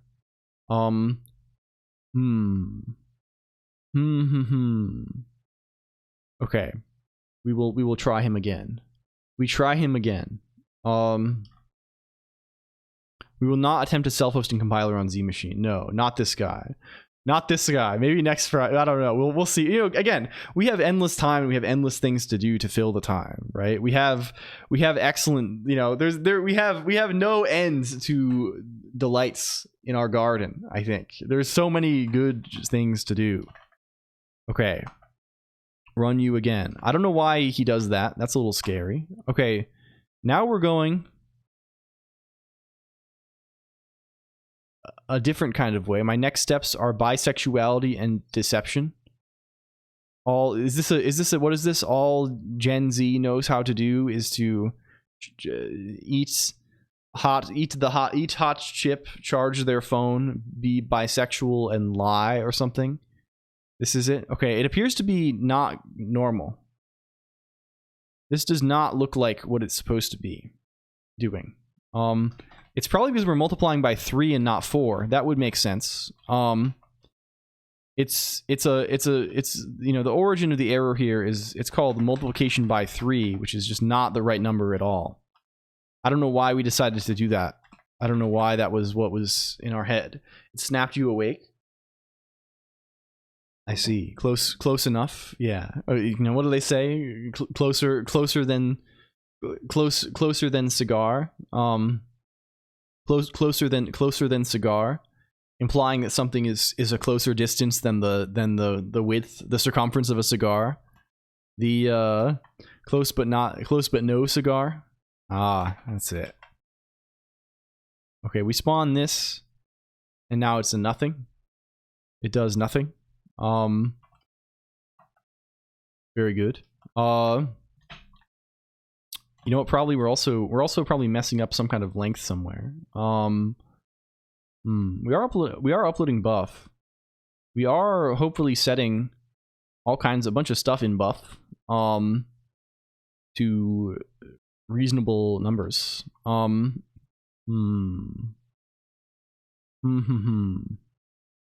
should we say? What should we say? I mean, we could observe this in RenderDoc, but that feels like a little too much for so quick, right? The cigar was a prize that would be awarded to a winner. I see. I understand now. Maybe I understand. I don't know for sure though.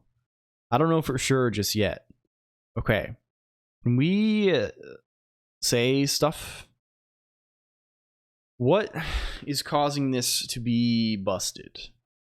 Instead of, okay, let's handle the two things separately. Instead of trying to do all this shit on spawn, let's just spawn with 1. We'll just spawn in 1, which we know has a color set already. It was close, but the cigar isn't lit. I see. Can we see this? What is this? It's from straight out of Close But No Cigar redirects here. It's Weird Al Yankovic parody album from 2006. I see. Hello Woot, welcome in. For the expression, see close comma but no cigar. Okay, I see. And this redirects to Wiktionary. You can read the Wiktionary entry for this. Let's do that, please. Hello. To do a sincere album. From the practice of giving cigars as prizes at carnivals in the United States in the 20th century, those who did not win would fail to receive a cigar even if they came close. Very good. We have audio of this in general Australian. Close, but no cigar. Let's hear it again. Make it louder, please. Close, but no cigar. That's really good. Can we get that for the stream? What's the licensing information on this? Can we learn about this? What's this? It's Creative Commons Attribution Share Alike. You do not want to be general Australian? Can we get this? Is this possible for us to get? I'm going to get this. I'm going to get this. Can we get this? Close, but no cigar. Close but no cigar. That's very good. Can we put that into soundboard clips? And then if we say we must provide attribution. This is true. Where will we supply the attribution? Let's make sure we save this. Can we go to? We'll have to display this on the page somewhere. When are we playing it? Yes. I don't know when we use this. We'll have to add some sort of attribution pop-up that displays the license information. Yeah, attribution screen widget. Yeah, exactly this. Like whenever certain sounds are played, it pops up the complete text of the license or something. Very small, but like put it in the credits. Yeah, maybe so. Maybe so. Can our soundboard chat? It can. It is capable of chatting. So we can play it, right? We can say soundboard play clip, right? If we say close but no cigar.og. Close, but no cigar. Oh, delightful. What if we make it louder then? Close, but no cigar. Perfect. What is that? What do we put that on? I feel like this is a good sound. I'm really liking this. Like, I don't know. We'll leave it in the bank for. I was thinking also we need to have the U sound. The from the MC Frontalot text game song where he just says U at the start. I think we might have even did we crop that out even at some point? Do we have U? No. There's no U. You recorded? Yes, we recorded this. It is in attribution. Attribution.org.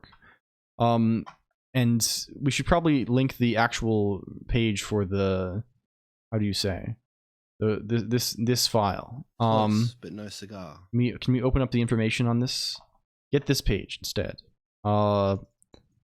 Yes. How many Grimmy coin are we buying as a group? Wait, there's a. Is this actually happening? Is there actual Grimmy coin? Is this? I know people talk about this. Is this real? Silver tie-in. Wait, is there actual Grimmy coin tied to silver or something like this? Wait, what? What? She actually did this? This goes kind of crazy. It's a physical silver coin. That kind of rocks.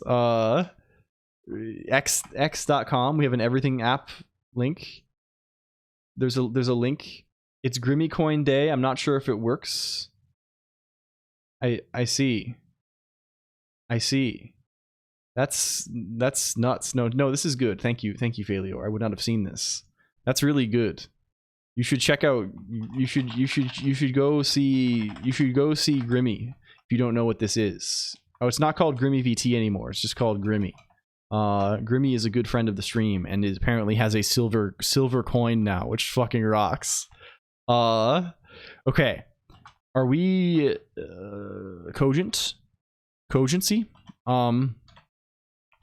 Activate. Oh, it doesn't include this in our history properly. That's horrendous. That's pretty horrendous. Okay. Can I just use... Do I have any Game of Life? Do I have a glider or something? Can I just do this on the fucking thing? Go. No go. No go. Okay, we should probably look at what's actually being uploaded then. Maybe. Well, it's kind of hard to like.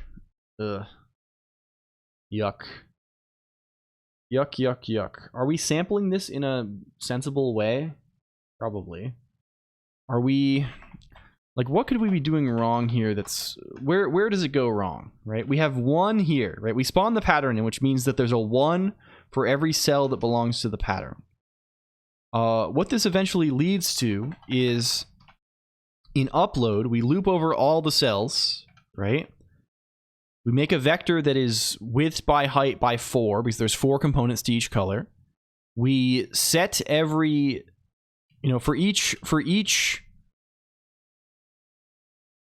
cell, we set a corresponding color in this buffer, just by copying the color inside of rules corresponding to that cell index, right? So for index 1, it should just be index like 1 in rules, right? Rules is just initialized such that everything other than 0 is all ones, right? It's white. So what that should mean is that every place where C is equal to 1, it should be thank you for the gift sub also. Thank you very much. That's kind of you. It should be this, right? It should go in this direction. So ugh. And then we take buff, which we have populated in this way, and we upload it, and we're saying that it's a width by height texture that is RGBA. Perhaps, and we're saying RGBA unsigned byte, which is like the description of the, like, this should be right, I think. So how the fuck does that go? Why do we not then, like, what is the deal with this? What is the deal with this? Because then in the shader, in frag.glsl, all we're doing is just like sampling this. We're just basically stretching this texture over the whole screen and rendering it. Right? We just flip the Y coordinate to do the usual business, right? And then just render it.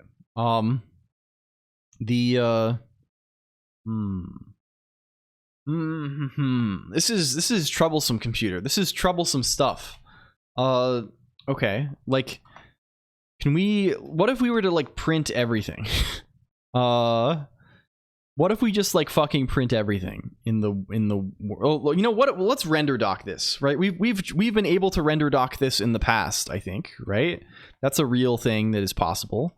Can we Q render doc it up, please? And what if we just have to set our path? We can say we just want to run target debug Newton renderer. We want to pass it overlay. We can run it. That directory's fine. The directory won't matter. Okay, cool. And then launch. I don't know how we save a capture. Okay, there, we capture a frame immediately. How do we kill the process now? We still have all of this shit going. I guess just p-kill Newton. Okay, that's probably fine. Oh, we probably should actually submit something first, right? That probably would make sense. We should probably actually make it so it's displaying something. Don't save. Don't save, please. Make it so it actually goes. Launch. Missing the A. I think we are sending the A. We should be. Okay,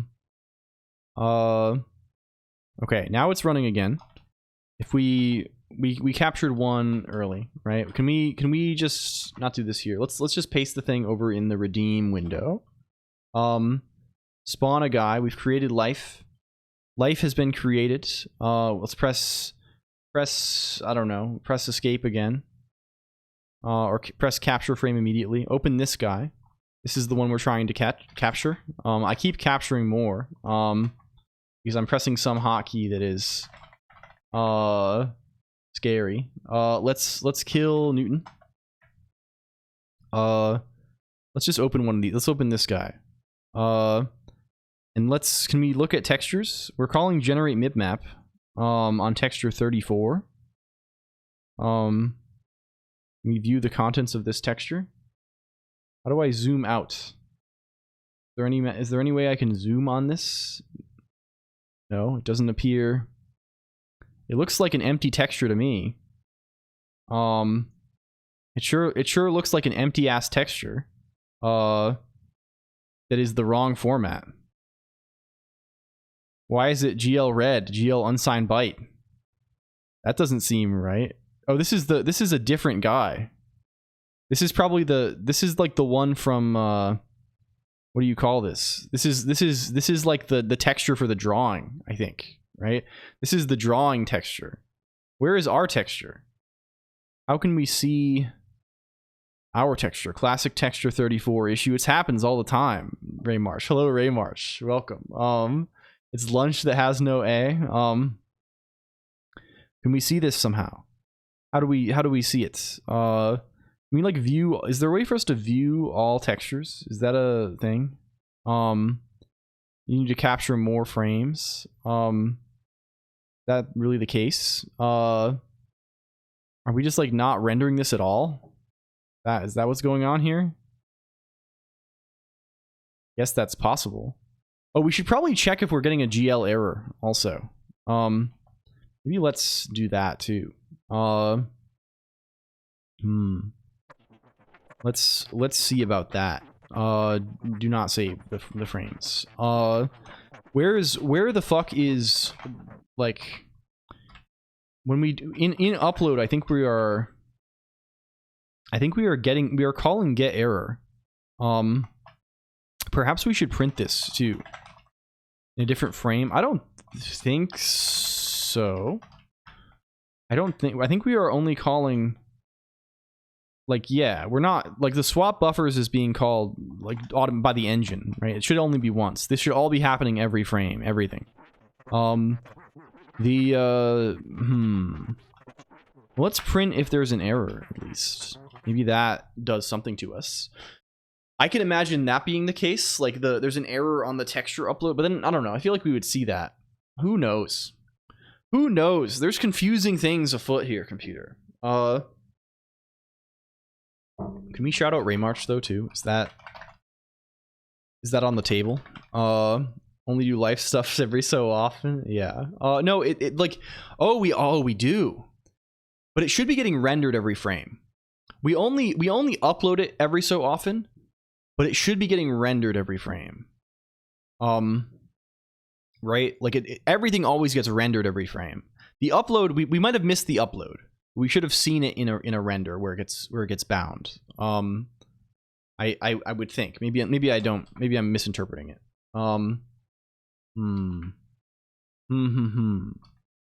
Yeah, the new error mechanisms with the new APIs. Yeah, no errors. And you can see this is not every frame. This is like every 10 frames or every 6 frames or something. Right? Okay. Or we're doing it like every half second, right? So it's even slower than that. Cool. I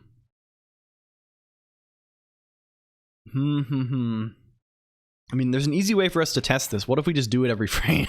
let's just call it every frame instead, and then do render doc on that. Okay. Let's see about that. Because if it's the glider, like it'll stay. I mean, the screen wraps around, so it'll stay on screen. So it's not like we have to worry about this, and it's not going to disappear. So we'll do this. We'll pop in render doc. We'll send a glider, and we'll capture a frame, and then we'll see what it looks like. That's the plan. That was a good observation, Real Nyston, for sure. That maybe, at least we can hopefully see the text image 2D call. Q render doc. Use load last settings, please. Call the thing. Go over here. Press spawn, paste the message. We have a glider. We created life. Capture frames immediately. Pkill Newton renderer. Okay, can we look at either of these? Cool. Okay, we have text. Now we got 2 guys on our generate mip map. We got 2 guys going on here. We got texture 30 and texture 34. Classic men. some of the most classic men that there are. Texture viewer. I mean, see the information about these fellows. Texture 34 is the one with its GLR8. Texture 30. What about texture 30 on here? Texture 30 is 128 by 72. So it's texture 30 that we care about. And he appears to be doing some stuff. There's some stuff going on him. And this looks like my name color. This looks like the color of my username. Does it not? That's what it seems like to me. I don't know. I don't know how I can I sample the color somehow? I mean, it's in float, right? So it's kind of annoying. Most male resources in the entire application. Yeah, like this, it sure looks like we are successfully emitting, like this is, we send a glider gun, right? So this is the path of the glider gun. So it's there. It's just not getting drawn onto the screen. Yes. But okay, its alpha is 0. That's what it is. Look at this. The alpha value is 0. Look, you can see down here. I assume this is the color. 0, 0, 0, 0. Here, alpha is 0 also. So what's that? Why is that happening? Why is the alpha 0? Yes, Vicente Gialancar did suggest this, so this is good. Why would it be 0? Right? We are setting these to like its color off, right? The colors are, oh, we're not setting, oh fuck, oh, you know what it is? Okay, here's the whole story. Here's the whole story, and here's why it's drawing in our color. Okay. The white color that is initialized here would indeed have alpha F like 255, right? But I think what's happening is we are, since we start next rule equal to 1, when we handle spawn, we are overwrite. Well, no, it should be this too, right? Like this should be fine. Like it should be. Why is it this? What is the deal with that? Why, huh? We're telling it RGBA, we're telling it unsigned byte.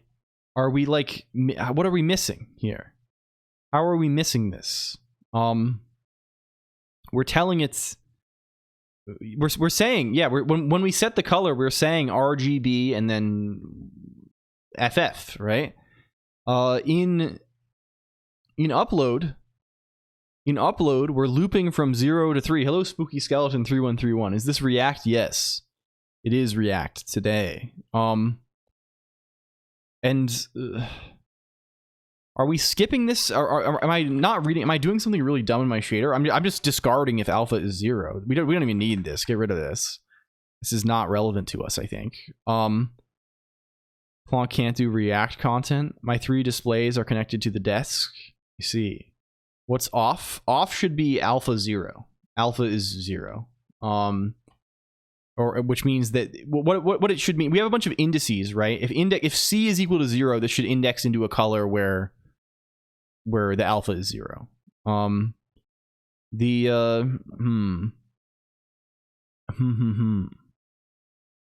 Why is that the case? I don't know what you are saying. Oh, shall I mental clarity establish? I mean, this will not do much, but yes. So the syntax, it's Rust. No, it's Rust. It's all the same. You know, it's all.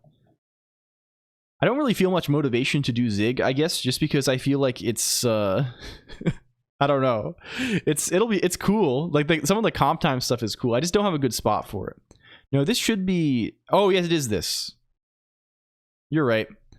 This is exclusive. This is an exclusive end on the range. Yeah, it's a dumb moment.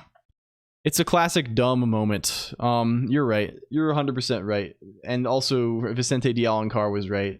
You're basically right about it. Okay. Let's build this. Let's build this guy. I did do a zig, like I've done a little tiny bit of zig, not on stream. Spooky Skeleton 3131. I did a little bit of like I don't know. Yeah, the allocator stuff is cool also. I built some stuff to Wasm. I got QuickJS. I got little bindings for QuickJS going on Zig, and I built the whole thing to Wasm, and this was kind of a fun exercise. But it's been, and I've used it a little bit for like producing binaries for things, like getting ARM binaries easily when I need them. But like, oh, I don't know. I just haven't like, I don't know. I don't feel very particularly motivated to play with it, I guess. It's cool though. Okay, if I submit a thing, is it my color? Is this my color now? Yes, it is. It's very fast. It's also, we need to reduce the frame rate again. But that was it. Okay, cool. Can someone else send a thing in? Any spawners in the building? Sphero collab? I don't know. I think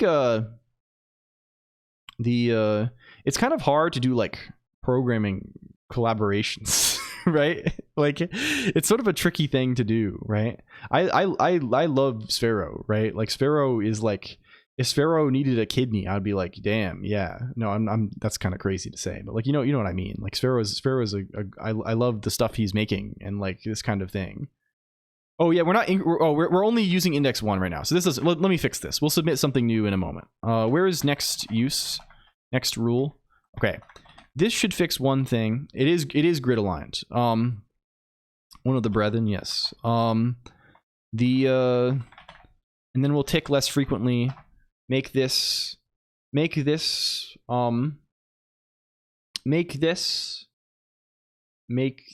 did he just say? Nothing.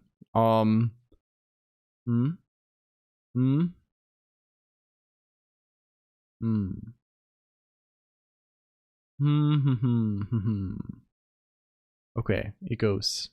He goes. It's funny, I wonder what causes this like extreme variance in the compile time. Sometimes it takes like literally 3 seconds, and sometimes it takes fucking a year.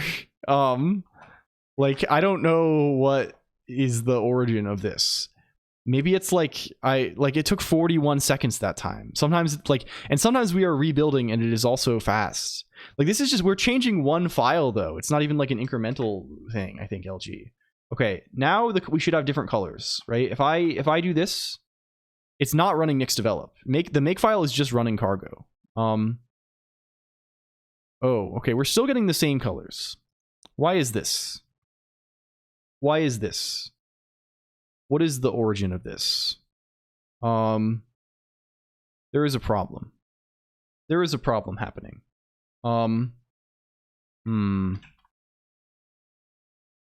Something silly, I'm sure. We should be setting things with different rules, right? When we call spawn, can we say oh, does spawn even do this? No, spawn should, right? Let's say log info spawning with cell C. Okay. Let's build this. Like, and this won't take 40 seconds this time, I bet. I have a hunch that this guy's, well, maybe he is. maybe he does still. Who knows? Like the character grid. Oh yes, it's not aligned to the character grid at all. It's a transparent window on top of everything. It's he is totally unaligned. It'd be hard because the character grid and there's not one. I'm not in a terminal, right? So there's not like one character grid, right? Like I can move things at sub character precision. So if I like move this here, right? Like this is like there's no like this. Where is this M in relation to this E, right? It's like it's an uneven width. So there's not really. I've thought of trying to do things like this, but it's not really workable. And also there are variable with characters, right? Like this diamond here is you know. Also, he wiggles a little bit when I mouse over you for some reason. I don't know why. Can you see that? The diamond, the emotes wiggle. That's not just a visual. I don't know. Something strange there. This time it took 60 seconds. Okay. If we submit things, we're just logging, so it should still not. The color will not work still. The color will not work still. But now we are spawning with different IDs. Like if I spawn again, right? It'll be a different color still, right? Which is fine. It'll be the same color, but like I can keep spawning things, right? We can fill up the whole screen if we want to. Like things are still spawning in and they are being displayed. I think. Maybe not. Are they? Is nothing else even being rendered? Oh, we have a red pixel. There was one red pixel. Did you see that? There was one red when Azriel sent that. Oh, you know what it is? It's only the initial spawn. We're not propagating them. Like, they're not being propagated. You have to catch it like frame 1. I think. Yeah, duh. Because we're not, yeah. Okay. This is obvious, I think. Kill. Okay, we're good. Obviously we just need to propagate this. Where are we saying 1? Where do we actually implement the rule? Where is step? It's here. Yeah, we say 1 here, right? So we need to infer like this is where we actually need to add our color inference, right? And what does our color inference look like, right? Well, like we're just gonna say like I don't know, like cur most common neighbor xy, right? And where is count neighbors, right? We just want most common neighbor here. Like sure, we just need the mode of these basically, right? Most common neighbor, right? For these guys, for these bastards, we should maybe even make, like, probably instead of doing this, we probably want a guy that just gives us the neighbors, right? This is maybe believable, right? It gives us a bunch of, like, I mean, like this guy. We're also saying in count cell, we're saying, ugh, yuck. It's all kind of gross, isn't it? It's all a little bit gross. Like, we don't want to allocate a vector really, right? We want to have like a bunch of references to the into buff, right? That's really what we desire, right? Can we have like a get can we have get with reference, right? This is kind of what is closer to what we want here, I think, right? Can we do this, right? And then say something along the lines of I guess it's not really I guess it has to be an allocation, right? Because we have to is there a way for us to return like a I'm trying to think of like how this wants to look, right? Because we really like don't want this to be. I mean, maybe this is like sure. Let's not worry about it too much before it becomes a problem. There's no reason to be concerned about it. We'll just say this. We can just say this kind of thing. For all of these guys, we'll just say gets. The edges, and not even because of the edges. I'm just trying to think of a way to like there's no reason why this neighbors guy should be like I should need to like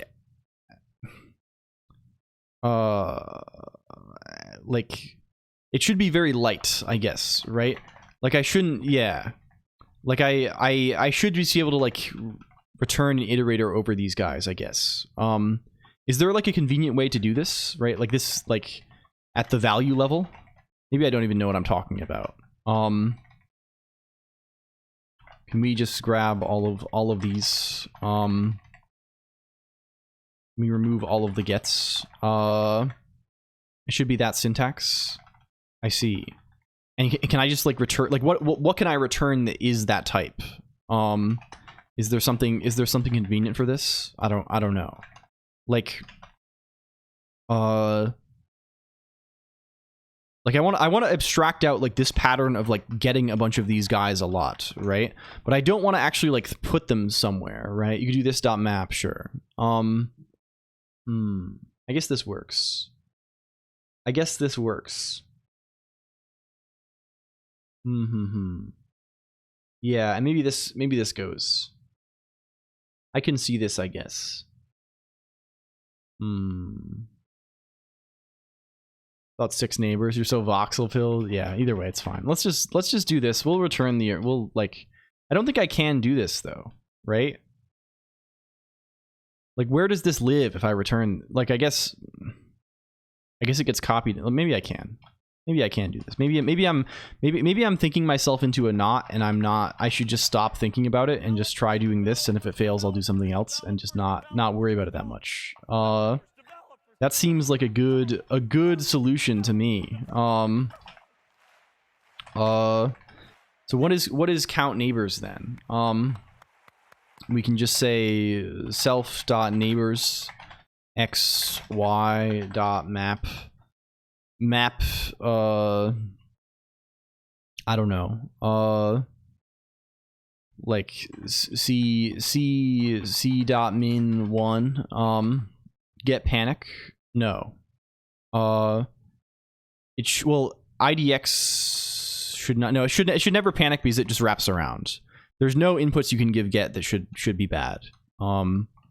He should be a good creature. Like, is this reasonable? Probably, maybe. And most, I can't turn off my lamp without setting up my server.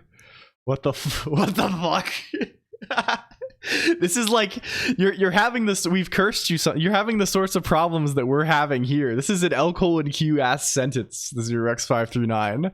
This is I can't turn on the fan until I install the NIC. Right. This is I can't open the screen door until I configure the television. Right. This is you're I don't know.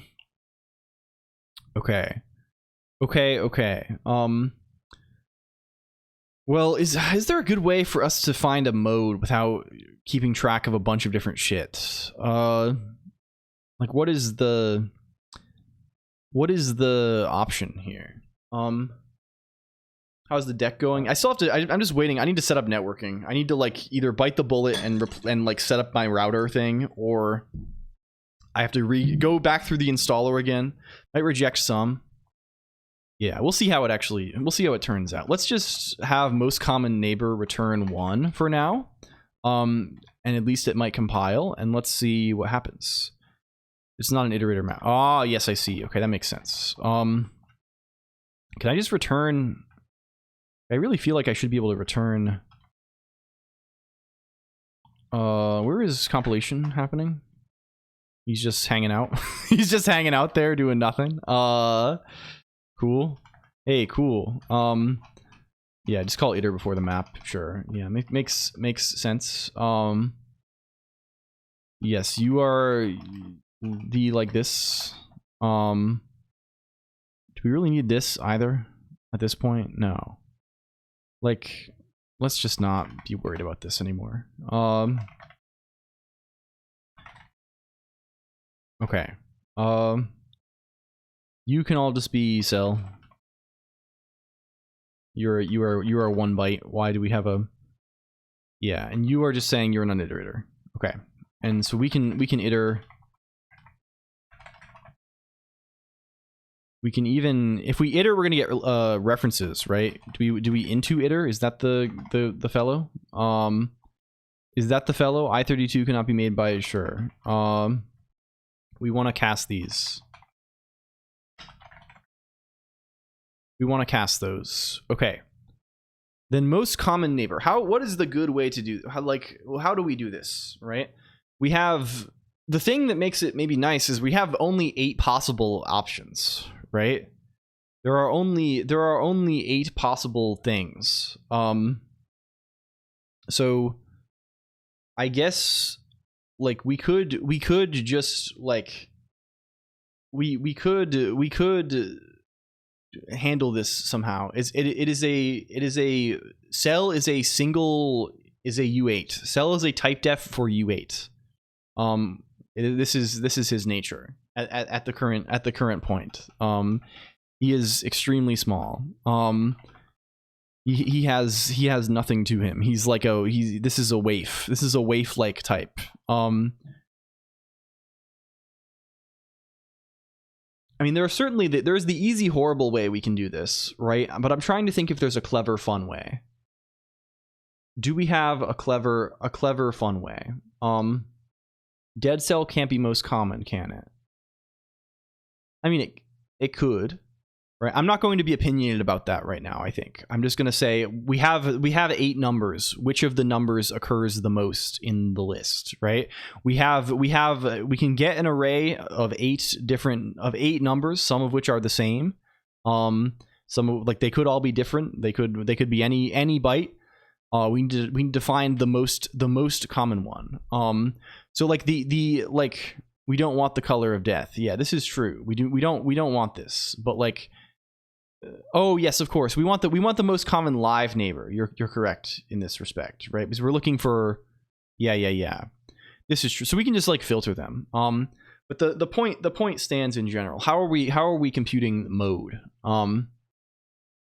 Yeah, that's what I was thinking as far as the kind of silly way. It feels like there should be something better than this, right? Like I don't know if I want to I don't know if I want to make that many hash maps, right? There should be a nice way, right? There should be I bet there is a nice way. What?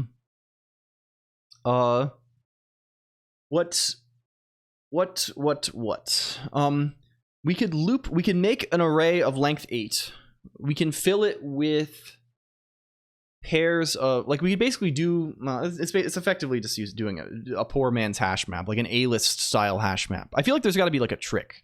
There's got to be like a nice trick to the whole thing.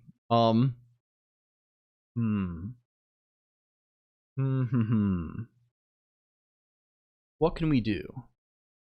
Let's think. Speed is an issue. Yeah, I just mean like we're going to be doing this. Like this is the kind of thing that we're going to be doing a lot, right? I mean, it's not actually a lot because our resolution is pretty low, but we could be doing this. We're probably doing this on every like, you can imagine this is not like an every frame operation even. This is an every pixel every frame operation, RPC 2.0. So itertools is fine, right? Figuring out which value happen. Yeah, so we're just checking like in the surrounding pixels which non-zero value occurs the most, right? Which non-zero guy is there the most of? What is he? What is that value? So we just do that hard coded in a local array. Yeah. That's probably what we should do. Oh, you mean itertools? Oh, this is what you mean. Okay, yeah, actually that's, do we have are we even pulling in itertools? Can we see this? This sounds a lot like what we want. If we're not pulling it in, we can just write this. We can just write this myself. You would be appalled at the way I write Rust. You probably have been already. These are X5. I don't use anything. I don't use any, like, I'm trying to write like I have no brain, which is true much of the time. But you know, you understand. I'm yeah. Yeah, and this does make a hash map. Which we probably want to avoid, but this does the operation, right? How can we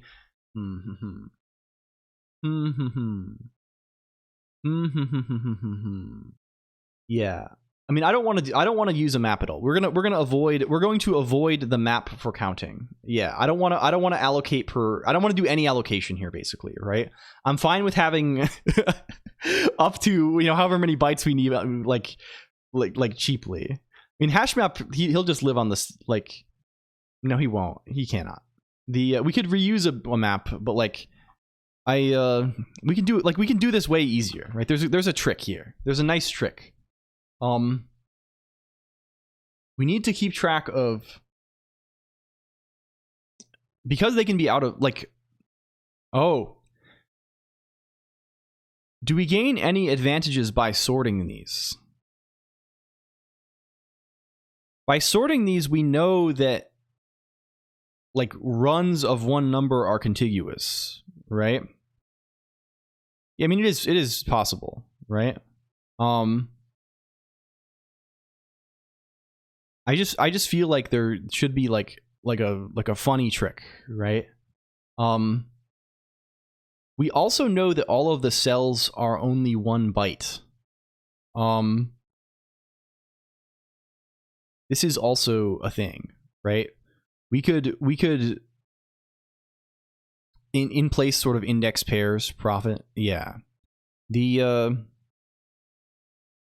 like the thing I was thinking of is just like throw an array in here, right? Have the array be filled with pairs, right? Like have the like the right, you see, right? But and then just like search over the thing for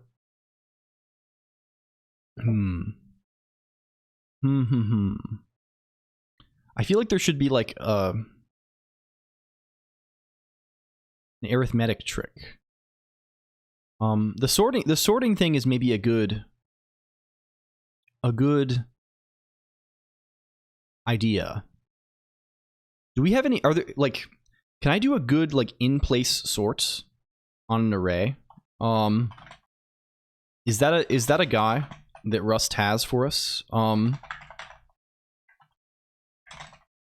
Is that an option? Do you exist? We can sort of vector. Do we have we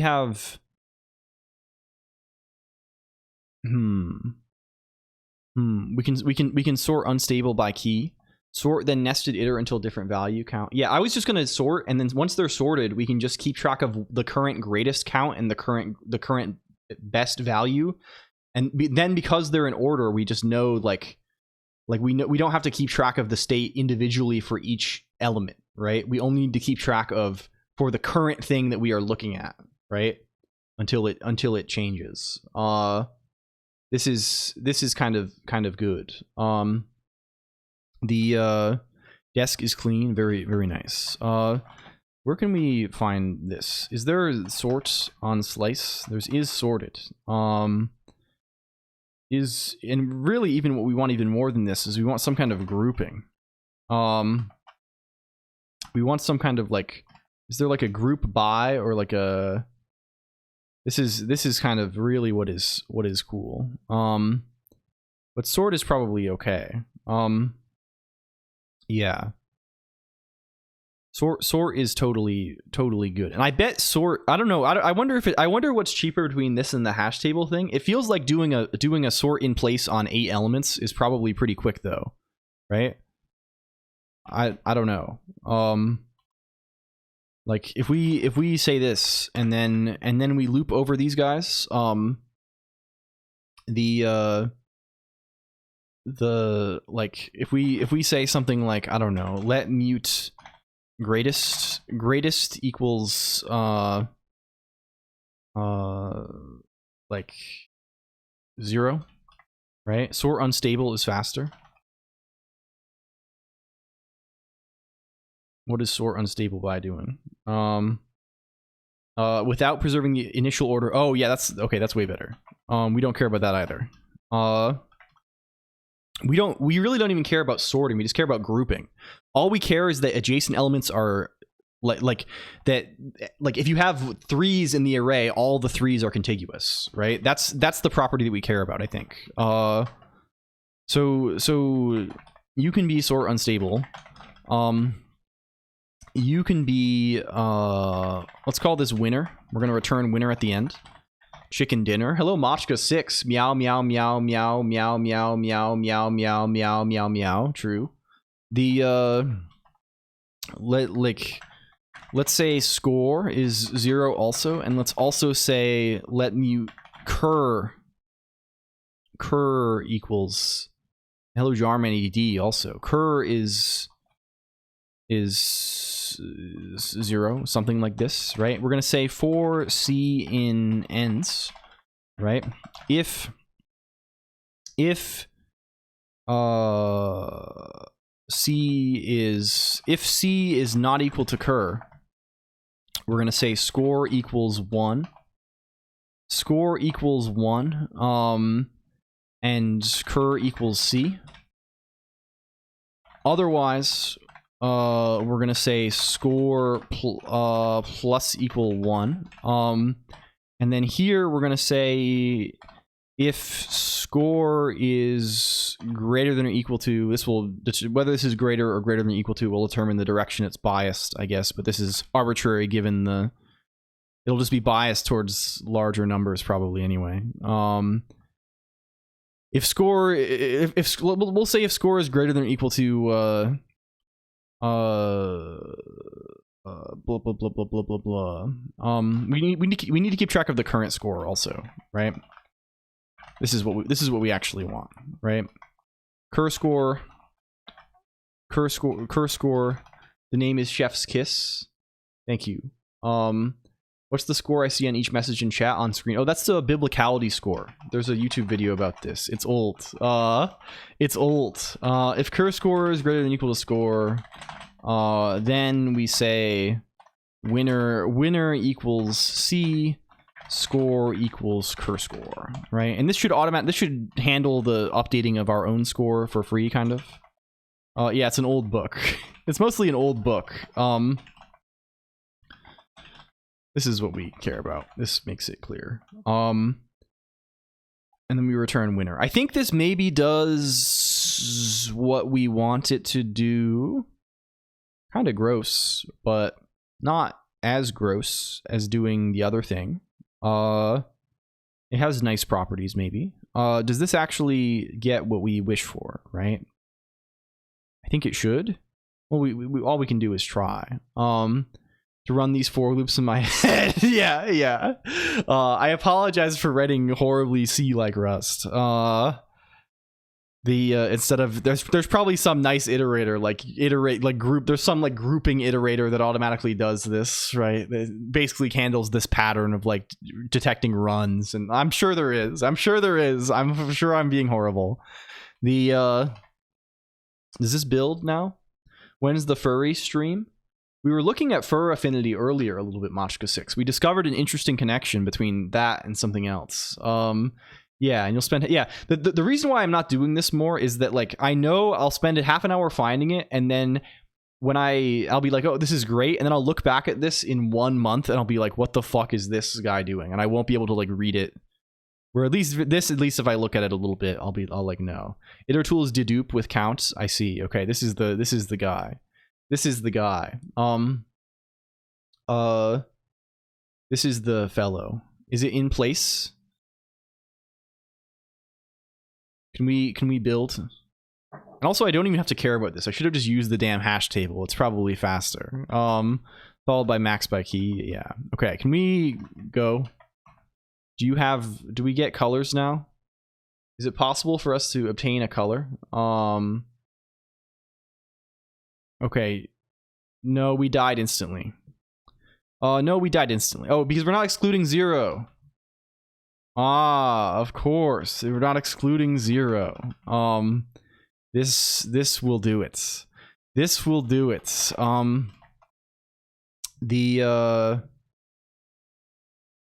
You know what? And we're not going to filter because we're freaks. We're going to say if C equals 0, continue. Yeah. Yeah, I know. Like we could dot iter dot filter, you know, nah, we're not going to do that, unfortunately. We're going to do bad stuff here. We're going to do bad stuff. And in that case also, hey, maybe we even should be returning like -1. I don't know. It doesn't matter. There's no real good error value here, and I don't want to make it return option. So it will still return 0 in some cases, namely the case where it's all 0. It'll return 0 if they are all 0, but that shouldn't be the case when we're actually calling this, because we're checking that the number of neighbors is 3, because we're calling this when we actually have a spawn. So like, I don't know. I don't know. in a lang he hasn't coded before. Rust. Yeah, true. I mean, I feel like trying to do it in... I really am not a very, like... I don't have very much... Like, I write a lot of Rust, but I'm not, like, spending a lot of time, like, learning Rust stuff, right? I'm writing, like, extremely dumb Rust. And, like, most of it is just, like, it would be the same... It's, like, I'm basically writing C, but it has the sum type feature. It's C with, like, the sum type extension and lambdas and, like, that kind of thing. That's kind of nice. Oh, cool, it works. Very sick. We are working. Yeah, it works now. So now if you create men, they will be in your colors. Now, there you can perform men creation, and you will see them appearing in your hue. Imperative, since result handling is so messy with lambdas and so trivial without them. Yeah. What is my color? It should select a random color for you if you do not have a color selected. If you have a color selected on Twitch, it should use that color then. I think that's what it appears to be doing, at least. I don't know why Control O's... Oh, did Control O, if you copied and pasted that, it was maybe malformed because you need to... like, Twitch breaks new lines, right? So if you paste something in... you can't really copy something from chat. You have to, like, put a semicolon in place of the new line. I should probably just make it handle that case specifically, but, like... The doc on these patterns, it's from here. It's linked on the redeem, but it's here also. You can choose colors on Twitch. Yes. You can see people who have chosen colors because if your name is white in my chat, you have not chosen a color on Twitch. If your name is another color, you have chosen a color. RCR and STN. I see. What caused this? Did we crash or was it wiped somehow? I don't know if it crashed or if something wiped it. The rule will not be respected, I think, RCR and STN, but that should just place a single point of I don't know why it shouldn't reset. Oh, you were just... Oh, did you do mental clarity on the... Oh, it was Colonoscopy doing mental clarity on... Just send it again. Colonoscopy just did mental clarity on the yeah. If you spawn just that, it won't do anything, right? Because it will die instantly, I think, right? Because of the rules of... Or, I mean, you can make a... I guess you're trying to set the rule there. Oh, yes, this is the thing. We do not yet support rules, but I think we can do that kind of trivially. And it won't even be hard, maybe. I think. Here's a huge man. We have a huge man here. I see. Is he moving? Is there movement, or has he collided with something and led to some sort of... Yeah, we already have this set up to maybe support rules per color, so let's just make it so we properly parse the rule string and then have color specific rules. It's so good. Yeah, I think this rocks. This is one of the better visual things we've done for a while, at least. I think this is kind of sick. Okay. How will we do rules per color? Should be able to specify color in the rule. Yeah, we can just make it so that's like an additional property that you can include on that like equals line, where if you say color equals something, the server posts. Very good. Very good, very good. Can you now turn off your lamp? Have we reached lamp turn off status? I really love like the little firework patterns that happen sometimes. Like it's good. It's good. And again, you can clear the whole screen because it accumulates debris really fast, which makes it hard to actually do anything. If you do mental clarity, it clears the screen.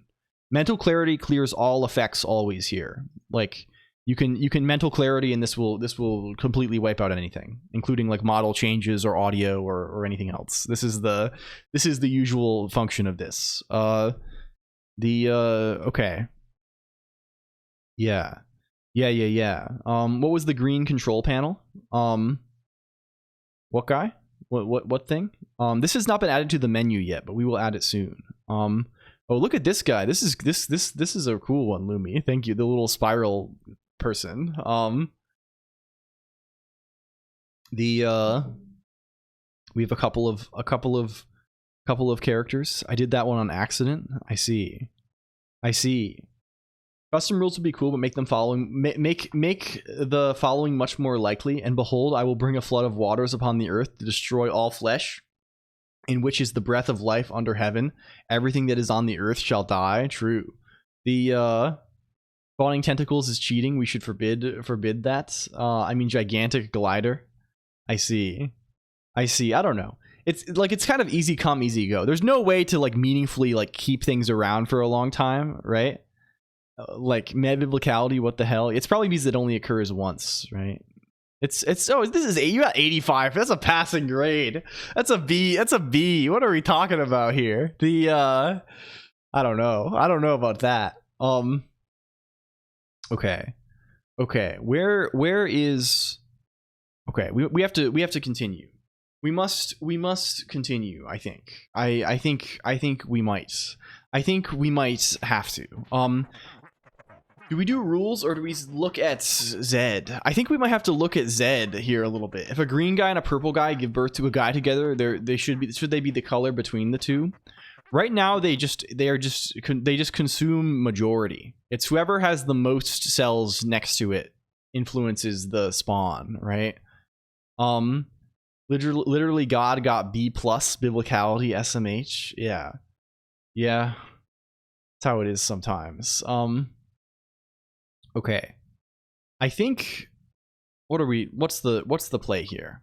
Would it be, how tricky is it going to be to do the rule thing? I guess we have to just parse. The rules are pretty simple, right? It's always just like B something, and then S something, right? Gotta go sleep. Have fun, everyone. Thank you, Ray March. Good night. I think desktop posts, very good. I think we can probably like, I don't know how comprehensible it will be. The collision between different rules introduces some concern, right? This introduces some degree of complexity. We can think about this later. I think for now this is good. This is a good place to be. I'm going to go get some more water really quick because I realized I have not taken a break for 5 hours. I will be back in 30 seconds. You should move around too if you have not been moving around. And when we come back, we will look at the Z machine. We will look at the freaking thing that I wanted to do today really bad. So yeah. I'm gonna leave it on this screen. Thank you, Crystal Coder. We'll say, yeah, 5.5 hour intro today. MOTD, not that. BRB 1 sec. Okay, I'll be back soon. Yeah, 1 moment please. Thank you.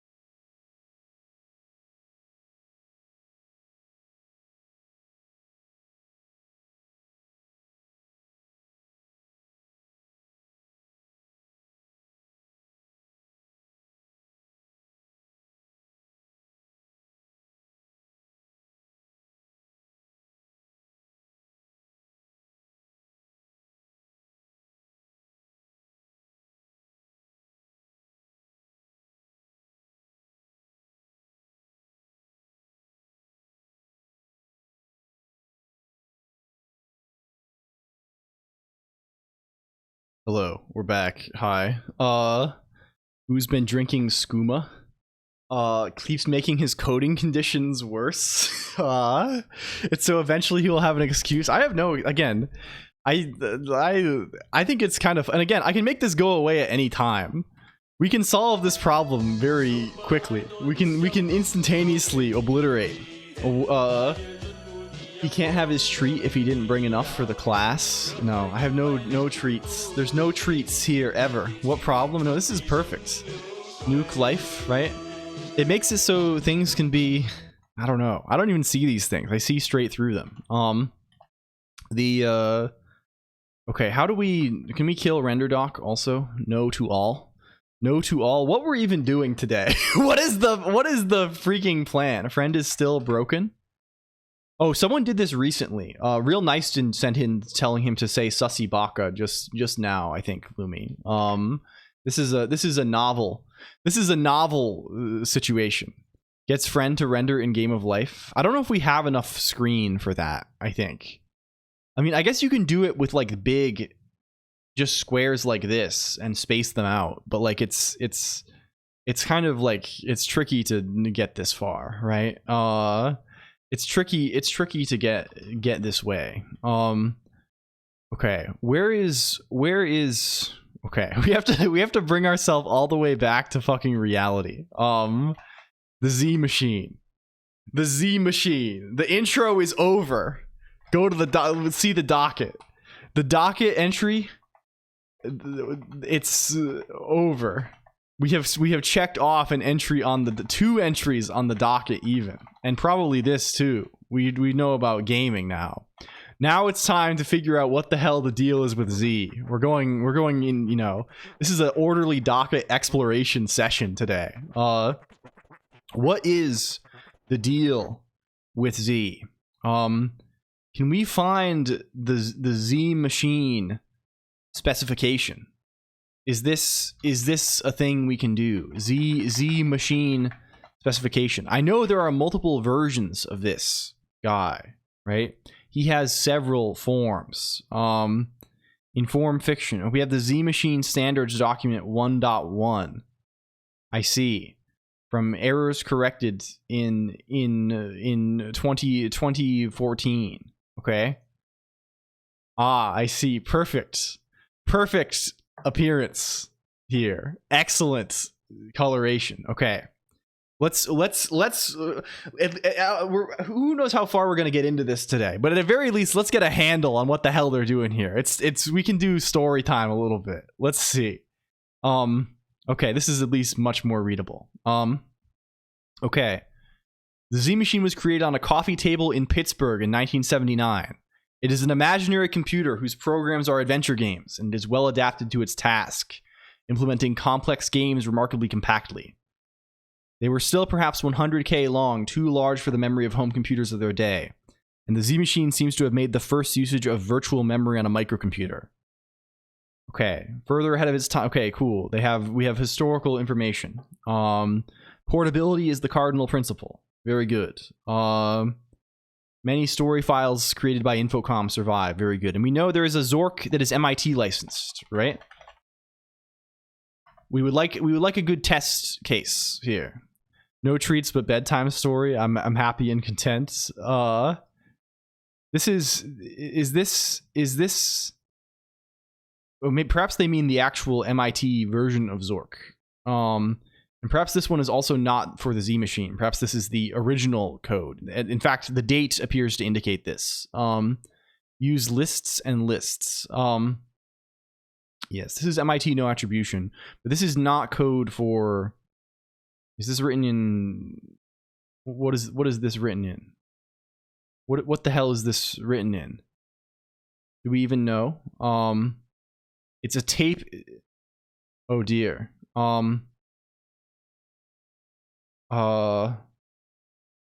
These are the decrypted versions. I see.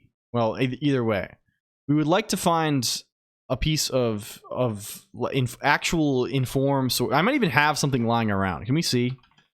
Do I have something in when I was trying to run Malian? Do I have a guy in here? I do. I have Zork1 R88 S840726.Z3, which I assume means Z Machine version 3. So maybe this is, we have a file. We can test some shit. Okay. The majority of opcode names, we have 8 versions of the Z Machine exist, and the first byte of any story file, that is any Z Machine program, gives the version number it must be interpreted under. Okay.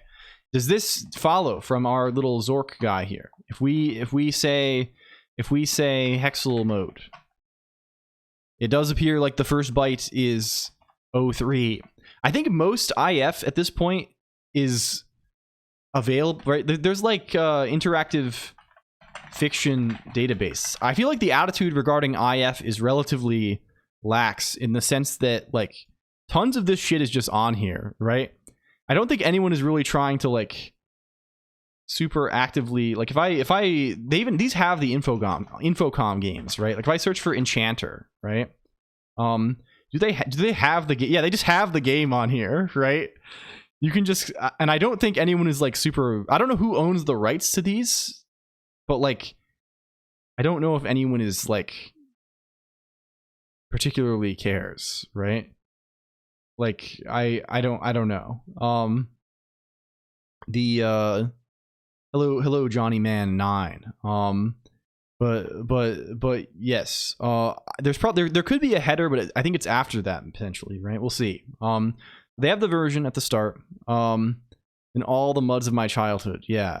Are you a mud enjoyer, Topo Header? What is your childhood mud? Wishbringer, bring up this one. This is the best Infocom game. I know people like what's the one people like a lot? A Mind Forever Voyaging. That's another popular guy, right? This fellow, I don't know. This guy's popular. I could have lost my streak because I forgot Fridays. Hi, hello, SSEHR15. Welcome. There's a guy on Kick who reverse engineered the Return to Zork game. It was relatively recently too. Very cool. This is good. If you know who or have a link, this would be great. I'm realizing that I'm thinking now like Crystal Coder was we were like, oh, we're doing this Z Machine stuff, and I just didn't do it for 5 hours. And I apologize if you were waiting for this the whole time. I hope we've been having fun. I hope you had a good time regardless. Okay. So, okay. This guy wrote a disassembler and Graham Nelson wrote the assembler. Yes, it will actually be 12-hour stream on, I don't know if you were here on Tuesday, LG. We're doing it's front page day again, and also 8192. And the thing we are going to do is we're calling this the LCOLONQ compilers challenge, and you're welcome to follow along at home. And the compilers challenge is we are going to write a compiler that can compile itself. The goal is that the stream does not end until we can bootstrap a compiler. This is the concepts. Rat's Nest, Atari Age. I see. Oh, this is a BBS guy even. Oh shit. Very, very cool. I think it's called Inform 6 now. Yeah, there's various. Okay, can we see? The first version of this standard was drawn up, whatever. It formalized what different interpreter writers regard as the Z machine. Sure. Various thoughts on things. Can I join your Discord? Yeah, sure, I can do this. I'm sorry. I think we just I think we banned you because I thought you were a crazy guy, but I think this was just a language barrier situation. I think you are probably not so much of a crazy guy. Those are certainly gliders. We got some gliders happening here. Now the gun has disappeared, I think. Okay. What is standard? Sure, they're just telling us about this kind of stuff. Whatever. Sure, they're telling us about hex. This is a funny way that they write hex literals and binary numbers. That's okay though. 0 is the least significant bit. 7 is the most significant bit.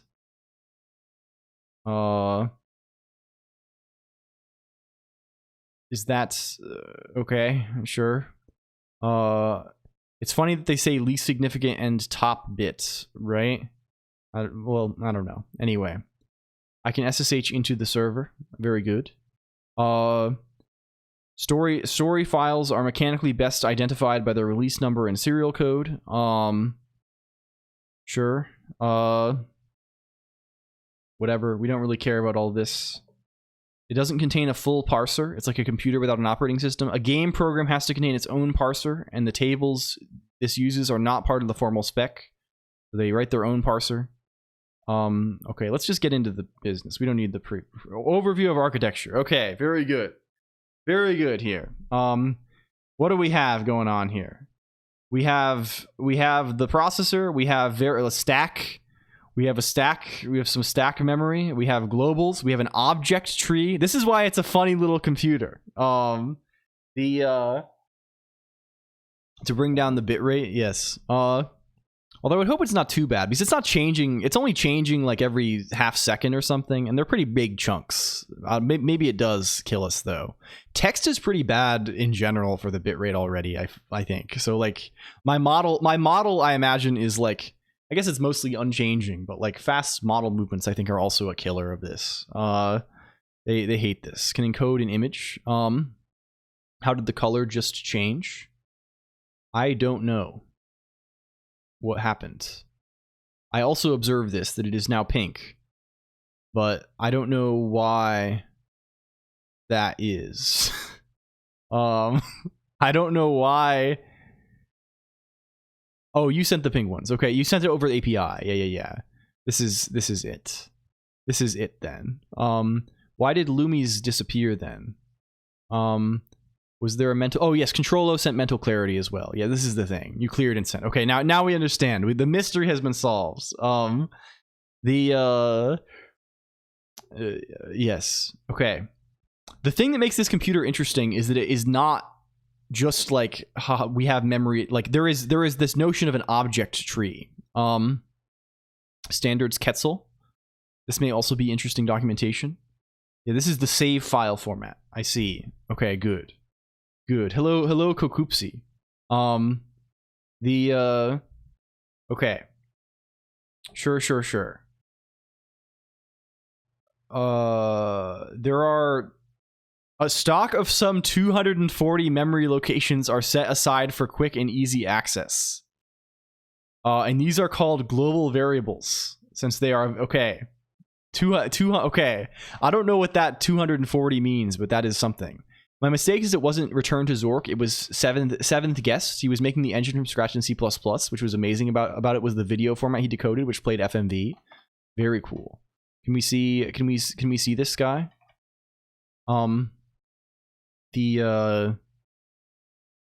we know about this? Can we learn? Can we learn of this? You have to put this in the redeem penguin operator. It has to go in the redeem formats. Seventh guest game from scratch. I see. This is crazy. What is the seventh guest? Where is this? Where is this guy? It's like an FMV puzzle game. Or is this PC originally? DOS and CDI. I see. The first FMV game made, hugely popular on PC. It is FMV Friday after all. So like this could request to add life commands to this. Okay.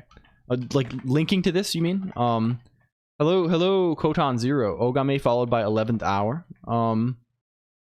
It's finishing X files first. Where's commands? .el. Let's get this. Let's get a guy in some arbitrary place. Or link. Yeah, it is linked in the redeem, right? The redeem links the format at least, which should, you know, have like it's the same wiki. ConwayLife.com is blocked in Russia. Oh dear, I'm sorry to hear this. You are like, yes, it's a you sort of situation.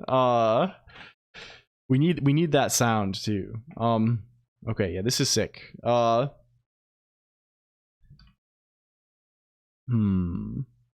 Coaxing some Z interpreter, the only compiler my new brain could get running on old Windows to output save files that could also be interpreted as bitmaps and creating small animations. This is kind of wonderful. This is kind of wonderful. Can we get back to the Z machine standard document? Okay. So there's a program counter, there's a stack. We read memory. Is there, okay, like this is like not, there is separate program memory and data memory, right? What do they call this? Harvard architecture? This is something? I see. It's something like this. Programs are divided into routines. Routine return addresses are on the call stack. The stack is empty. Okay. It's used to store locals, and also return information. Very good. And partial, like, I don't know. Sure. There's no registers. I see. There are no registers here. We are on a non-register machine. So I guess basically the global variables are, you know, we have a stack which gets us most of the way there.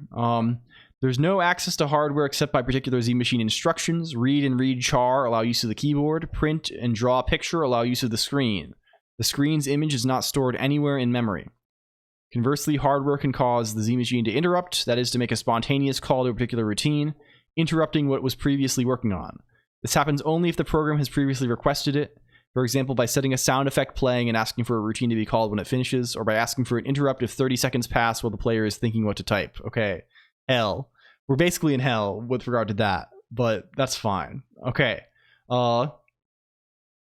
This simple architecture is overlaid by a number of special structures which the Z machine maintains inside memory. There are around a dozen of these, but the most important are the header at the bottom of the memory, giving details about the program and a map of the rest of memory. The dictionary, a list of English words which the program expects that it might want to read from the keyboard. And the object tree, an arrangement of chunks of memory called objects. Okay. Sure, the dictionary holds names of items and verbs that the player might type, and the objects tend to be places and artifacts that make up the game. Each object in the tree may have a parent, a sibling, and a child. Okay? So if we are the location west of house, we are standing in an open field west of a white house with a boarded front door. There's a small mailbox here. Opening the small mailbox reveals a leaflet. At this point, the object tree looks like, okay, we have some index for top, I guess, right? The global parents, then west of house, and inside of west of house is you, and then also there is small. It's just a tree, you know, it's a tree of like ownership, basically, right? Tree like of object relation, right? I wouldn't say even containment or something. It's probably more abstract than this, but like you could use this for all sorts of things. You have a tree, you have a global tree, and probably some instructions for manipulating this. The objects are bundled up collections of variables, which come in two kinds: attributes and properties. Attributes are booleans, properties are integers. Cool. And you might use the properties to, they can hold multiple numbers even. Cool.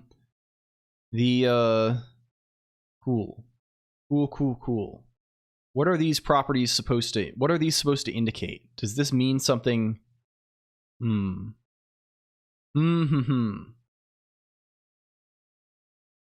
Sure. That's for the program to sort out. Sure. We have jumps. We have conditional jumps. Yeah. You can do something different, right? If you want. You can imagine a lot of things you can do with this, right? It's just general. You have a tree. You have a global tree. And the tree nodes can contain booleans and arrays of integers. Okay. The first byte is the version number. They're stored on disk in what are called story files. The processor begins to run a story file by starting with an empty stack and a PC value It's a story file consists of a snapshot of main memory only. Okay. So there presumably is some like canonical on disk representation of these trees, right? There is like a representation of like, okay, here's the bytes, here's what that looks like when you put them in the story file, and then these get loaded into main memory, and then this is what it's this tree, right?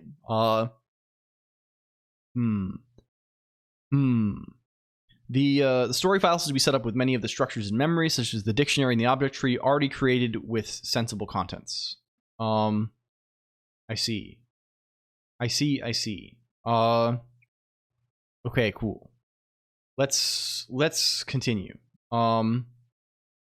Let us continue forward. The memory map. Your model crashes out every time you look to the side. Yeah, it's going behind this way. I think it makes my when I look this way, it's fine. This way, it's like I think it conceals too much of my face behind the camera. Let us continue. Yes. Okay, the memory map of the Z machine is an array of bytes with byte addresses running from 0 upwards. Imagine. Yeah, the first way also makes me go sideways, so that's this way. It doesn't make me freeze though.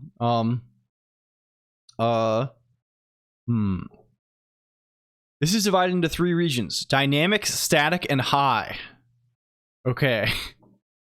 Dynamic memory begins from byte address 0s and runs up to the byte before the byte address stored at the word 0E in the header. I see. So this is variable width, right? You can say in the header, I want this much dynamic memory, I guess is what they're saying. Static memory follows immediately on. Its extent is not defined in the header, though it must end by the last byte of the story file or by byte address 0FFFF. Hello, Steger. High memory begins at the high memory mark, the byte address stored at word 04 in the header, and continues to the end of the story file. The bottom of high memory may overlap with the top of static memory, but not with dynamic memory. Okay. I don't... I wonder what... We're continuing on with the GBA ARM stuff. Oh yeah, we're continuing on with that for sure. I just feel like this is gonna be like quick and kind of fun, and I'm just gonna poke at it a little bit. This is not like a huge project. I think this is like a little guy. I think this is like a pretty easy machine to implement. I think it's, you know, it has its weirdness, but the GBA stuff is still like the larger, you know, the current overarching thing. I just wanted fun. I mostly was like, I didn't know what to do today, and this seemed really fun and exciting, and like I was, let's just do this. Hello, Party Cat lol. And then we got sidetracked by 5 hours of the thing. Thank you for flower. This is really good. It's good. It's a good ass flower on me now. Fly by moose. Thank you. Good night, friend. Okay. Dynamic memory can be read or written to, sure. The first 64 bytes are known as the header. The contents of this are given later, but note that games are not permitted to alter many bits inside of it. It is legal for games to alter any of the tables stored in dynamic memory above the header, provided they leave the tables in legal states. Static memory can be read using the opcode's load. You cannot... Okay, so this is the difference. You can write to dynamic memory. You cannot write to static memory. Maybe static memory is supposed to contain procedures. High memory cannot be directly accessed at all by a game program. It contains routines. Oh, okay. So I see. You cannot even read. This is data. So dynamic memory is like workspace. Static memory is data. High memory is routines and string literals. This is, and high memory. So dynamic memory can be read and written. Static memory can only be read. High memory can neither be read nor written. It can only be interacted with by like jumps and things, or like or print p-adder, things like this. The permitted length depends on the version. I don't know what this 128 means. It's clearly not bytes. I don't know what is the unit here. I don't know about that. Like, what is that supposed to be? Like, it's clearly not a 128 byte maximum length. That's crazy. It's some... Do they mean... Is it 128 K? I don't know. There are 3 kinds of addresses in the Z machine, all of which can be stored in a 2-byte number: byte addresses, word addresses, and packed addresses. Okay, sure. So our addresses are 16 bits. A byte address specifies a byte in memory in the range 0 up to the last byte of static memory. Sure. A word address specifies in this, you can only, it's for, and dynamic memory is above static memory, right? And high memory is at, when they say bottom and top, I don't know what exactly they're meaning here. I assume like the bottom, like they mean the 0, yeah, like closer to 0. So high memory is like after the end of right at the end of the static memory, I guess. Sure. The neat. Cool. A word address is an even address, so it has to be aligned in the bottom 128K of memory. So this is cheating. You know, you're cheating to address more memory by, you know, not like getting an extra bit, not using the low bit because you're assuming it's aligned. These are only used in abbreviations tables, I guess. Sure. A packed address specifies where a routine or string begins in high memory. Given a packed address P, the formula to obtain the corresponding byte address B is 2P in versions 1, 2, and 3, 4P in versions 4, 5, and 4 and 5. I hear a little mouse. Was there a little mouse? I heard a little something too. What was that? Is there a mouse in my house? Did they put a mouse into my house? Maybe they did. We care about version 3. We're gonna just do this kind of thing. Example memory map of a small game. Okay. Here we have it. This appears to be some kind of game. Your scroll wheel? I don't think so. I don't know what that was. I don't know if it was on the computer or in the real world. I'm confused by this. It could have been in my voice also. Maybe I had like a little wheeze or something and it sounded like a mouse. I think maybe stranger things have happened, computer. I don't know. I don't know about any of this. Okay. Can we where are we going? The computer isn't the real world. Well, it's shocking, I know. Hello, Gen Dude. Sure. So it is just one bunch of memory, right? And they actually have like, right, here's code and string literals, here's constants, here's like the rest of everything. Here's the rest of the memory. Can even give me valid glide. Yeah, I would just check the wiki for this sort of thing. It's probably nicer for everybody. The robots are not very good for most things. You just gotta I don't know. I want them to live in peace. I want them to live in peace and not be forced to generate listicles, if possible. Numbers and arithmetic. Okay. Numbers are usually 2-byte numbers. Okay, very good. You can sometimes treat them as signed. Okay, very good. And this appears to be 2 complement signs as well.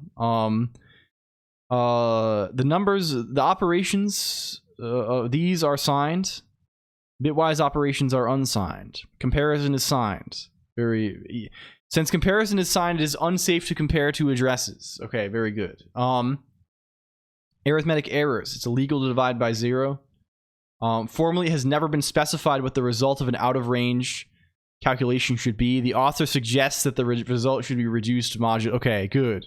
We're going to do that. They're going to wrap around. That makes way more sense for everyone.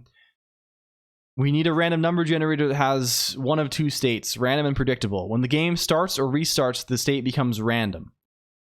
Ideally, the generator should not produce identical sequences after each restart. I see. When random, it must be capable of generating a uniformly random integer in the range 1 through n for any value up to the maximum signed integer. Any method can be used. For instance, using the host computer's clock time in milliseconds. Very, very good. Very good. The uniform. I mean, this is perfect. This is perfectly fine, right? This is when this is basically there's seeding randomness, and then there's like using a seed, right? So this is fine. Whatever. We'll get something from like we'll get something sensible. You can switch it into a predictable state with a seed value on any 2 occasions when the same seed is sown. The same seed is sown. This is cute. Identical sequences must result. Good. You can switch between these at the request of the player. Good. Sure. Believable. How text and characters are encoded. Z machine text is a sequence of ZSCII character codes. ZSCII is a system similar to ASCII. See section 3.8 below. These ZSCII values are encoded into memory using a string of Z characters. The process of converting between Z characters and ZSCII values is given. Okay. Text in memory consists of a sequence of 2-byte words. Each word is divided in... Oh my god, okay. Yes, okay, this hails from the time when text is expensive. So we are living in a world of 5-bit characters, baby. Hell yeah. We are living in a world of palletized characters also, it appears. So for every 16 bits, there are 3 characters in 3 5-bit words, and then 1 unused word. Well, it's not unused. It's just one extra bit is used to indicate the end of the text. So I guess they use this as a terminator. There's instead of having a null terminator, we have a terminating bit. We have 3 alphabets: lowercase, uppercase, and this makes sense. You have to have these alphabets because you can only fit 32 characters in. So you could not. We need to have this, right? And during printing, one of these is current at any given time. Initially, A0 is current. The meaning of a Z character may depend on which alphabet is current. Okay. So that makes sense. These 5-bit values are displayed in certain ways based on the current alphabet. In versions 1 and 2, the current alphabet can be any of the 3. The Z characters 2 and 3 are called shift characters and change the alphabet for the next character only. The new alphabet depends on what the current one is. Z characters 4 and 5 permanently change alphabet according to the same table and are called shift lock characters. Yes. Okay, so we have like actual like caps lock and shift basically in the encoding, right? In order to compact this a little bit. Which makes sense, right? For human, English text, right? A lot of the time, like you have capital letters at the start of sentences and stuff, but otherwise it's mostly lowercase, right? So this probably saves you a lot, right? You don't have to account for the possibility that every character could be capital, right? You could use an extra byte when you need to do that occasionally and still, save a lot of space.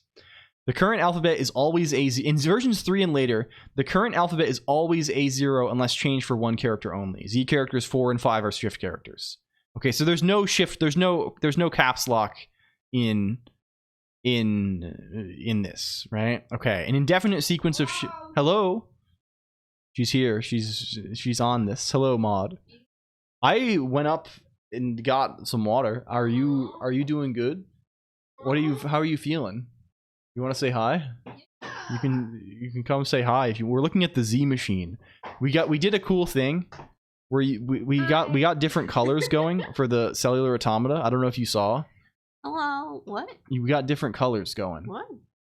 So if people submit different things, they go different colors. Like here's my guy. You can do stuff like this. You can do stuff like this from Lumi. Holy shit. You can do. There's various motions happening. Hello, dude. Yes, Xerox539 has moves. Your arch nemesis. You are foes. Oh, that's awesome! Congrats. I hope that the new setup is nice. Hello, everybody. Hi. Hi. Who else do I see? Fart Train. Fart Train is here. Penguin Steger. Operator. Penguin. Yeah. Hello. Cato. Hello. Colonoscopy. Colonoscopy. Hello. Okay. What's your plan for the evening? We're going for another 6 or 7 hours. Okay, I could not tell earlier if you were joking. I'm not joking. Hi, Lumi. Hi, Johnny Man. Hello. Sorry if I missed anybody. I am joking. Are you? You were selling it so hard earlier that I was concerned that you were actually. I was bleeding for the bit. A little bit. I was bleeding on the field for the bit. Yeah. We're learning about Z here. I got baited. I mean, you can go as long as you want. I know. I know. Created life. We have a flower. The flower has collided with something and is deflating rapidly, though. He's collided with some kind of thing. Do we need speakers in multiple rooms now? I don't know. I don't know much about the I assume you want to do all this at like the audio level. I guess I wouldn't want to do this with software. This seems scary to do in terms of the like.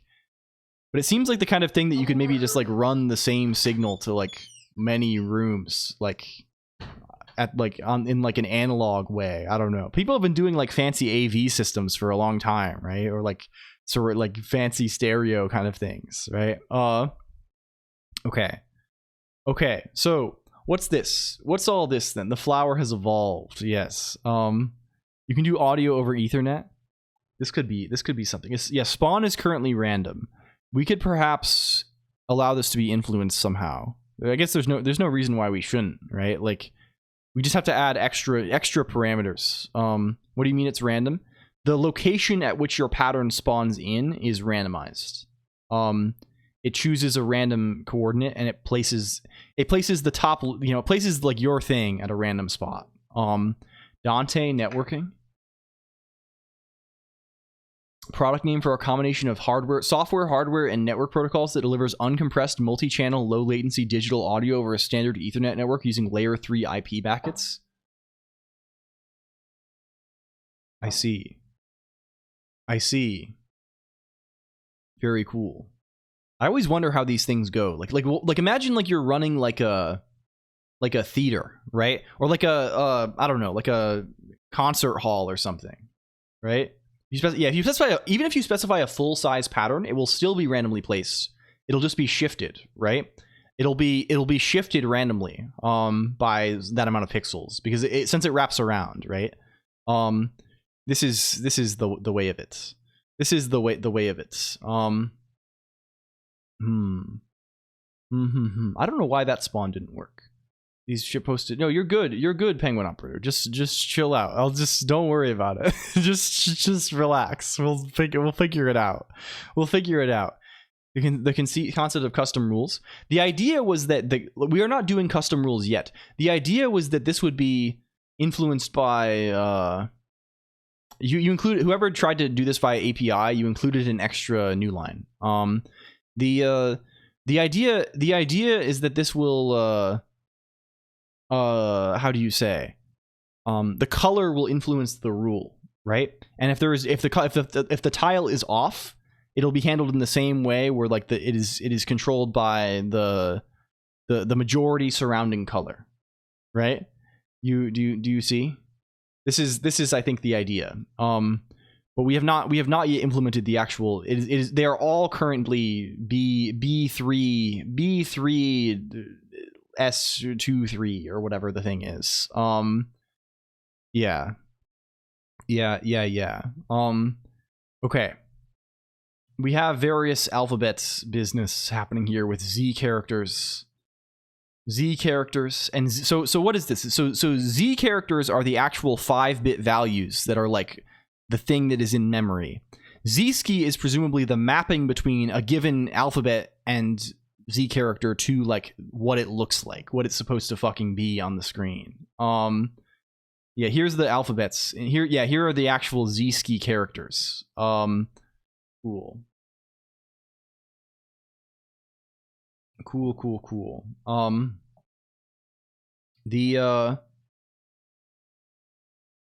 I don't really understand what this top mapping is trying to say. Presumably there's multiple, like we have more than one hex. Oh, this is what it is. This is like the high, well, I don't know. This is like high, what the fuck? Well, who knows, man? We'll figure it out. Hello. What is this? I've received a first-time chat from Endrit Mars Studio. Streaming this? I see. Oh, yes, I see. I know. I know. I was doing the bit. I was doing the bit. This is crazy stuff. This is crazy stuff. No, don't worry about it. It's good. It's fun. They should probably be obliterated. This probably warrants some kind of obliteration. Yes, thank you. Wait, it says 2 messages deleted. Wait, were there 2? What's this? I don't know. Who in the hell knows what this is? Summary of ZSKI rules. Zork standard code for information exchange, pronounced to rhyme with ZZZ, which is a Zork word. Is this how you say this? How do you ZZZ? What is message biblicality? It's the degree. It's a measure of the degree to which the words in the message occur in the King James Bible. So, you know the anecdote that the kids say. They say none of those words are in the Bible. They say things like that. They say you say OMG. That's kind of sus, oomphy. Right, and then the child says to you, "That's kind of none of those words are in the Bible." That's what the other child says. They say this fr, and because none of the words are in the Bible, right? They're invented words. So then we have, I don't know. It's a bad joke. It's a stupid joke. Okay. Sure. For all practical purposes, ZSKI is an 8-bit unsigned code. The codes, they have single click and double click character input codes and cursor up, down, left, right codes. This is presumably on text cursor, right? I don't know. That's what older people tell the kids. I see. Oh, I see. I understand a little bit more now. Is there a Gen Alpha brain rot version of the Bible yet? Yeah, so you see, you get a higher score and your words are less red, right? The redness of the words is influenced by this, right? Of course, these words are not max. So if in my are kind of maximal in a certain sense. David as well. Miku as well is a very maximally word. Sneak words in, yeah. King Jamie's Bible. This is something we've talked about multiple times. Just like releasing versions of books in the public domain that have like a few words changed, not even in like a sinister way, just like changing a couple of words and publishing this on Amazon or something, throwing this on Kindle, like I don't know, or it's like changing the name of one character subtly in a book. This is kind of good. Okay, we have various ZSKI codes, so we're going to have to, at the very least, we're going to have to build various tools for these strings, right? Good night, Controlo. Thank you very much. Please rest well. And we'll see you later. Thank you. Hi. The Bible Gaslight edit, yeah. We're gonna have to write parsers for this. We're gonna have to write like renderers, like things that turn this into like ASCII text that we can draw, or rather turn it into like operations on like wherever we're representing the text, right? Because there are things here that can be like you can like move around. Like this is like a terminal interface. Good night 0x539 as well, and welcome back Fade. This is all like, yeah, this is a false machine. But like we need to be able to have this, right? I wonder what like the actual like terminal output is supposed to look like. Got headphones working. This is essential. This is good. And we have even default Unicode translations here. They mentioned standard ASCII is this. Where are these Unicode characters coming from? They have like an extended thing. Okay, we're gonna have to think about this whole business. ZUI. That's kind of the idea, just doing it in Emacs. In practice, the text compression factor is not really very good. Okay. Encoding does at least encrypt the text so that casual browsers can't read it. I don't know if this is an advantage. Well-chosen abbreviations will reduce total story file size by 10% or so. The German translation of Zork 1 uses an alphabet table to make accented letters efficient in dictionary words. In version 6, Shogun also uses an alphabet table. I just returned string. Okay. Random structured memory is accidentally printed as a string. Illegal ZSKI codes may well be printed using the 4Z character escape sequence. It's helpful for interpreters to filter out any such illegal codes so that the resulting on-screen mess will not cause trouble for the terminal. For example, by causing the interpreter to print ASCII 12 clear screen or 7 bell sound. Okay. I see.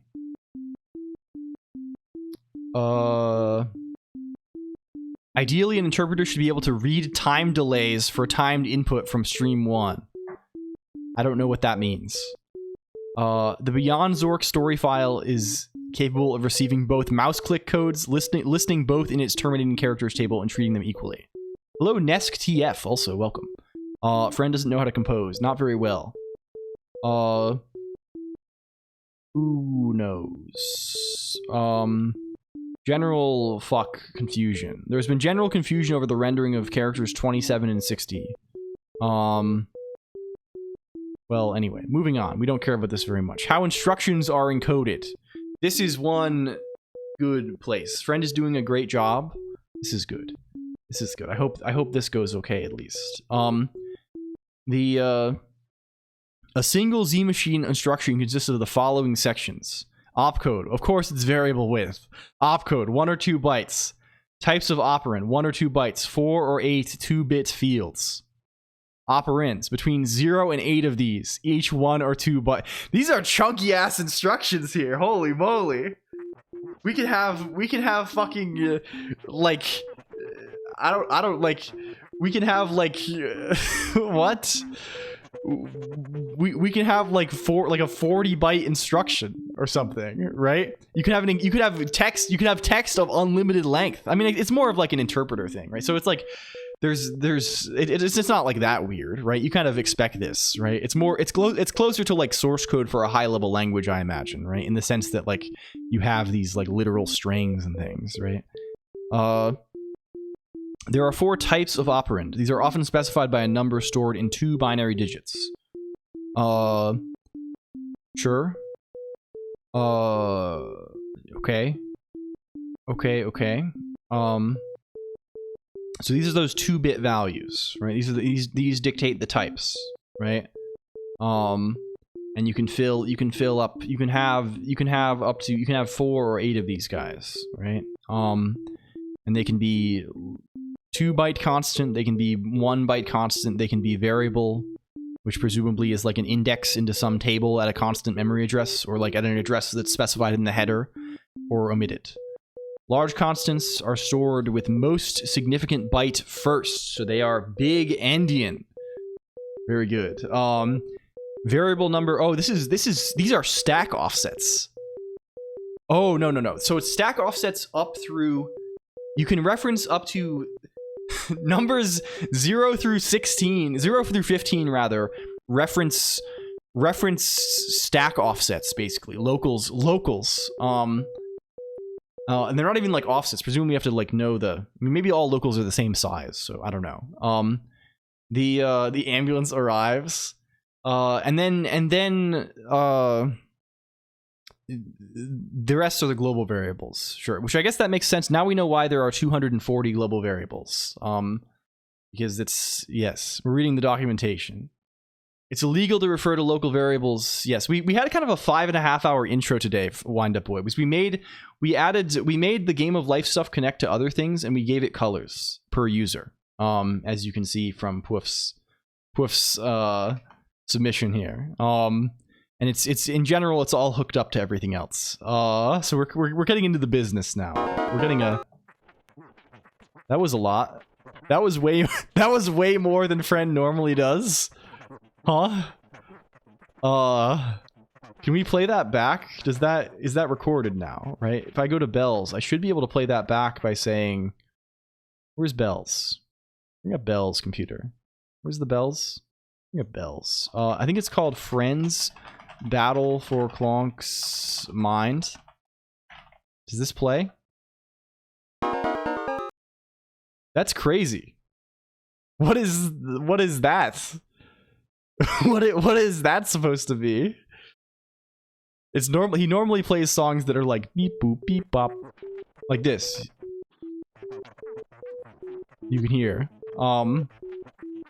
Okay. Variable really means variable by value. Some instructions take as an operand a variable by reference. This operand usually has type small constant. And inform automatically assembles a line like @inc turns by writing the operand turns as a small constant with value the reference number of the. Okay, sure. So you can pass. Got it. It's the same number. You just put it in a small constant. Each instruction has a form and an operand counts.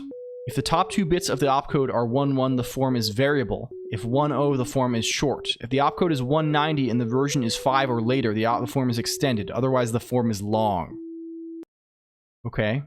I see. I see. Cool. In long form, the operand count is always 2 op. The opcode number is given in the bottom 5 bits. Hello, Crazy Kitty. Thank you for the resub. Hello, Crazy Kitty numbers. Noted individual. Noted friend, Crazy Kitty with the numbers in the name. Does it... Okay. Sure. This is all... We're gonna have to look at examples of this, because this is annoying to parse. Max size we can pass in. Game of Life computer. The size is relatively small. The size is limited to what's on the screen, and it wraps around off the screen. Coton 10, so it's like... You can't do huge things. It's like 128 by 72 at present. Oh, we have faces?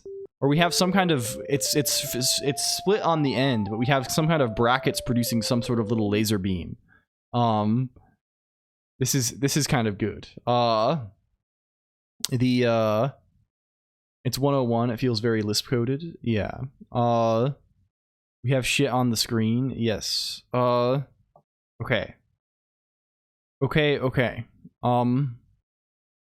Look at this little guy. He needs to go in the middle. I see. Very cool. He's got parentheses on him. It almost feels like, you know what it looks like? This looks like right here. It looks like walking into a... It's like a you know how like a first-person dungeon crawler looks? Like walking in to the thing? Like it feels like we're like walking down a corridor and we're like seeing doors shift by, and we're like walking block by block. It has this effect to it. It's like the zooming out effect creates like a sense of foreshortening, I think. Or I don't know. Is that what you call this? Foreshortening? I don't know. Okay, opcode operands are always evaluated from first to last. This is important when the stack pointer appears as an argument. Okay. The store instructions return a value. Sure. Sure. Giving the variable number of where to put the results. I see. Very, very cool. On disassembly. The first byte of an instruction can be decoded using the following table. Okay. Okay, sure. Whatever. We're going to have to think about this a little bit more. How routines are encoded. A routine has to be represented by a packed address, so it has to be, in version 5, it has to be divisible by 4, sure. It has to be aligned to something, right, such that you can jump to it. Routine begins with 1 byte, indicating the number of local variables it has. Funny. That number of 2-byte words follows given initial values for these local variables. The initial values are all 0, starting in versions 5 or later. Execution of instructions begins from the byte after this header information. There is no formal end marker. It is simply assumed that the execution eventually results in a return taking place. We love this. In version 6, there is a main routine whose packed address is stored here. When the game starts up, it's illegal to return. In all other versions, the word contains the byte address of the first instruction to execute. The Z machine starts in an environment with no local variables from which, again, a return is illegal. Okay, so this just means on version 6, you can have main that has locals. In all other versions, you just you just start mid-procedure and you don't get to have locals. If it doesn't return, doesn't matter. It doesn't, I mean, like... I don't know the exact context that you're referring to this with. It is kind of nice to have some knowledge of like how big functions are for like code discovery. Like you don't have to like do like kind of more complex analysis to do code discovery and know what is code if you're like disassembling or something like this. But I don't know. Okay. The game state. Storage, sure. The state of play is defined as the following: the contents of dynamic memory, the contents of the stack, the value of the program counter, and the routine call state. That is the chain of routines that have called each other in sequence. Is that just not part of the stack? The routine call state, the stack, and the PC must be stored outside or are they separate stacks? I don't know. The earlier information had me thinking that they were the same stack, But now this has me feeling like these guys are separate stacks. I don't know. Okay, the format of a save game is not specified. The entire state of play must be stored when the game is saved. An internal save game for... We're not going to worry about the standard format for this, but I assume it's easy. It's easy enough to export the Quetzal thing or anything else, I imagine. We won't even worry about saving games for now. An internal save game for undue purposes is not part of the state of play. Okay.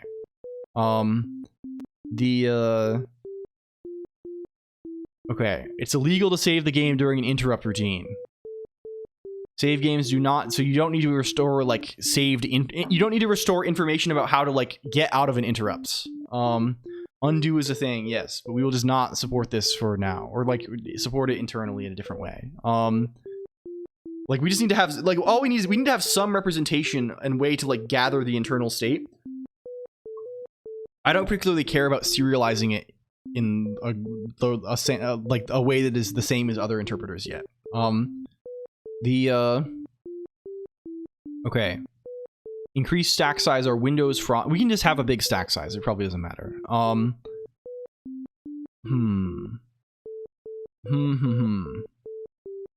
Okay.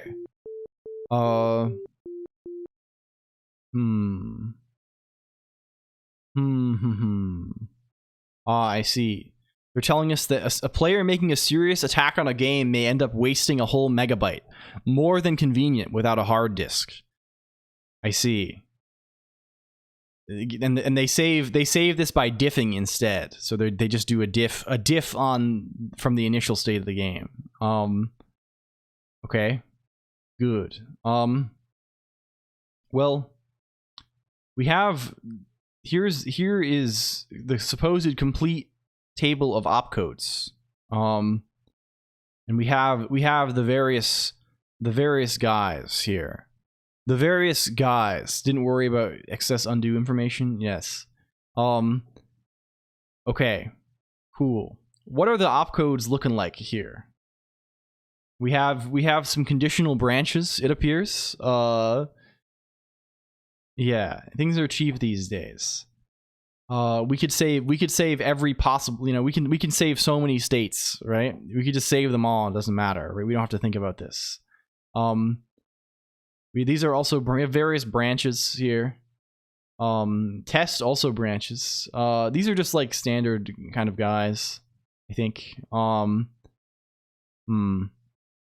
Perhaps a good place to start for I don't know.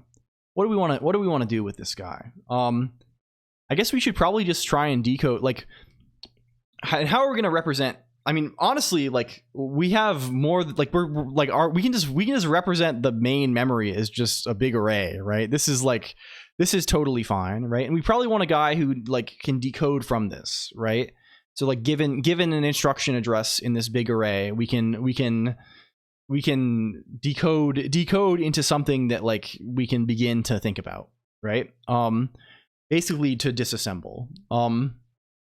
So yeah, hooking up memories later. Yeah, but I like doing this early, right? Because it's like, I don't know. I guess it's like we're just like, because these instructions can be like so variable width. I like kind of having the thing doing the decoding also do the appropriate reads, right? Because so instead of having to like do it, you kind of have to do it that way, unless it's going to be really ugly. So I think we'll do this. For now, we'll just have a big array and we'll scoop them. We'll scoop them out. And we'll have to think a little bit about, yeah, it's very like there's like string literals in instructions, A squared. It's kind of crazy. Okay, what are we calling this? What's a good name? Let's call it Z. It's the Z machine. Let's call this we have a good name. We're calling this the Z pod. I think. This is the way we go. Z machine interpreter. Very, very good. The Z pod. Okay. So what are we doing about this stuff, right? We probably have some well, let's not just do it with global variables all over the place, right? Let's have some notion of like a game state. I think is probably a good place to start. Prod Z pod, yes, exactly. You see the vision. Let's def struct a guy. We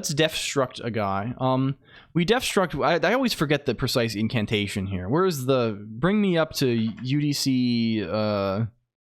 The fucker. They have there's like this special name guy you can do, right, to be like to specify your constructor name. We're gonna call this.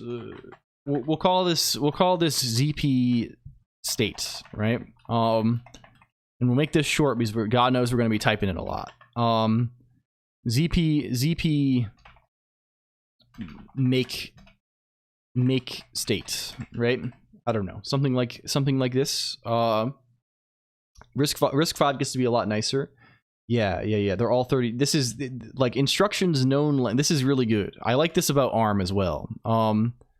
I liked this a lot. Oh, you mean in terms of performance? I don't know. RISC-V is just good. I really hope this like continues doing well, because like it's just so good to have like an open thing, right? This is so sick. Okay, our memory here, like let's just make him a big array, right? That's all he is. He can just be make vector, right? And he is at most like our addresses here. Well, I guess we have to worry about the high memory and everything too, right? Like what are these guys actually doing most of the time? I guess I don't know. Like because there are things that can be like it's a guy. Yeah, they made a little swirly. It's a little swirly. This is good. What is this guy called? I guess we can see from. I mean, it's been elided from the thing. I like this guy. He has a little like eyeball in the middle. Sometimes you can see it. Yeah, there. He's kind of cute. He reminds me of like an octopus. Okay. Let's 54P23. I see. Let's make a guy called mem size, right? I don't know. We can have a lot of fucking memory if we want to on this guy, right? Something like this even. It's like fine. It's like totally fine, I think.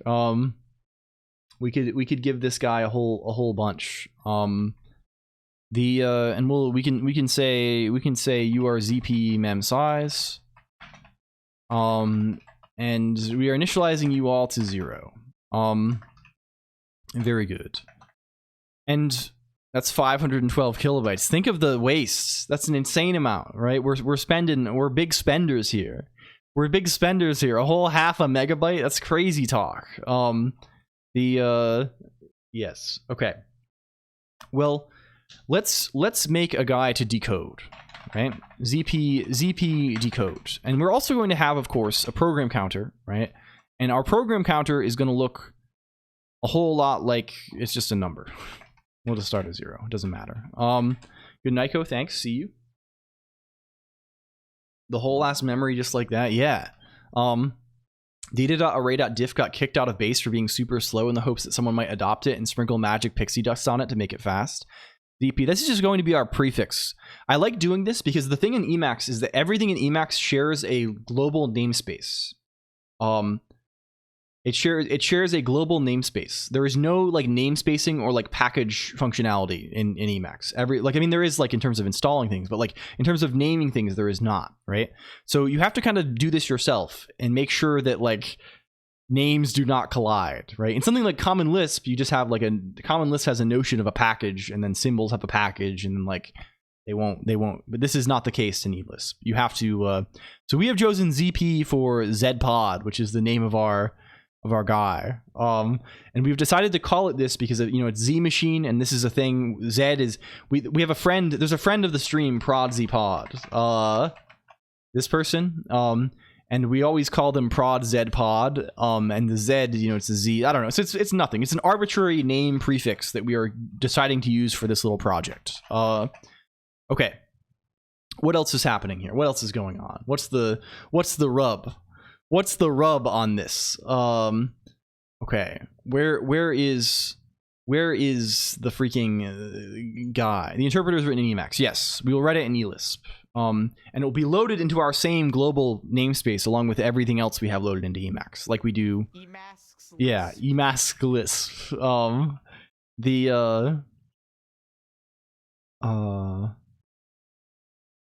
Okay, can we okay, what do we want to actually do? I think do we want to pass in a I guess we can just do like this, right?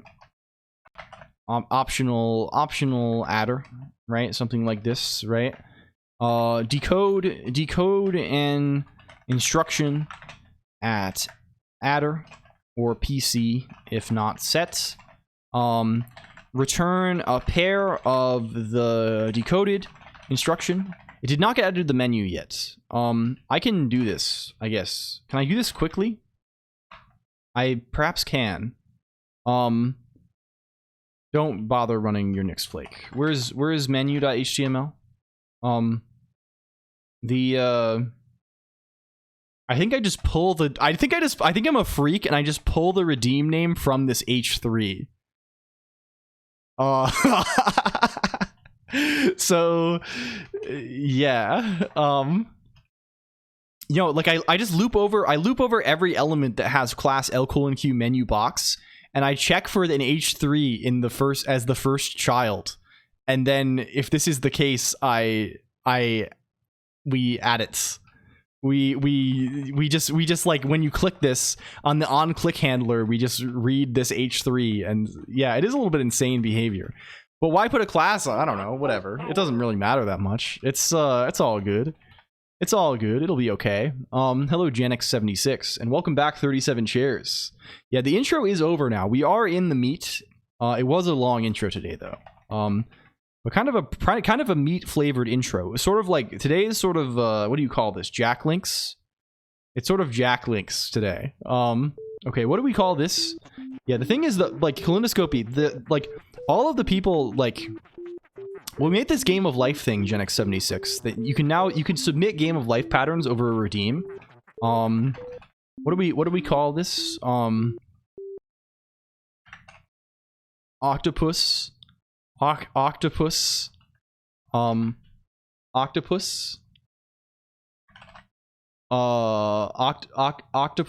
la carte.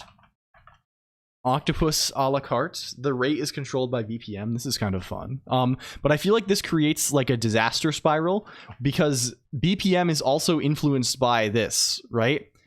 In the sense that the faster the game of life is running, the faster I am trying to upload textures to the GPU, that is the CPU. So as BPM gets faster, it tries to go faster and faster, and then yes, I guess there's a cap, right, of like the 60 FPS or whatever. So if we just say spawn and we say it's a menu box long here, does that go? Does that go? Can I redeploy? Add spawn. If we push. Oh, we have to. Oh dear. Oh goodness me. If we get rebase origin master, you're fine now. We're good. If I redeploy that on the other, if I go to the other computer, if we take a travel, if we journey to the center of the Earth, and we say in here, if we say Nix Flake update bunts, and then we say rebuilds API probably. This may have to rebuild a ton of shit because I also updated like the version. I was messing around with the shader stuff, and this may have to rebuild like a big Rust package. So we'll leave that running in the background, I guess, while he can try his best over there to make something happen. And maybe this will result in an outcome in some period of time. Okay. Okay, can we decode some guys? A pair of the decoded instruction and the address of the next instruction. We need this, right? Because the thing is variable width, like decoding one instruction is also we need to know the next guy. Do you persist your Emacs session between reboots? No. However, no, I don't. On stream, I kill Emacs between each stream to avoid any messiness, I guess. I restart, I redo everything at the start of every stream. But I don't reboot very often. Like my uptime, I actually did, I rebooted this machine yesterday, I think, because the how do you say, I pressed the power button by accident in the dark when I was fumbling around with things. My desktop, I have not, my uptime is like 67 days or something. So the Emacs does tend to live a very long time. Okay. How are we decoding? We probably want some convenient helper guys to like read memory and stuff like that too. And we probably are also like, we need things that like handle like reading words and reading bytes and stuff like this, right? Read byte adder is read like st adder, read bytes at adder from st, right? And this guy is just indexing, right? I always mess up hibernate and sleep settings and my PC wakes up randomly. I see. Yeah, I just don't have any of this. I don't have hibernate or sleep. I just leave the thing. I just turn the screen off. Maybe this is bad, but like I just have the thing running 100% all the time, and I just press the monitor. I press the button on the monitor when I go to bed to turn the monitors off, and that's it. And it drives mod crazy because that is the Linux way. Not gonna lie. Yeah, I don't know. Like I have stuff running on things and I don't know. It's just nice to have it always running. I like if I had a laptop, you know, I would set this up to hibernate on or to suspend on close at least. It turns turning the monitor off turns the PC off. Bedge, true. Yeah, he's snoozing. He can't see me anymore. The screen, his eyes are off. I don't use hibernate. Yeah. I've never like again. If I had a laptop, I would suspend. Like I think you want to do this probably, but like desktops, just like I'm not living that life. Got to snooze from time. I don't know. He's not. He loves to run, right? He's like a horse. He wants to run. Colonoscopy. He wants to go quick. He's you know the CPU was meant to run code. He was not meant to sit idle, right? He's meant to run code. Okay. This is just like seek else zp st mem st adder, right? And this is, we should probably check ranges here also, right? Don't lie, you're using Intel. Yeah. The when you know, adder or less than adder 0 or greater than or equal to adder zp mem size, or I guess we just say seek length mem. No, it's fine. We'll just say this. It's time. I'm gonna hibernate. I see. Good night, Remblock. Thank you for hanging out. I hope you're having a good time. We're gonna say error. Read memory out of bounds. It's the adder. It's the guy. Let's get him out of here. Be gone. Be gone. Okay. And then we also have ZP read words adder, right? Read a word at adder from ST. And we'll note this will still be an absolute adder. Always a pleasure to be around. Thank you. I do appreciate it. It means a lot that people come to buy a silly little thing, and like you know, I'm always like, thank you. I'm trying to I don't know. I've been having so much fun lately that I get worried when I start having fun and just like doing random shit, and like it makes me get nervous that I think I don't know. I don't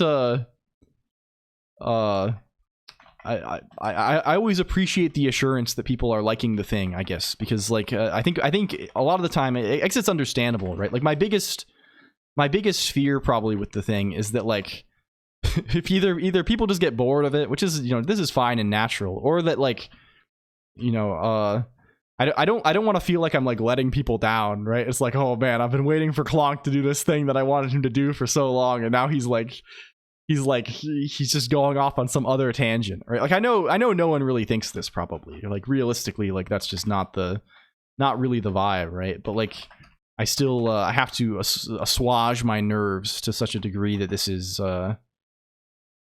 you know we are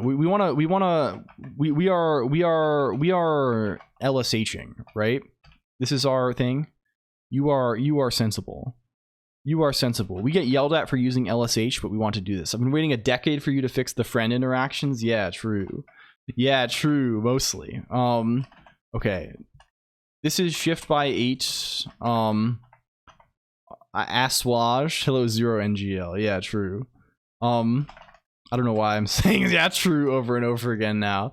This is a word, right? It's probably pronounced differently. It's probably one of those words that I read in a book. Assuage. Is it assuage? Assuage? How do you say this? How do you say this shit? How do you speak the language English? Pronounce. How do you spell it like this, right? Yes. You spell it like this, I think, right? Or is it? No, it is spelled with 2 S. It is ass. It is ass. How coloring the life would work? Yeah.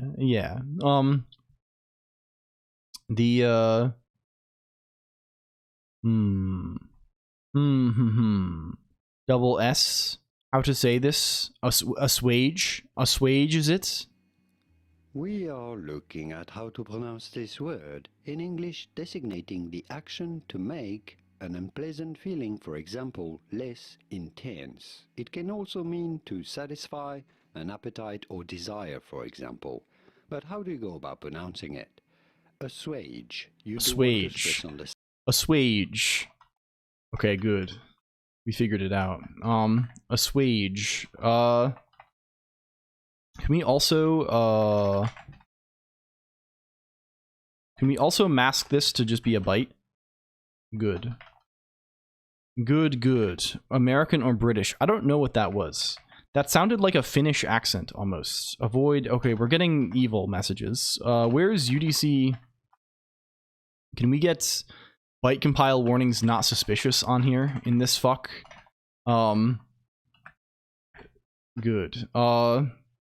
Let me use logical shift, please. Thank you. Okay. We have read byte, read word.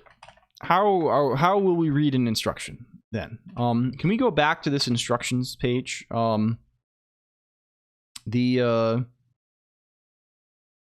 are they telling us here? Reading the table. This is just information about what the guys actually mean. Can we see the general format of the instruction encoding, right? It's this, right? It's this. So in order to know whether an instruction is 1 or 2 bytes, we kind of have to go, basically we have to go byte by byte, right?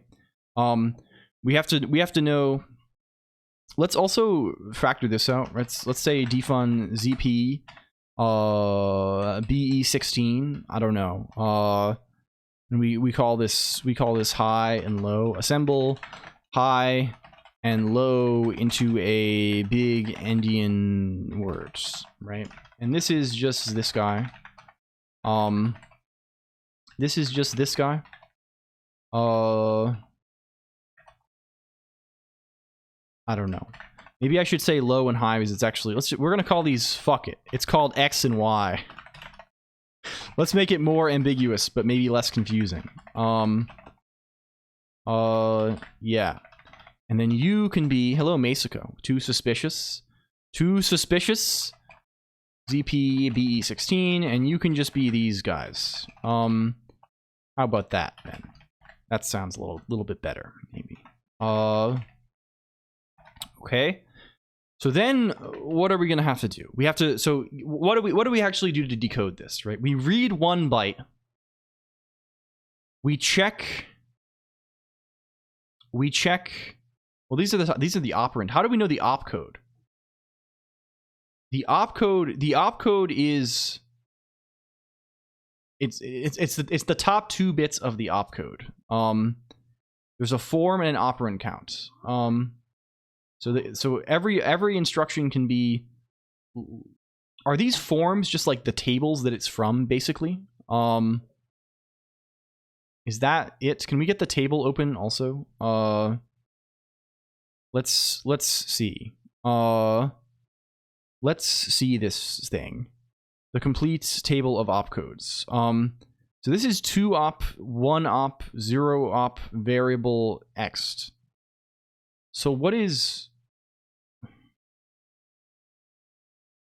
what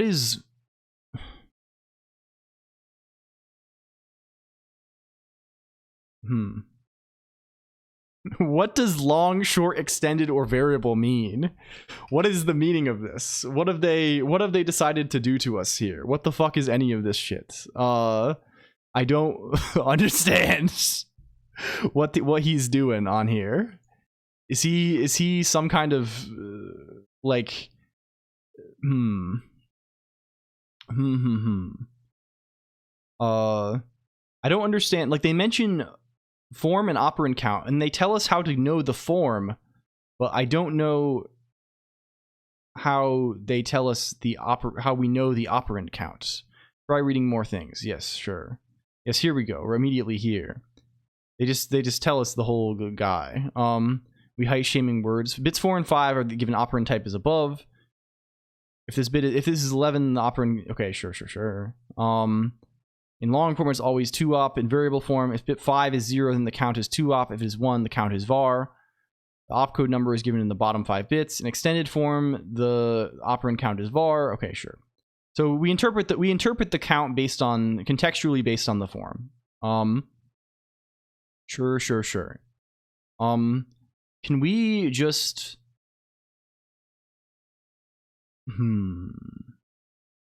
and the type is also interpreted differently based on the form. So we probably just want like a different.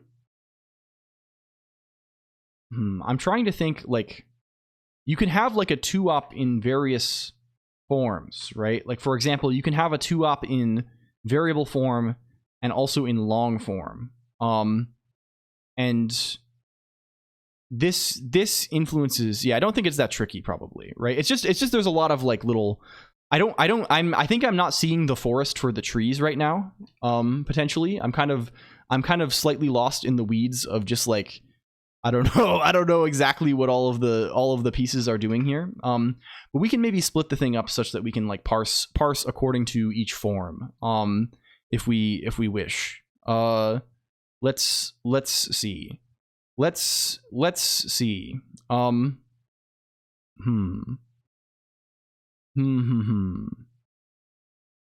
Let's at least be able to identify the form, right? And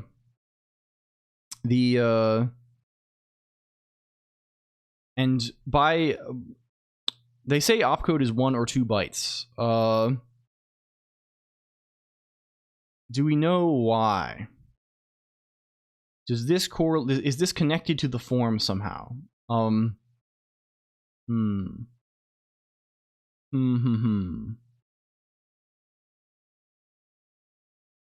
do not know.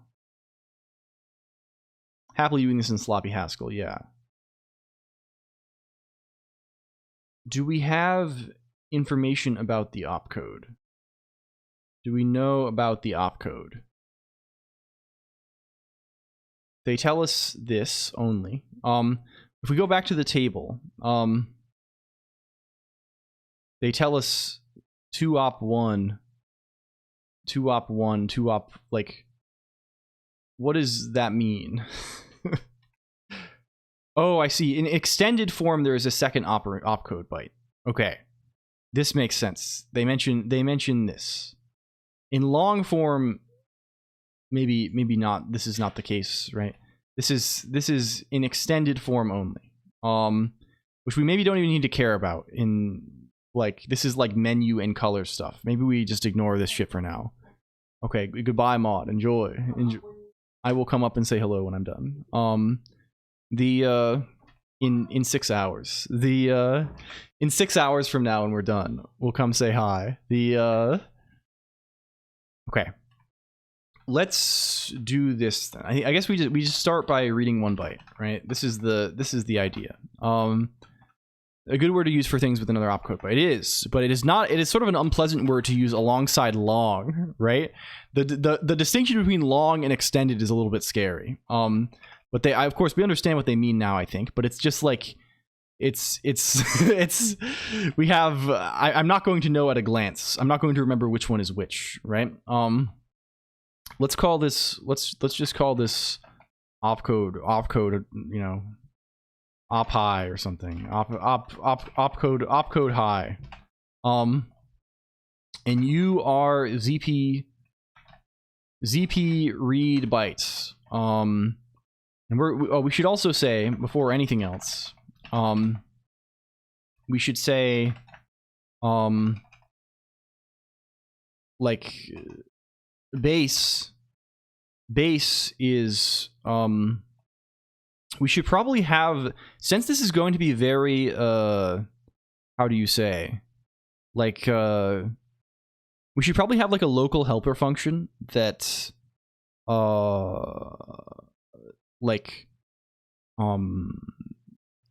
mutates the base locally. I think this is like, I don't want to do this function, and like it's going to be a huge pain in the ass in eLisp to do this functionally and have like everything return the new, like it's a big pain, right? I think we probably want that. So base is just or adder ZP PC ST. We need to have ST here. Of course. Or let's just call this, let's call this base, and let's call this adder, more likely. Can we say, can we hit him with an flet? Do we have, is flet a thing that we have? Is there CL flet? You're a guy, right? So we can bind this in the function namespace. So we don't have to be fun calling shit all over the place, and we can just call the freaking thing. Okay, let's see this.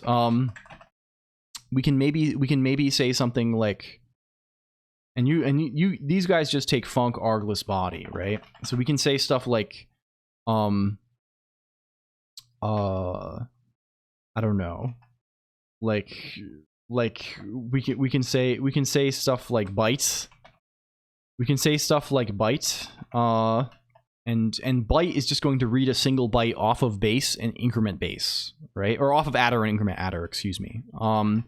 So you can be something like, I don't know, ZP read byte adder, like, I don't know, let ret read byte adder, and then CL incf adder, and then ret, right? We'll have this function in scope to like get a byte and move on, and then we can then bind opcode high to just byte. Cool. Where do we go from here? And then of course at the end of all of this stuff, we're gonna want to just say adder. Adder is one of the values we want to return. I guess we'll just cons. We don't need to return adder. We'll cons it with whatever else we're returning. Because that's what we said we would do. At base in ST or at PC if not set. Okay. You are STPC. You need the states. Cool. Okay. So given this, if this opcode is set, we're always just checking either, well, we probably need a way to know the version too, right? This is a thing. We need version information if we're doing these like version dependent things. I think for now, let's only support version 3. Let's just not worry about the version stuff and just like do version 3 things. like in the future, I think this is probably is not.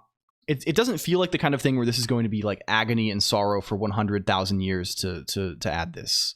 So we probably can get away with just this for now. Okay. Let's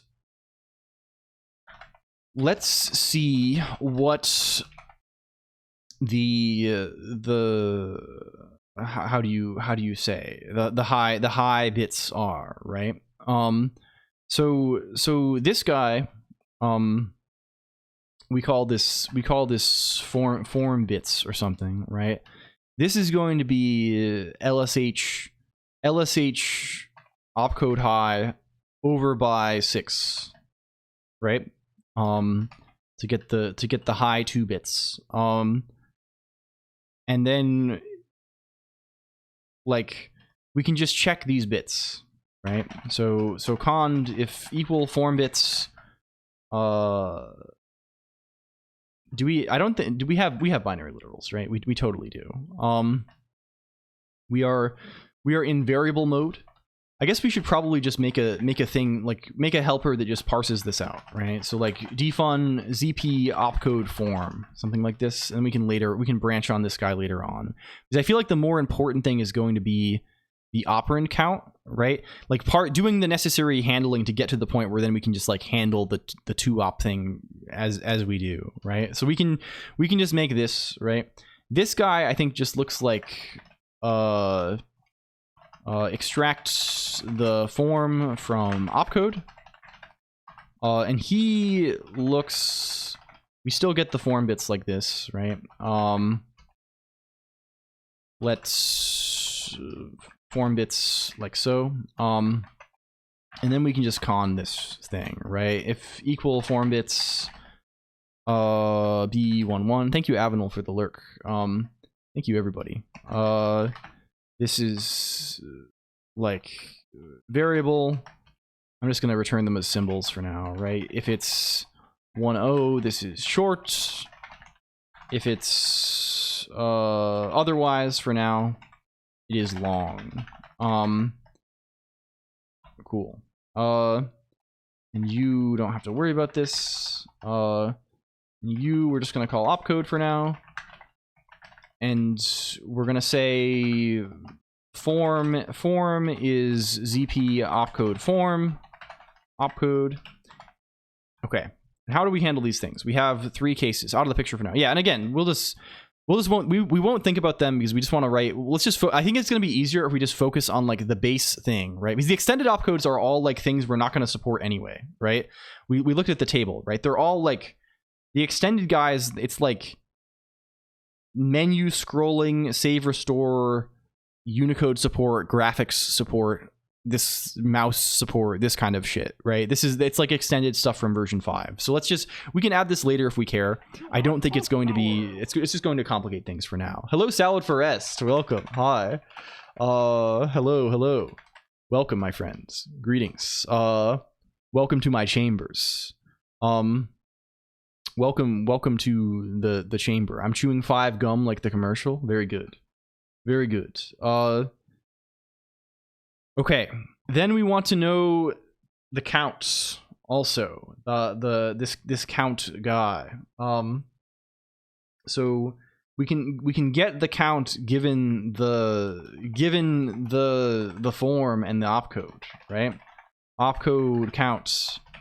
Opcode form. Doth 5 gum yet remain? I think so. Extracts the count from opcode given form. And this guy can be basically a CL case on form. A CL case on form. So if we are in form shorts, we need to look at bits 4 and 5 of the opcode byte. So here we're going to say let's count bits are log and 11 of LSH. This is bits 4 and 5 constitute shifting left or shifting right by 4, right? This is the case, right? Because it's bits 0, 1, 2, 3 is the bottom 4, right? This gets us off. Opcode 4. Here are our count bits, and we just con these, right? So if equal count bits 1, 1, we're gonna say it's 0 op. This is a thing. I can start a symbol with a number, right? Yeah, totally. We totally can. Otherwise it's 1 op. We can just, I'm gonna write this as a con still just for whatever. It's nice. It's obvious what's happening. In either case, the opcode number is given in the bottom 4 bits. We should give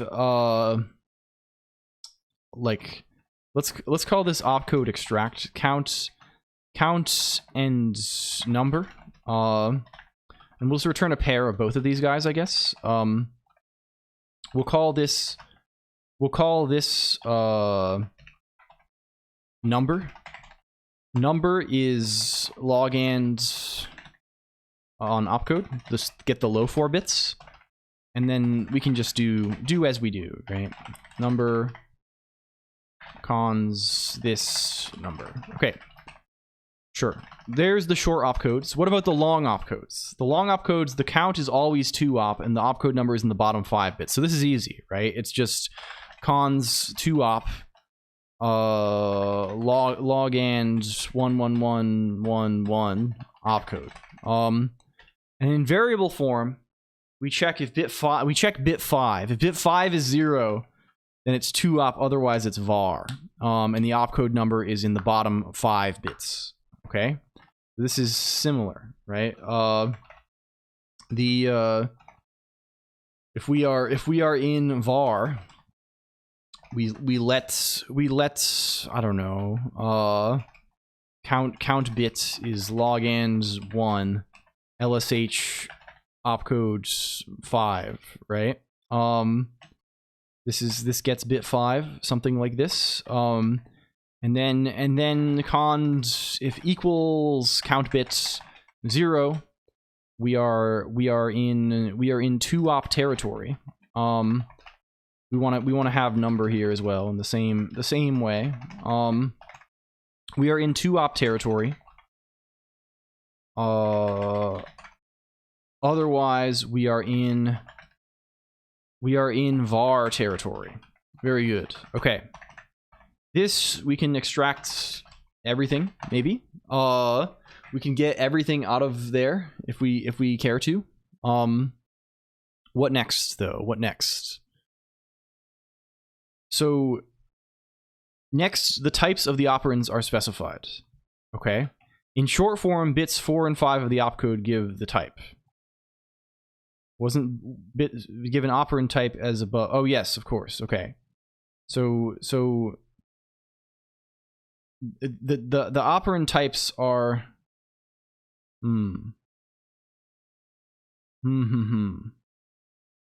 I see. I see.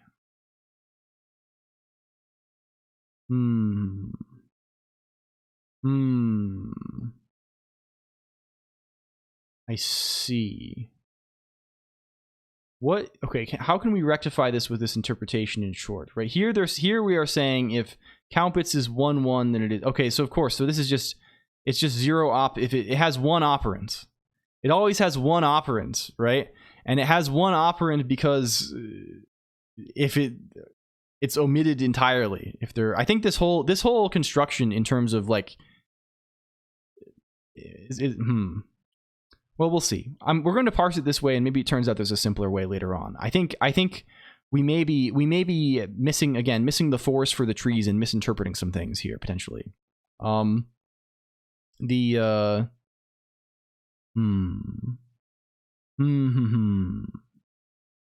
do we go?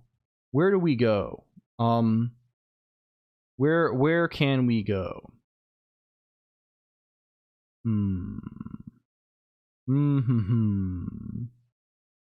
What is our way? So like we have the type of the guy, right? In bits 4 and 5. We probably want a way to extract given a count, given 0 op 1 op, given 0 op 1 op 2 op, and the opcode and the state, extract these things. Because in variable form, there is a byte given immediately, right? The double variable var operands. Oh, I see. So you have to detect some specific opcodes and do double stuff. Okay, this is fine also. Okay. So we just need a way to, like, well, fundamentally what we need is we need a way to parse a type, right? ZP slash, I don't know. We call this operand type. Right? Like bits. Like convert bits to an operand type. This is the guy, right? And this is just, it's the same table as up here, right? If bits parsma true, we're kind of going parsley. It's a little bit parsley style. Maybe some onions and garlic also. If this is 0 0, we're gonna say this is large. This is large, or let's call it word, right? If it's this, it's byte. If it's this, it's var.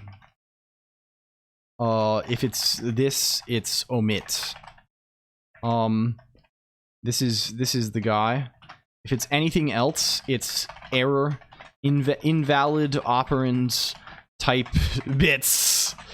This thing. Yeah. Okay. Then we don't have to worry. We don't need to do this necessarily either, right? We can say. We can. I don't know. This is all. We'll see. We'll keep checking this like this. This is okay.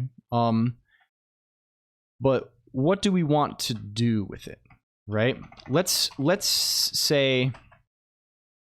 I don't know. Do we have a nice? Can we use the nice destructuring version of this, where we can destructure a guy? I think that's kind of good. I like that. Let's have count dot num be here, where number is basically the actual, like, code. And this guy is ZP opcode extract opcode form. So what next? Now, like, yeah, version 7 and 8 are basically just version 5 with different address encoding. V7 uses V6 style addressing, and 8 uses V5 style, but with packed addresses using a multiplier of 8 instead of 4. Okay, and this is just to give it more, basically just gives you more memory for routines, right? I think this is just the guy. It's just expanding your memory, I guess. We'll be aware of these parts as we do them, and strings too. Yeah. Which I guess is also very relevant. In this place, in this world. Okay. So really, I think what we're going to want is, the way I'm going to want to implement these operands is I'm just going to want to have a big table of functions that take arguments. And I think really what I want is, I want a thing to just, like, grab all of the operands while suitably advancing, like, the thing. I think that's kind of cool if we do it that way. But for now, it doesn't really matter. So now we just want to return basically the number and all of the or some, like, mnemonic code, and then all the operands. Can we see some stuff here?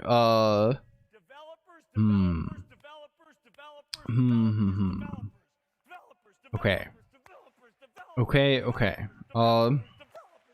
So the operands, we have a bunch of types of operands, and then do we just, like, get that many operands? The operands are given next. Yeah, we do. Okay, yeah. So really all we need to be doing here is we need to interpret count guy in order to count and form in order to extract some number of types, right? So we're just going to get a list of types back, and that can involve reading an extra byte or two. It can involve extracting the type from just the opcode in the case of short. It can involve like extracting 2 bits from the opcode and interpreting that as 2 types for long form. But we're just going to end up with a list of types, and then we just like read operands according to those types over and over again. So this is not hard to do, I think.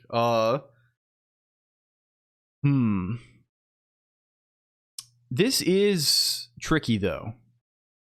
Why this is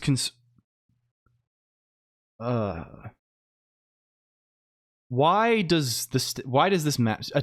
Sub SP subtracts the second from top stack item from the topmost stack item. Why is it like, does referencing SP mutate state somehow? Is this like he's a fucker? He's a mutator. He's changing the game. He's modifying the game out here, I think. I don't know what his freaking deal is. Can we I don't know. Okay, we can see, I guess. We can maybe see a little bit.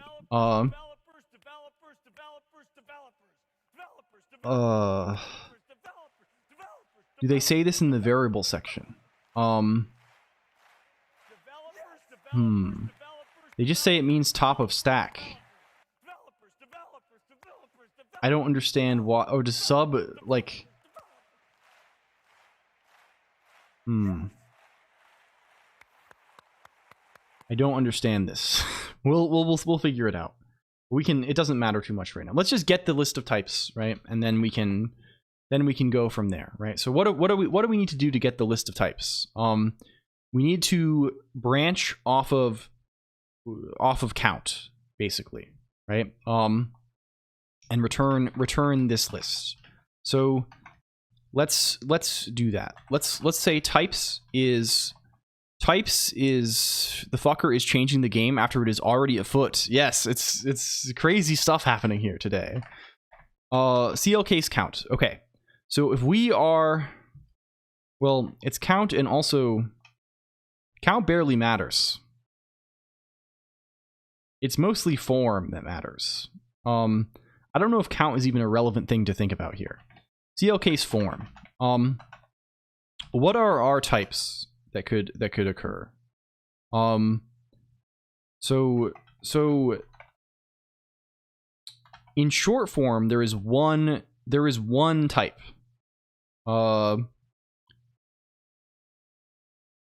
I guess the count does matter because short form, it could be an omit, right? But I guess we can also just filter out all of the omits. That's way easier to do in post, right? So like in this case, we can just say that if form is short, we're just going to ZP operand type login. What happens if we write to a routine? Nothing. You can't. I don't think you can write to high memory. This is supposedly not allowed, right? And in fact, I imagine the addressing mode of the thing just doesn't let you do this, right? In the because the high memory routines, like, they have this, like, there's like this multiplication that happens because the routines are assumed to be aligned. So I assume there's nothing too horrible. Opcode 4, right? Here it's just this, and we want a list of these. Because we're gonna filter them. And let's actually just say nobody stops you from putting routines in dynamic memory. Oh, I see. Can you have self-modifying code? Then this is kind of good. Let's say filter not eq it omit. Let's do that sort of stuff here. Okay. Furthermore. Okay. Long. For long. Long is telling us we just have to check 2 bits. We are checking 2 bits. So in long, we probably want like just like a bit set routine, right? Either way, we're going to have a list, and the first element of the list is on bit 6, right? So if log and b1 LSH opcode 6, if this is equal to 1, this is a variable. Otherwise, it is a small constant. Right? Or let's just write the thing as a helper, because we have to call it twice anyway. Sure. No, whatever. It's fine. We're gonna. I don't care. I don't care. You are variable. Are we calling it var? We are. We're calling it var or byte. And similarly for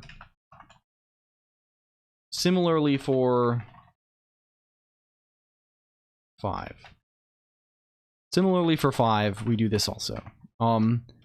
And for var, we have to read another byte.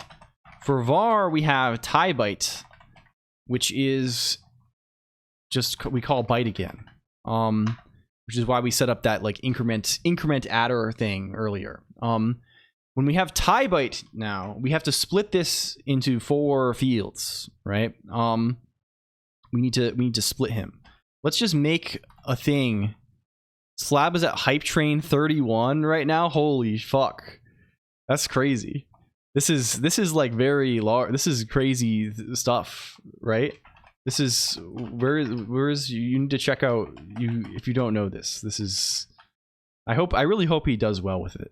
I hope the subathon thing meets and exceeds expectations. This is, yeah, no, it's good. I'm like, I am so pleased by all of, yeah, it's good. It's incredible to see, right? Because it's like Slab is like a big streamer now, right? Like Slab is like a bona fide big John Big, right? And he's doing the thing and he's doing all the stuff, and like this is the guy I was watching when he had 20 viewers, right? I have the funny first badge over there now. I don't know. And I don't know. I just it's fun. This is like one of the fun streaming things. It's like fun seeing this happen, right? It's fun seeing people succeed and like do the thing well. I don't know. I think so, at least. Let's there's not really a reason to do this way. Let's call this, I don't know, operand types byte or something like this. B. Split B into a list of operand types. What are we doing? We're just gonna call this manually a bunch of times, right? This is just ZP. What are we doing here? High bits first. High bits first. Everyone loves a little mad science. It's true. It's people love this. I love this too. Yeah. It's just really good. There's a heartwarming feeling to it, I think. Okay, shift. This guy is shift B6. We have shift B4. We have shift B2. We have just B. Map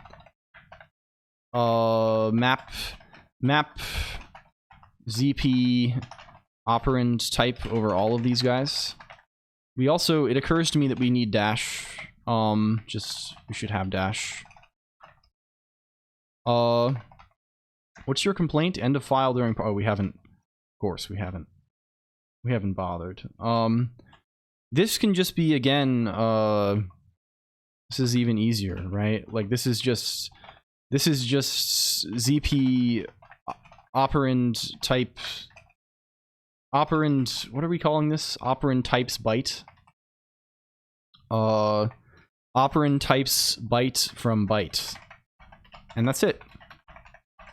Okay, so now we get all the types. So now it's easy. Now we just need a helper function that reads a thing of a particular type and does the appropriate advancing of adder, and we get there for free. basically. It's all good. So how do we get that? How do we get that guy? Let's call him operand. He takes a type. And what's he gonna do? He's just gonna do a big CL case on type. So what are the different types that we could read? We could read word, byte, var, or omit. So how does any of that work? What's the deal with any of this? Well,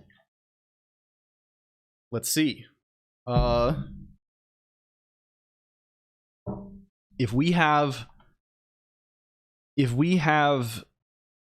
a byte, right? If type is byte, we return byte.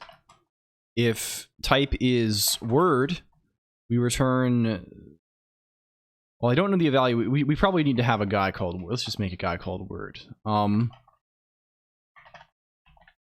I don't want the order. I don't want the endianness that we're parsing this to end up depending on the, you know, like the fucking. Is it already? I'm pretty sure in eLisp arguments evaluate from left to right. Right. This has got to be a thing, right? And also, this is broken. It also doesn't matter because in this case it doesn't matter the order because it's not these things are not stateful, right? If we were to call byte twice and combine them, it would matter. I think I don't want to do this. Increment this by 2 instead. Just return word. In the var case, we're going to, I don't know what we do. I don't know what the hell we do over there. We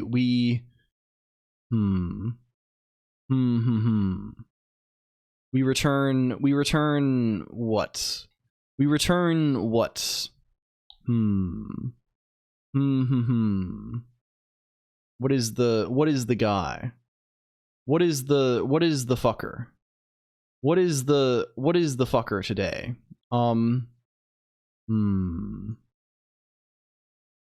Like we have to have a notion of stack for this basically, right? Like var depends on like the operand value is going to be like read a global variable or let's for now say error unimplemented. Or I guess like I guess it's still just a byte, right? We're still just reading a byte. It's just we don't know. Let's say like cons var this, right? That's kind of fine, I think. Then at least it like all we're trying to do is decode right now, and we don't actually have to like we can just see what it is. We don't necessarily want reading variables to be part of the decoding process. We can interpret that later. Okay.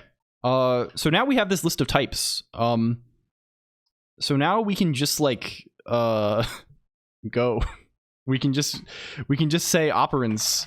Operands is map operand types, right?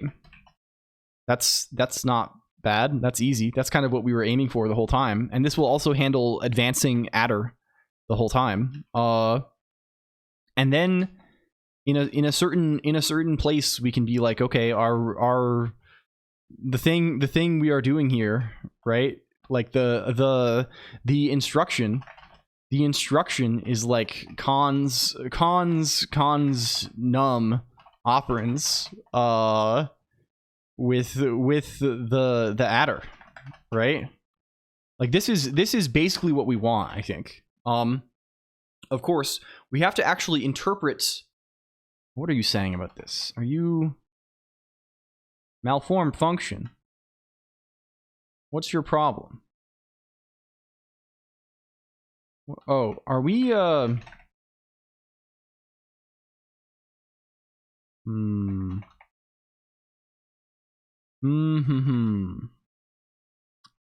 of course, we're doing this totally wrong. We have way too many parentheses here in the wrong places. Hello, Zulfix, welcome. Hi. It's good to see you, friend. Hello. Hello. I'll be back. Hello. Hi. It's good to have you, Zulfix. Welcome. Okay, this is better. Can we space this out as we expect? Good. So I keep hearing you got horsepower. Yeah, that's what it is. That's the line. That's the infamous line. Cool. Cool. So does this at least tell us? Man, we need like an example guy. We need an example guy to rustle up here. Can